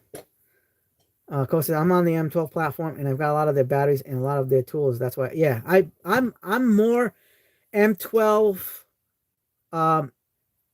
positive than I am M18. I love M18, but for what a lot of the stuff that I do as a handyman, the M12 provides me with everything. And not to mention, it's a lot cheaper to buy M12 than it is M18, the equivalent. And the M12 is super powerful for most things. I mean, like, for example, a circular saw. If I need a circular saw, I'm bringing my M18 because the M12, as good enough as it is, it's not good enough for a lot of things that I cut. So I'm bringing M18 all the time with circular saws. Drills, for the most part, M12 works fine. I'm happy with it. I have no problems with it. M12, like I said, M12 for me is the sweetest option available for me because they provide me with so much flexibility and lightweight, especially at my age now. I want to stay lightweight. I have the new subcompact 3/8. I have that. That's over there. I don't have the Gen 2 550 foot-pound 3/8. I have the half-inch with the 550 foot-pounds. I love that thing. That's my most used impact wrench, actually, is that 550 foot half-inch. It is wonderful. But I definitely want to get the 3/8 version of that. And the subcompact has been great. I love that. Ever since I got the subcompact M12, right now the M12 subcompact is my main go-to. I don't even bring the more powerful M12 impact driver anymore, or the drill. I use the subcompact pretty much on everything. You guys, I put up gates and fences up last year with the subcompact, and I was like, I brought the M12 stuff with me because just the more stronger stuff, because I know that'll handle it. But I'm telling you, I didn't have to crank those out. I brought it just in case. And it did the job. The M12 subcompact drill and impact driver built all that fencing, and I was like very, very impressed. And I basically stopped using almost all my impact. I use the Craftsman one here and there on their compact impact driver because it's easy to get the batteries because I have the batteries right behind me. It's not behind anything. But last summer too, I was rocking the Cobalt XTR impact driver because I was in my blue era, because blue's my favorite color, guys. So I have blue tools because I love blue. And at that point in time, I wanted to wear blue, so I would wear my blue impact driver, my Cobalt, but it was big and bulky and heavy. So I only did that for a little while, and I went back to my subcompact M12, and it's just so much better. I still have my Gen 1 3/8 drive. I have that in my truck loadout. Yeah, half-inch drive impact wrench. Yeah, you got to get the 550 foot-pounds. Let me tell you, I do brake jobs with that. And sometimes if I can't get like a stuck fastener, then I'll go to the next level up to get that stuck bolt or fastener when I do automotive. Because I do automotive work too, guys, as part of my handyman business, mobile mechanic work. So I'll do whatever. I'll do brakes, battery jobs, suspension work. I do from basic mechanic work to a mid-level if I can get to it. I'm not going to be pulling in engines out because I don't have a lift and I don't have the equipment to be taking out transmissions, engines, none of that. No pulleys, none of that stuff, because I do that outside. I don't even have a garage. I do everything outside for the most part. So when I move out of this house, I'm going to build the barndominium, and it's going to have a lift on it. Then I can do bigger jobs. I'm going to have a project car when I'm retired. So that's the plan, is to get to that level. And, the future, I want to have like a project car where I can just hook it up, whether it's a Mustang or a Jeep or whatever, or a pickup truck. Coach says, do you have a vehicle so you can carry your tools with? Or I have pickup truck. I have a pickup truck, Coach. Do you have any air tools? I have Snap-ons. I have, no. Sorry, saying not being used. Oh, I have Harbor Freight, a McGraw hammer. I have very few pneumatic tools, but I don't have a room in my shop or in my shed to put a big air compressor. My biggest air compressor is a 6-gallon pancake. That's it. I don't have the room for that. If I did, I would have pneumatic tools. And I don't have a garage either. I have a shed. But I do have Snap-on tools here though. I have my Snap-on Mac tools, battery operated stuff, and hand tools. mostly hand tools for Snap-on and Mac. I do have the Nano Access stuff from Snap-on. I had big plans for my retirement, but COVID changed that. COVID sucked, man. I only got COVID for the first time was at the beginning of last year. I never got COVID. Never. My wife and I both got COVID at the same time last year at the beginning for the very first time.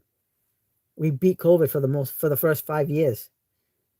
So, I mean, it is what it is. But once I get a bigger, like a garage, like a barndominium, I build a barndominium house. It's going to have a massive 4-car garage, and I'm going to put a lift on it. I'm going to have the big air compressor. I'm going to have pneumatic tools, all kinds of tools, mostly from Harbor Freight, because by that point, I'm not going to be wanting to spend Snap-on money. While I'm still youngish, I can buy Snap-on and Mac tools. Maybe I'll buy pneumatic stuff for that future time to use. But for now, I got to stick to hand tools, manual tools, floor jacks, power tools, and jack stands. So that's, for now, that's the plan until it's time for retirement. But maybe I can buy some stuff now and future proof it. You know what I mean? And get Snap-on and Mac Air tools, maybe Matco and Cornwell if I'm able to find those trucks. So right now I only have Snap-on and Mac for tool trucks. Other than that, until I can find a Cornwell or a Matco, I'm relegated to just 2 different tool trucks.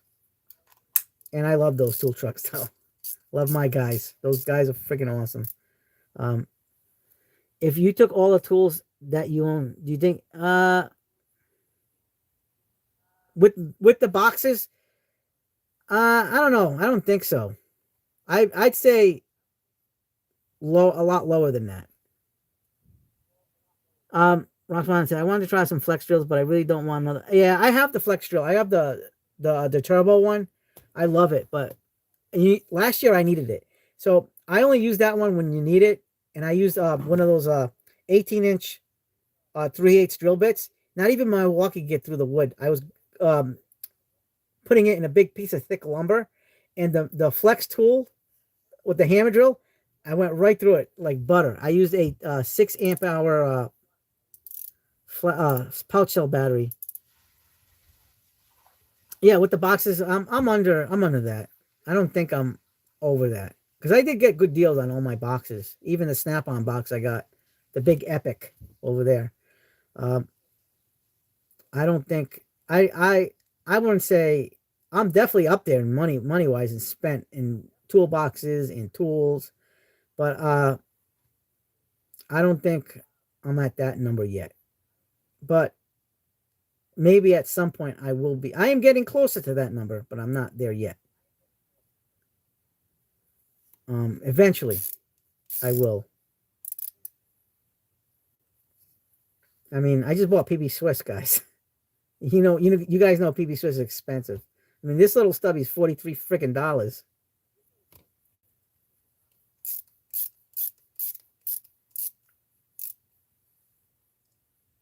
Yeah, I try to get most things on sale. Very rarely will I buy something that's not on sale. And then whatever brand partnerships I make, I sometimes get free tools. All my boxes are old school Craftsman. They do the job. No need. Yeah. Well, Rob Auden, I agree with you. I had the 72-inch US General in gray, but the only reason why I got the Snap-on was this. I honestly would never have bought a Snap-on box, but I had to get this one. This was a special edition that came out this year. This is the only reason why I have a Snap-on box. United States 250th anniversary special edition. Only 1,776 are made. It's that limited edition. 1776. That's how many boxes they made of this. That's it. That's it. They didn't make any more boxes than this. That's all they made. And I really wanted, the first time I saw it, I never, honestly, I never thought I would be getting this. Um, but we made it happen, and it's got lights. I mean, look at this. This thing is phenomenal. It's got the lights. You can change the colors of the lights. It's really beautiful. And then I added string lights to this, and so I can change. I put lights on the top. Up here, I put lights in the hutch. If it wasn't for that, I would continue buying my U.S. General boxes. That's the only reason why. There's no other reason why other than that. The U.S. because I'm a big hardcore USA guy. Dan says, love my flex tool. Sold a lot of my Milwaukee M18 stuff, keeping the M12. Yeah, I don't blame you. M12, listen, nobody's got a line even close to M12. I think that's why DeWalt gave up too. You can't catch up. Cole says, it's been a super great live stream. I'm getting tired, so I'm calling it a night. Thanks for having me on. Hey, we appreciate you being on, man. We do it every Wednesday, 7:30 or 7:35. Those are the times I always start. Usually I have doctor's appointments on usually every other week, but we're skipping my doctor's next week. But when I go back to the schedule with my doctors every other week, it's 7:35 on doctor's appointments days, but on non-doctor's appointments days, it's 7:30. So good night, Coach. Appreciate you for being on and doing a lot of chatting. We're doing it, guys. We're doing it. It's already 11:18, guys. Wow. Peace. Enjoy, buddy. Yeah, we're happy, man. We're happy with this happen. Hey, Clint, are you gonna make one of these? You gonna try?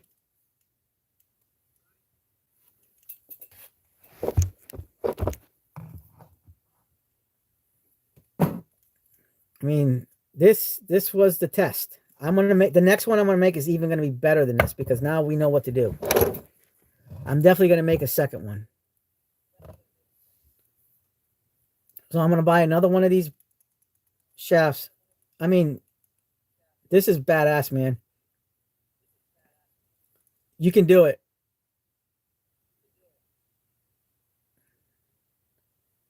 I'm actually shocked that this actually worked. I can see you having two of these. We can do it now. We can make anything we want. We know we have the blueprint. I guess best way to put it is we have the blueprint. Rock Bottom says Cobalt cordless tools are a good price, but the hand tools, wow, way overpriced. No way from socket set and hand. Yeah, I'm not big on their mechanics tools, but their hand tools I think are fantastically priced. I got a lot of great deals on their hand tools, screwdrivers, pliers, diamond cutters. There's a lot of good stuff that Cobalt makes. I love the Cobalt stuff. I do. The just their socket sets, I'm not a fan of because they want too much money for their ratchets and their socket stuff, their mechanic sets that it's ridiculous. It is ridiculous, Rock Bottom.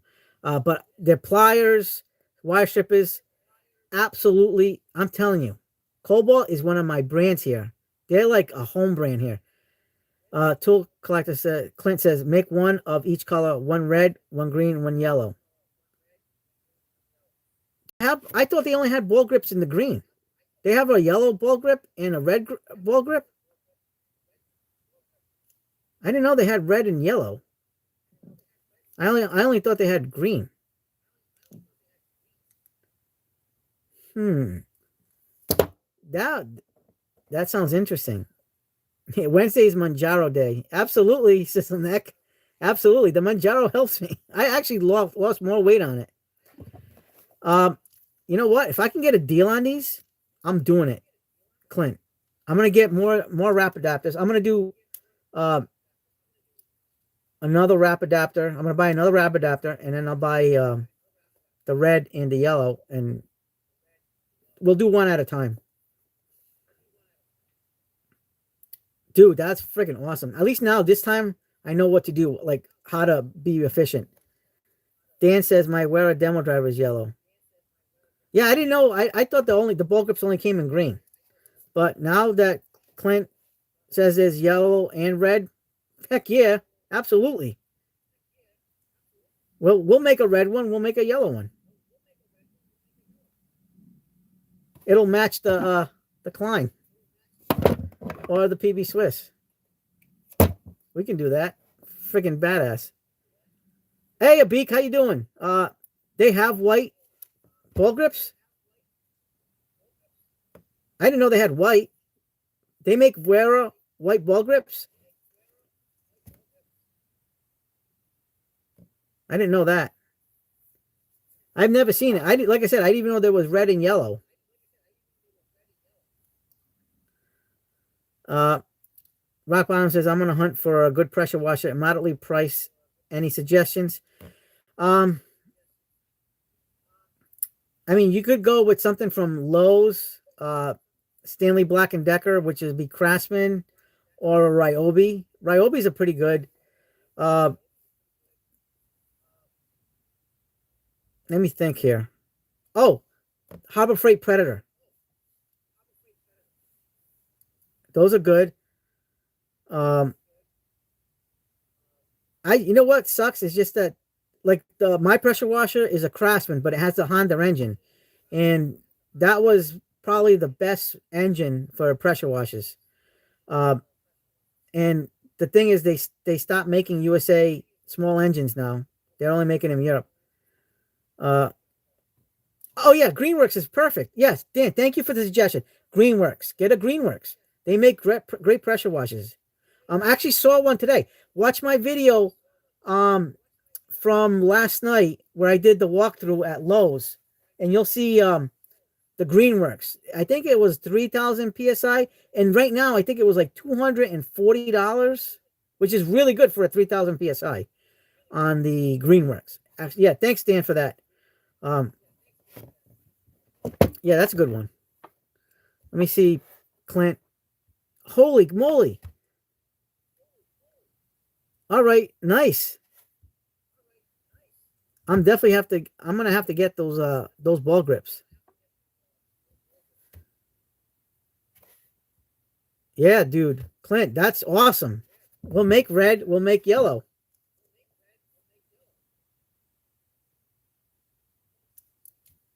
We have the blueprint. We can definitely make this work.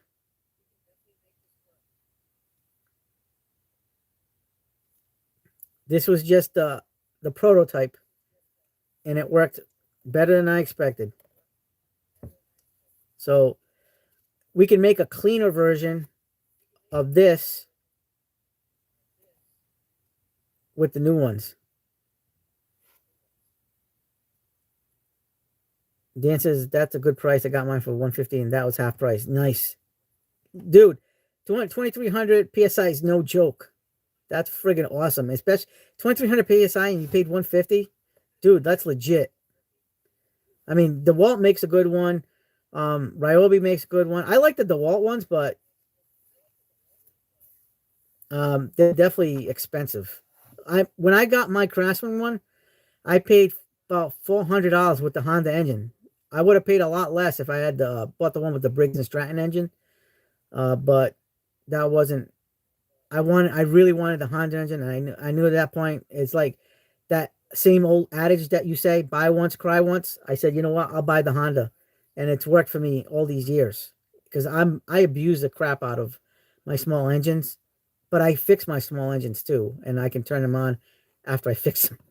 I abuse the hell out of them, and Honda engines are pretty much bulletproof, and so if I screw up a Honda engine, I know I can fix it.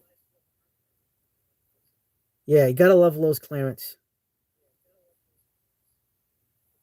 Clearance is legit. Yeah, there's even like electric ones you can get. Ryobi has a good electric one. Like I said, there's a lot of good brands out there. Just gotta, what's in your budget? Does it have all the specifications you want in it? Um, does it have the form factor? You know, it is what it is. I bought electric washer, big mistake, tripped my breaker and need a gas one. Yeah, I mean, if you need gas, get gas, man. Or you can get, if you want to get battery operated ones, the only two I recommend brand wise is the Ego and the Ryobi. Get if you want to go battery operated, Ego. Ego's badass. Um,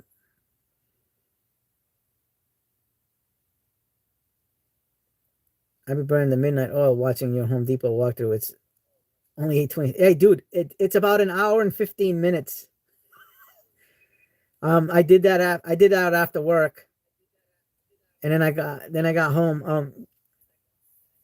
Dude, it's friggin' unbelievable. That was a long one. And then maybe tomorrow I'll do online Father's Day gifts like Amazon, Acme, Ohio Power Tools. Um, yeah, it's up there. But Ego is the best of the best when it comes to battery platforms. Yeah, listen, Dan, I wanted to hit. It was not about 9:15.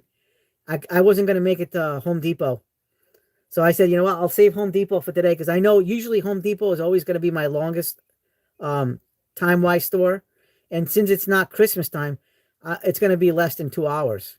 Uh, like I said earlier, anytime it's Christmas season and I got to do a walkthrough, it's got to Home Depot is usually at least 2 hours.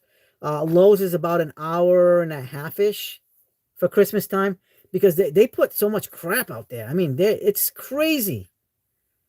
It's crazy how much product, and you got to go through all the gift centers, then you got to go through the aisles, and there's so many aisles for tools, and then the other extra special aisles for more tools.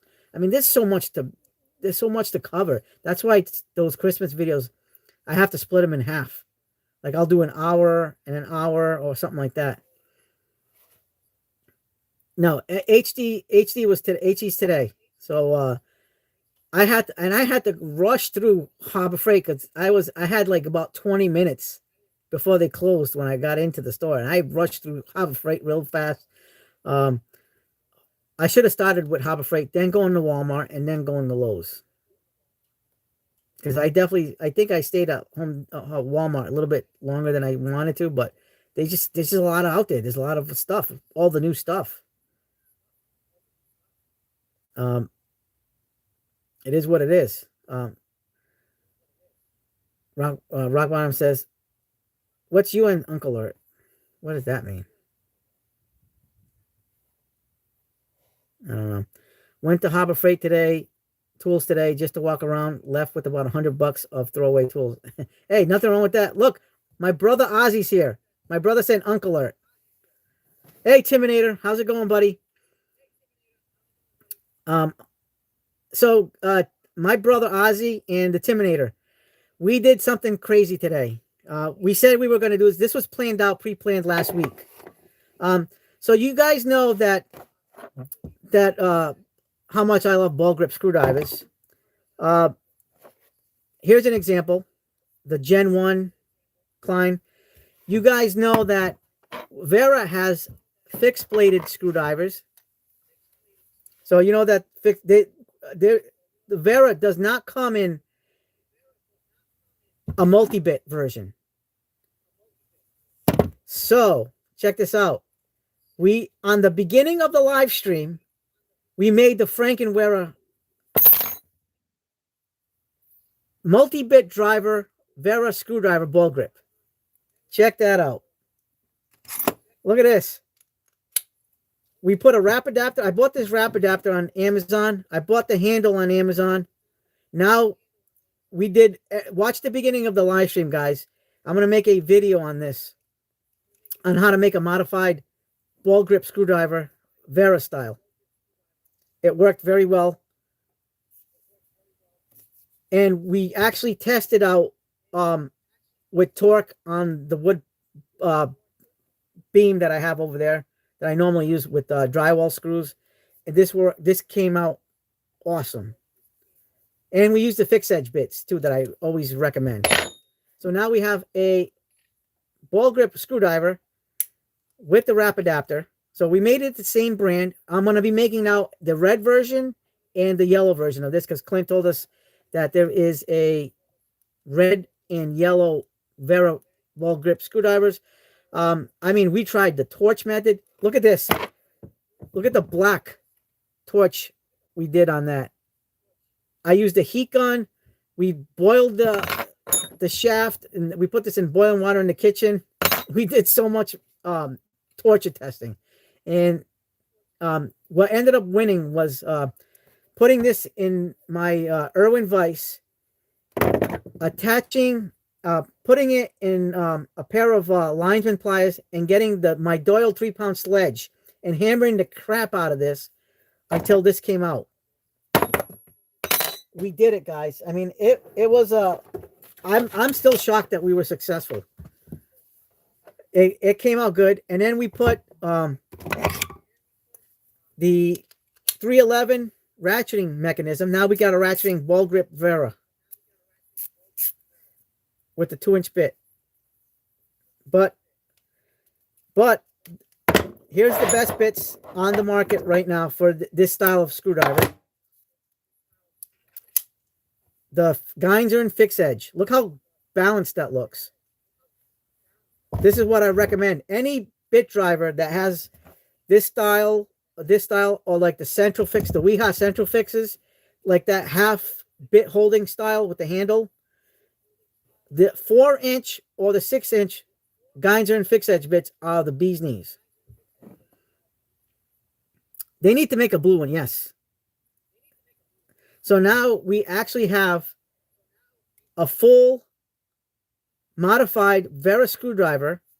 And by the way, this is what the inside of the Vera this is what's on the inside of the Vera screwdrivers. This little flat paddle style. And I'm telling you, we tried everything, guys. We did. We went all out. And then, so the linesman's pliers and the 3-pound Doyle sledge got that out. A little bit out of time, but we did it. And then I cut this down with the bandsaw, and then I drilled out the hole a little bigger for to accept the 1/4-inch shank of the wrap adapter, and it worked out very well. So now we have a modified Vera ball grip. I can't believe that this worked, guys. That's still outstanding. I mean, you guys, I'm going to make a separate video on this. You know what? I'm going to buy the red and the yellow, and I'm going to buy 2 more wrap adapters. And we're going to do a more proper, better video to show you, because now this was like the test run, and we were successful. So let's be more successful. Let's do a better job with the red and yellow ones, and then we'll have a full set of this style.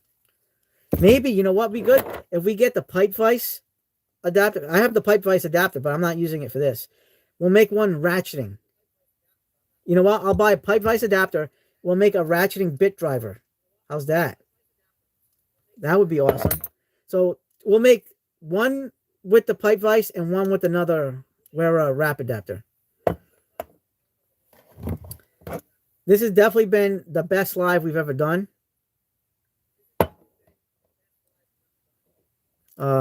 This is just crazy. We went through the ringer with this one, guys. This was definitely a labor of love, but successful nonetheless. And then I used the dead blow hammer, the Icon dead blow hammer, after I drilled out the hole and was able to friction fit it, and it works perfect. And you see us abuse this put a lot of torque on this with the screws that we put in. Rock Bottom says, I got some awesome tool pickups at the local pawn shop, but I think they might be stolen and sold tools. Yeah, potentially. I want to go to a pawn shop, one of my local pawn shops, and check out to see if they have Mac-O, Snap-on, Mac, and Cornwell stuff, because I definitely want to pick up some stuff without breaking the bank. Because, I mean, I do buy from my Snap-on guy and my Mac Tools guy, but sometimes it gets too expensive. And if I can buy something that's fairly in like really good condition, I'd be happy with that, and at a good decent price. So that would be phenomenal. And I know like Doc at Last Best Tool, he goes to his pawn shop all the time. He picks up all tool truck brands. A lot of Snap-on he picks up, and he gets unbelievable deals, guys. Unbelievable. And then we introduced the stubby PB Swiss. We now have PB Swiss in the shop, guys.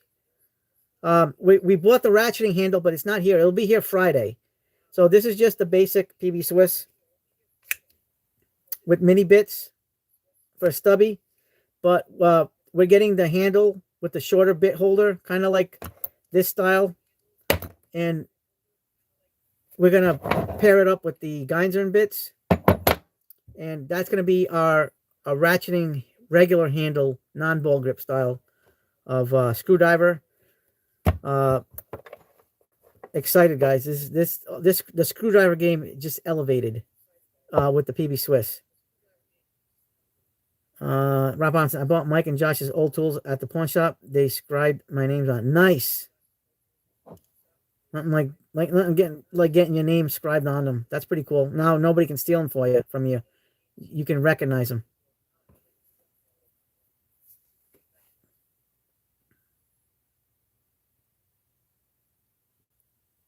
So yeah. Thank you, Mike and Josh, giving Rock Bottom the hook up there. Oh man. But yeah, I'm excited, guys. There's a lot of good stuff coming out.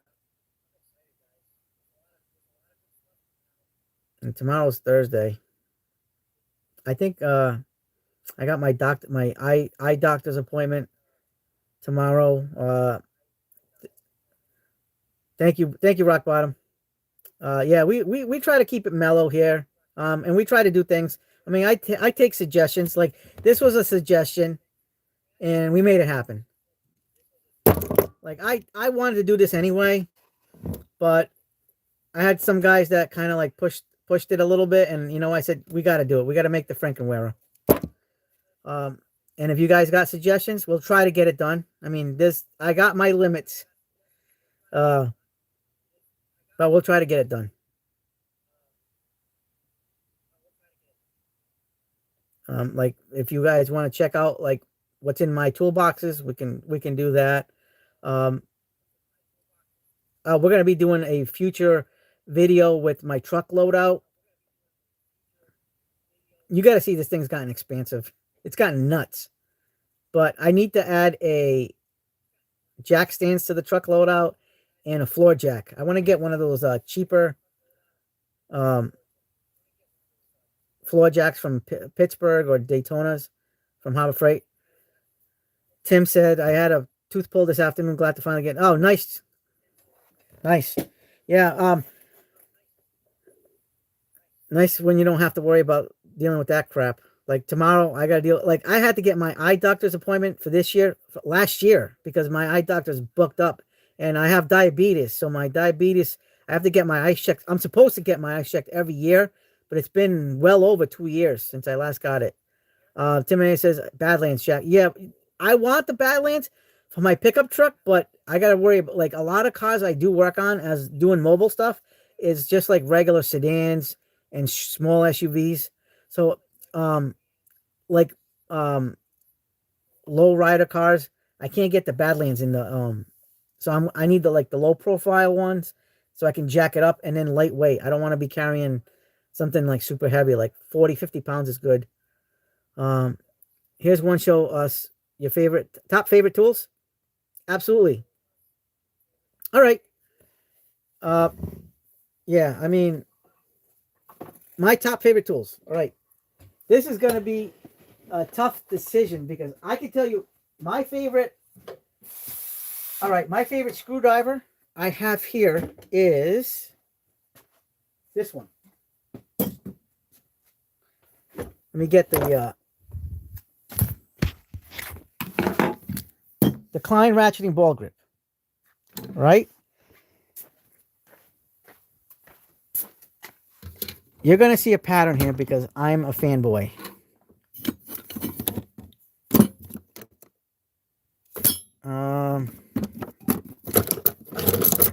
Where is that thing? Where is that thing? My favorite. This one's a tough one. It's kind of like a toss-up between the two. My favorite lineman's pliers is the hybrid 8-inch or this one with the crimper. I like this all in one. This one strips, but it doesn't strip very well. But because it's a hybrid, I have so much use for this. My favorite wire strippers are the Klein Slim Forged. I bought this last year. I did a video on that. That's phenomenal. I'm very happy with that one.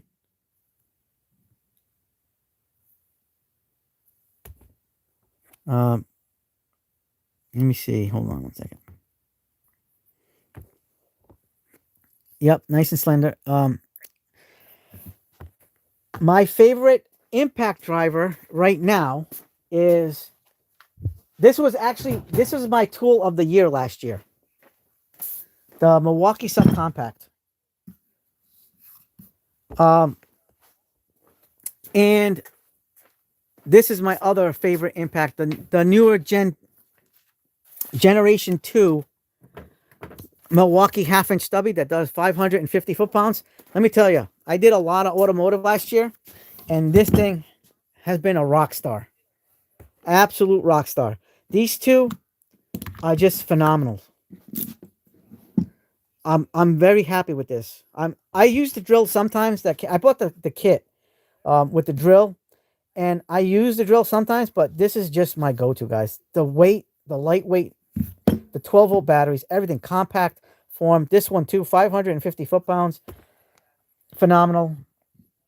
My favorite right now, my favorite tape measure, this one, because of the compact nature of the size. Absolutely great thing. The hybrid is very nice. I love it. I don't have the 9-inch ones yet. I have to buy the 9-inch ones because a lot of people said you got to get the 9-inch ones. So I have these 8-inch ones. I love these, but everybody's saying get the 9-inch. The other, I would say, I'm gonna say my 3/8, one of my 3/8 snap-on ratchets.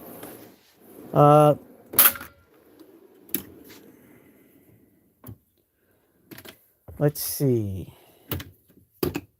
That's the Icon. By the way, I love the Icon ratchets. But where's that snap-on ratchet? Nope, not there.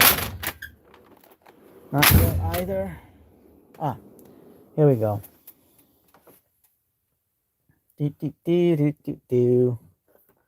That's the big giant one. That's the big giant one. Maybe it's this one. Yeah. This 3/8 snap-on ratchet. Love this ratchet.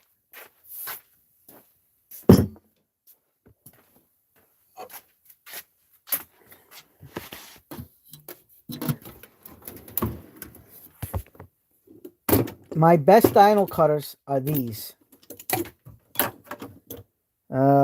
Favorite dyno cutters, blah, blah, blah. Where is my other one? Where is the Viha? Here it is. Because these actually won my my test. So any one of these two are equal in ability here. So these are the Mac Tools power slots and the Wiha bicuts. I have the insulated version of the Wiha bicuts and the dip grip.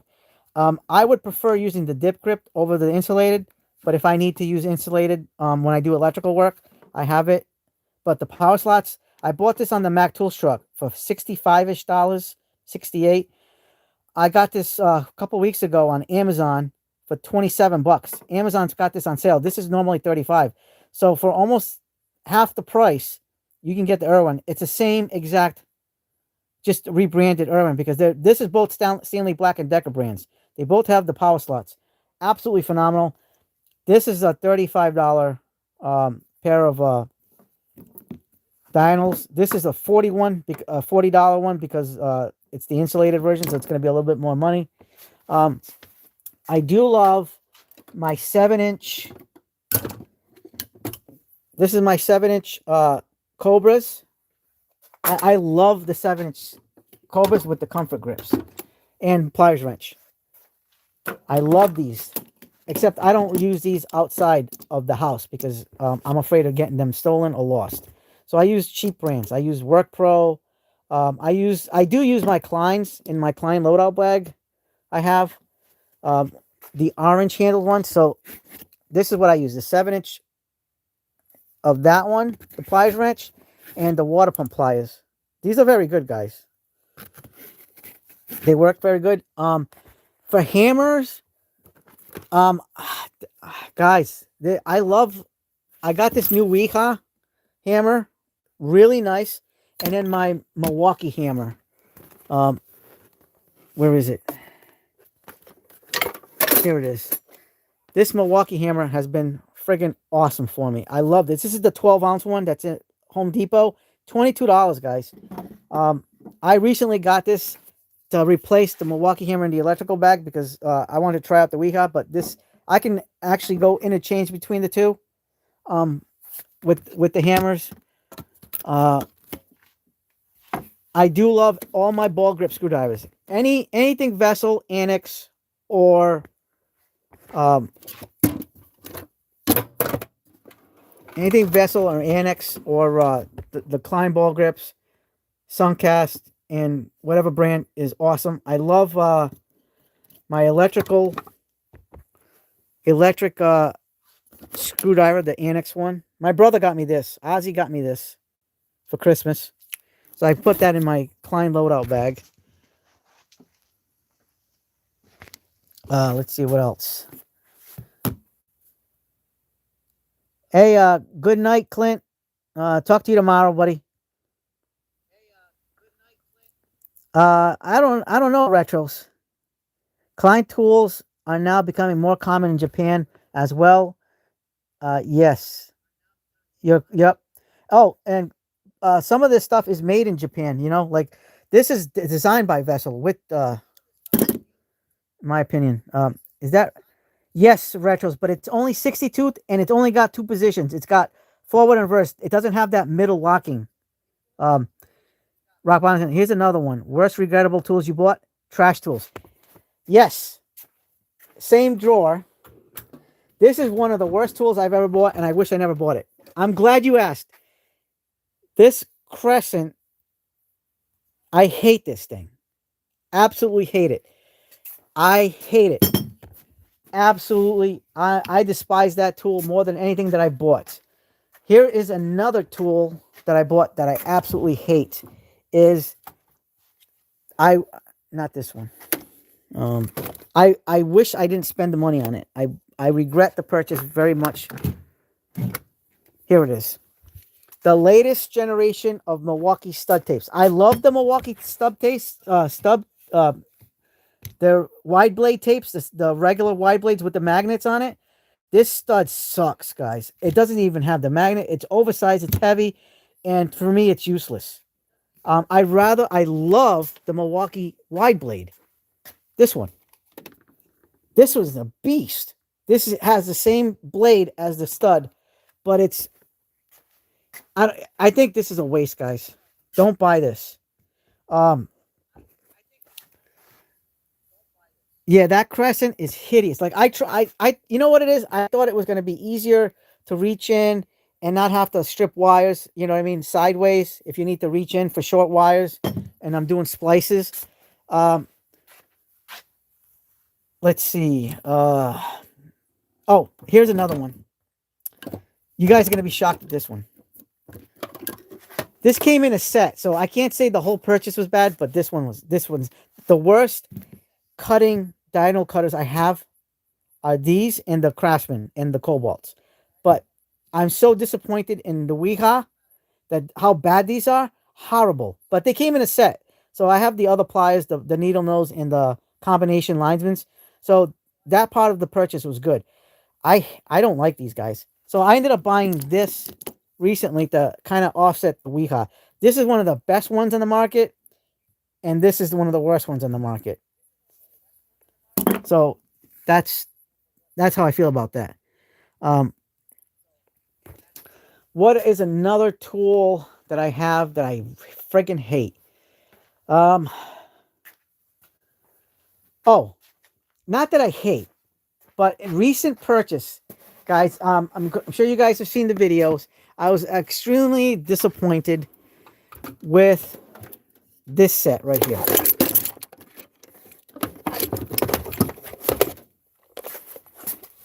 I mean, I don't regret the purchase because I wanted something like this, but this was not a good purchase for the most part. I'm gonna find a use for it. It's just because this was manufactured in 2 different countries. So some of this part ratcheting was made in Vietnam, and this is in China. So the fit isn't the best because it's 2 different manufacturers, and I think that's the problem with that one. The other purchase, I don't regret it because of the accessories, but this one sucked. So you guys know, a lot of you guys know I love ball grips. Geinzern ball grip screwdriver. This was one of the worst buys I've ever had. It is not good. I'm glad I put a video out on this. I'm glad I trashed it. It's a junk drawer screwdriver, and I don't even have it in the junk drawer. I don't even use it. I mean, the ratcheting mechanism's decent. It's smooth, but it's trash at holding itself. The bit, unlike the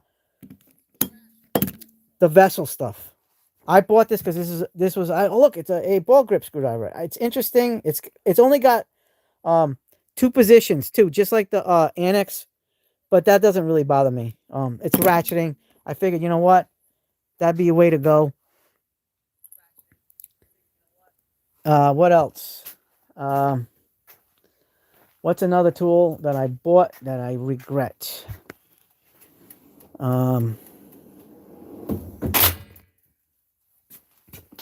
See, I don't regret none of my ratchets. I love my ratchets. Let's see. There's got to be something here. What's a good one? Yeah, nope, none of that. All good stuff there. The blue drawer is good too. Yeah, nothing bad there. All my tool truck stuff are really good, so I don't regret any of that. Let me think here. What one do I regret? There's got to be something else.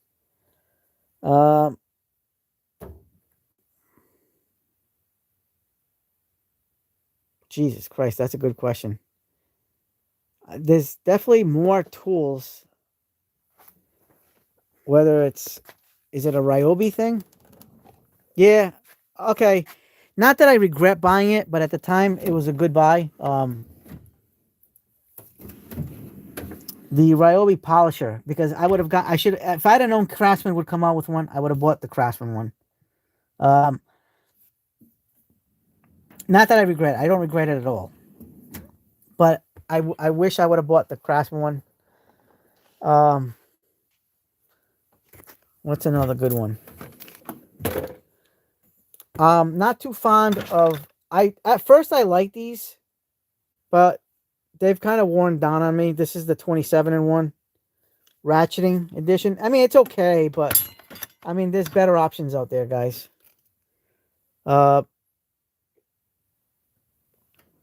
What's another good?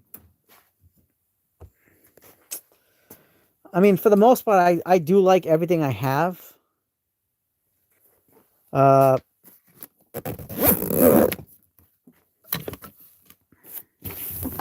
Let's see. I can't think of anything else. because I do like most of my stuff. There's my chargers, more chargers. I mean, I don't know. I gotta say, yeah, those maybe the Craftsman Generation 1 from the Stanley Black and Decker, their diagonal cutters. I'm not a fan of those because they don't cut good, guys. They don't cut good at all. You need two hands to cut with them. But their high leverage ones are absolutely one of the best. So they have an answer. So these right here, it's like night and day.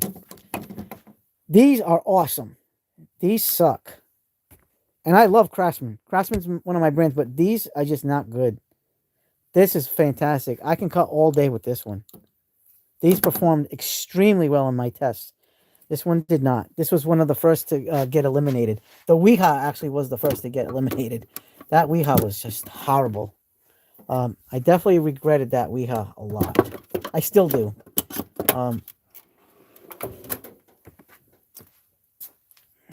I mean, that's... Retro says, I just sold my entire DeWalt 12 platform line in about 30 minutes ago because how all the batteries just kept randomly cracking at the screw. I never had that issue.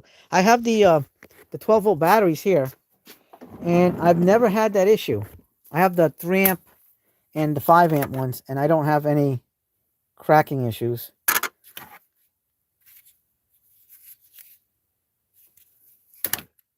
There's more right there, but I don't have any of those issues. I mean, they're good stuff. I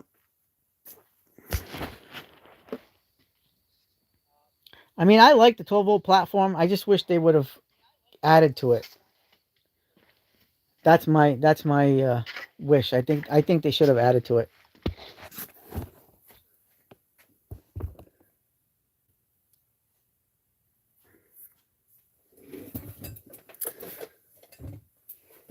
I mean, there's things that I've gotten that I mean, I don't hate, but maybe I shouldn't have bought them. So I mean, there is that. But I mean, I'm a tool collector. You know what I mean? I do love all my tools. I usually buy them for the reasons either for collecting or for using for my business. So there is that. Retro said, I warranty out 3 5 amp hour batteries, 5 amp, 2 amps that were literally new with the 2024 25 date codes. None of them have ever been dropped. That's insane. Because DeWalt is better than that. They make really awesome tools. They're much better than that. And for that to happen to you, it's horrible. Shame on them, because like I said, I believe DeWalt really does have some of the best battery platforms with their power stack batteries. I really like their stuff, but man, that's not right. They should. I hope they took care of you with the warranty. What's another tool that we definitely regret buying?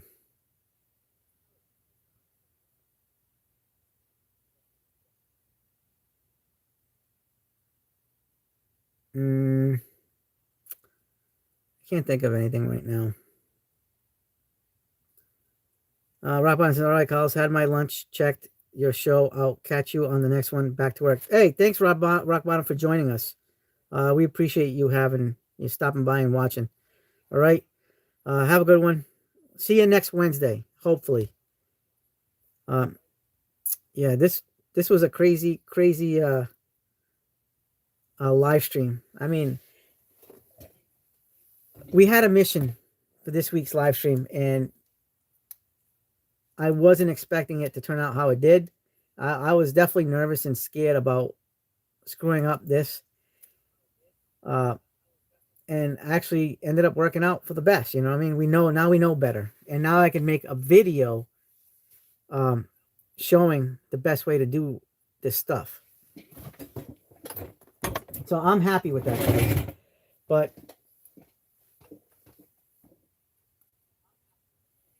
I mean, there's definitely. I mean, for the most part, like I said, everything I have it's pretty good. Um, Nothing's really junk in the shop.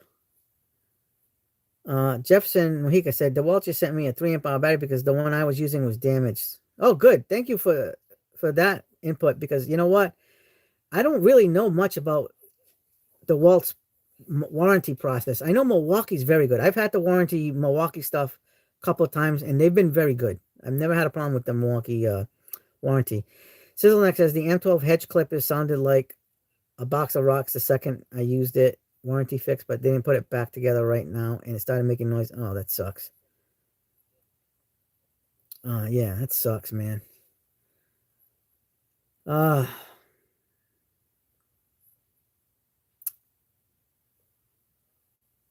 Let me see what else I got. Yeah, I mean that's it. I mean, for the most part, there's really not a bad tool here, except for those. Those are my. I'm kicking myself in the butt for buying those. Those are the ones that I'm like, why did I do that? Why did I buy those tools? Uh, I think mostly that Crescent and the Milwaukee stud and the Weha insulated screw diagonal cutters. Those are the top three that really like. I feel like they're failures. See, I never had that problem, retros. I go to I have a Milwaukee service center, and it's right next door to the Walt. Like one town over, and I've never had a problem with the Milwaukee. They've treated me very well. Um,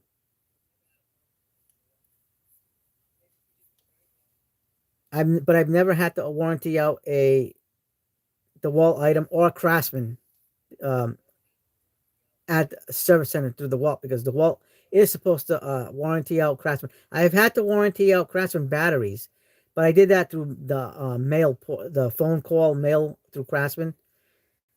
Jeff said everyone has tools they regret, but sooner or later we could use. Yeah, I mean, I don't honestly. I'm never using that Milwaukee tape. I'm never using the that Crescent reach in front wire strippers, because I have so many better alternatives. I mean, I have insane amount of tools that I can use as alternatives from the alternatives. I mean, I have backups to the backups to the backups to the backups, and I'm never touching those. The I mean, I could probably use the little Wehas to cut like a single wire, but I would never cut like bigger things with them. Um, and it came in a set, so all the other stuff came out and they were fantastic. That's the one tool though out of that set that I was like, this is kind of trash. But the Crescent, those strippers, horrible. Um, and the Milwaukee stud tape is horrible. Some people may like it. It may work for some people. Some people may love it. I don't like it. I don't like it one bit. So I will never buy that one again. I like the wide blade magnetic. That is a fantastic um, tape measure for Milwaukee. That to me should be their flagship. This stud sucks. Loaner tools, yeah. I don't do loaner tools too much anymore. I have a set of stuff that I do for loaners, but I haven't had anybody. I usually just have them hire me because of I do. I mean, that's what I do for a business anyway. Handyman business. You want stuff done, you pay me. I'll bring my tools, even if it's my cheap budget tools. I'll bring. Um, and I'm your actual tool that you pay. I'm the tool that will do the job. Uh, I am going to be making a future because I am going to be making a dedicated. I had to throw out. I had a plumbing tool set and I had to throw it out because it all got rusted and nasty. It's all like cheap ass, like Pittsburgh and dollar store type tools. I got to make a new one now, so I have to buy all new. I'm going to put it in a Voyager bag. So I'm going to be making a like not that these are junk, but junk price, like budget price, super major budget price tools, whether it's Hypertough or Pittsburgh. I'm going to be making a plumbing bag. Good idea for a shirt. Call yourself a tool. You're better. Listen, Carbon Tax Carney, thank you for that. But like I consider myself the tool because I do the job for people. I mean, I have a business and I do electrical, plumbing, automotive, carpentry, woodworking, framing. I do everything that I can. Um, and so I consider myself like an extension. These tools are extension of the main tool, the brain that's here. You know what I mean? The hands, the physical part. But um, I I don't. I'm gonna be making a plumbing bag with, so I don't have to use better tools. You know, my good tools. Uh, I want. I don't even want to use my Cobalt tools for this plumbing bag. So I'm gonna use the soft handle pliers, that 5-piece or 6-piece of plier sets that they have, the Pittsburgh one. That's usually at $15 when it goes on sale. I'm gonna throw that in a Voyager bag. I'm gonna buy the cheapest screwdrivers that I can, and it's gonna be Pittsburgh or Hypertough stuff, and a like a cheap ass Pittsburgh, one of those round head ratchets that they have, so I can remove it with some like their cheap ass sockets, like 1/4 inch and 3/8, not even 1/2 inch, just because I know at some points you need that. So I just need something just for plumbing that I can afford to get wet and not have to worry about. Jefferson said, I just graduated from carpentry level 1 and 2. Nice. Congratulations, Jefferson. Yeah, I want to have a dirty bag because sometimes especially you have to like change toilets and you're dealing with nasty friggin' faucets and stuff like that. People don't wash hands. People don't wash their bathroom stuff or their kitchen stuff. I want to be able to get dirty tools that I can dirty and not have to use my good stuff for that kind of stuff, if you know what I mean. So I'm going to be getting a Voyager bag, a bunch of Pittsburgh and Hypertough tools. I actually have some Hypertough tools that I can afford to get to trash because it is what it is. My brother is saying, all right, gotta crash. Good night, everyone. Good night, my Ozzy. I'll see you tomorrow at work. So there's that. Oh, I gotta put the damn charger on. Yeah, it's nice to have guys, I highly recommend this. Get yourself a nice little loadout set. Get a cheap ass hammer. Get a cheap bag, and just put something together. Put something together for the bathrooms, the kitchens, because you're gonna get stuff wet. You don't want to put your good stuff to rust. You don't want to get your like anything containers, anything. Put it in a bucket, one of the 5-gallon buckets. Klein Tools has some good tools. Looking forward to learn more. Yes, we actually have a dedicated Klein Tools drawer in my. This is all Klein Tools, guys. All kinds of screwdrivers, all kinds of pliers, cutters, meters. I have more Klein Tools in my Klein Tools runner bag that I take. That's my budget loadout bag. That's my Klein Tools bag, and then I have more Klein Tools in this, my electrical Connect system sets there.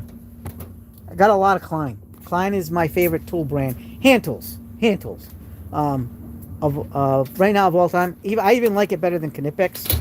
And I have Knipex, guys. I'm not slouching here. I have Knipex. I have a bunch of Knipex stuff. But Klein just dominates. This whole section is all Knipex. From here down. All Knipex. And here's some Weha. But I got plenty of Knipex. I like Klein better than Knipex. For the most part. I mean, some things Klein outperforms Knipex. But you know, that's just how I feel. That's my bias. I have a bias for Klein. Klein is my favorite brand of hand tools. There are a lot of good brands of hand tools, but my favorite brand of screwdrivers is Vessel. But they don't make my favorite screwdriver. Klein makes my favorite screwdriver. The ball grip ratcheting. And Annex too. I love the Annex ratcheting 72 tooth. That is one of my favorites for screwdrivers. But my favorite screwdriver is this one. With the 1-inch bits. with this setup right here. This to me is the ultimate of vessel. They need to make the bit holder where it's like this big, so I can put longer bits, so I can use these bits, because this is friggin' ridiculous. I mean, if you need to get into a hard to reach area, this is fine. But as an everyday screwdriver, you don't want to be working with this. And because of the bit holder, you can only access surface level screws. But if you need to get into some tight places, you need like bits like this, where it's straight shaft. You can get into recessed areas. But like, this is my favorite 1-inch bit screwdriver. I just love this thing. And the fact that you can turn it into a stubby. Love this screwdriver. I love all my vessel screwdrivers. But yeah, I gotta say, this was definitely an awesome live. We should do this more often, where we are doing projects, live projects. I think that would be awesome. We gotta do more live stuff, guys.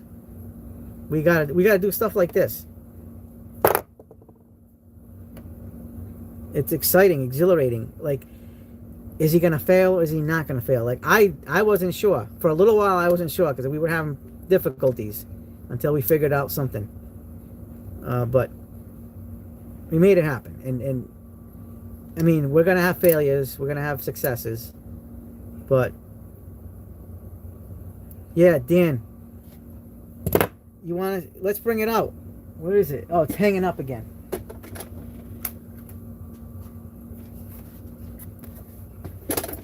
The He-Man sword.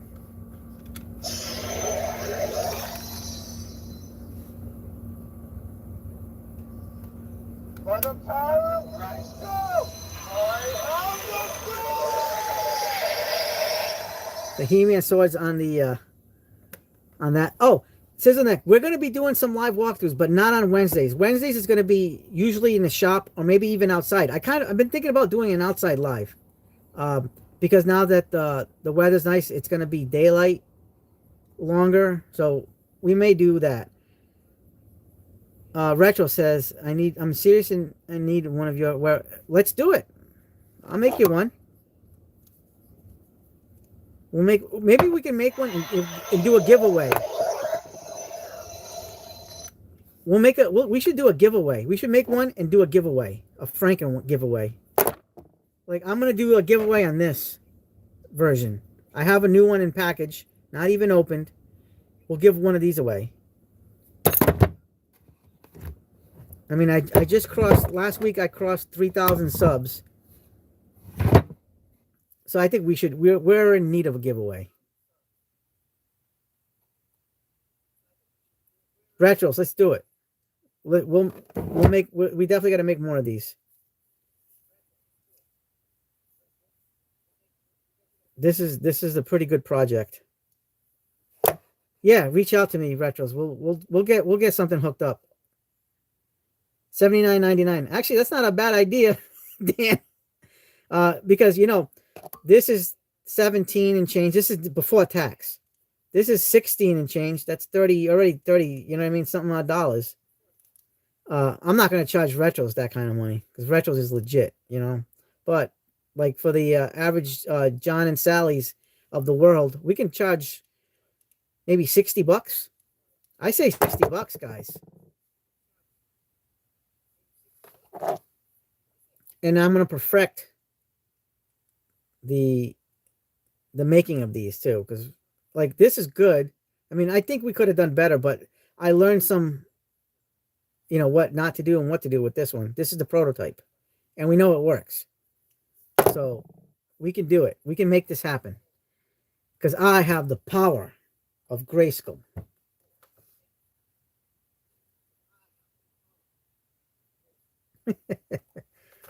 Oh boy. Yeah. So yeah, we can make it happen. I kind of want to make more. Maybe I'll sell some. And like, I'm sure Clint's gonna want one too. I don't know if he'd make it, So this is where I put the Power of Grayskull here. The sword is hanging on the U.S. General magnet with the zip tie hooked up to it. It looks good right there, huh? I think it looks good. Looks great.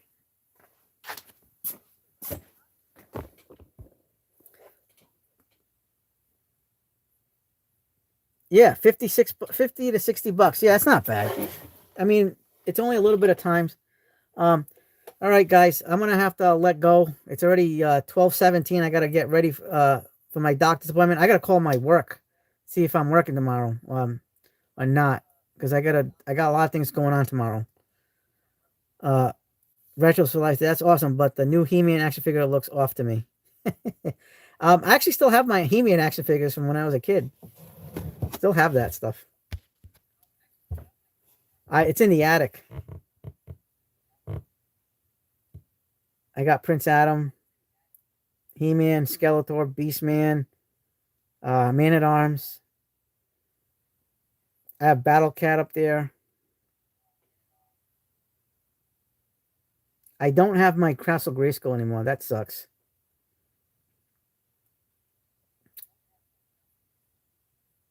All right, guys. Well, I'm gonna let you guys go. I gotta figure out what I'm doing for work. If I'm going in or not, because I got my doctor's appointment. I gotta go do something with my truck tomorrow, and I gotta call my bosses and say, hey, what am I doing tomorrow? Am I getting tomorrow off or not? All right. Good night, Retros. Good night, Dan. Good night, Sizzleneck. Hit me up, Sizzleneck. I mean, we'll work on it. Jeffson, everybody. Carbon Tax Carney. Good night, buddy. Good night, everybody. Until next week. Rock Bottom already left. All right, guys. The CE tool then is out. I'm gonna upload the new Home Depot video right now. All right, so we'll do that, and then I'm hitting the hay. Later, guys.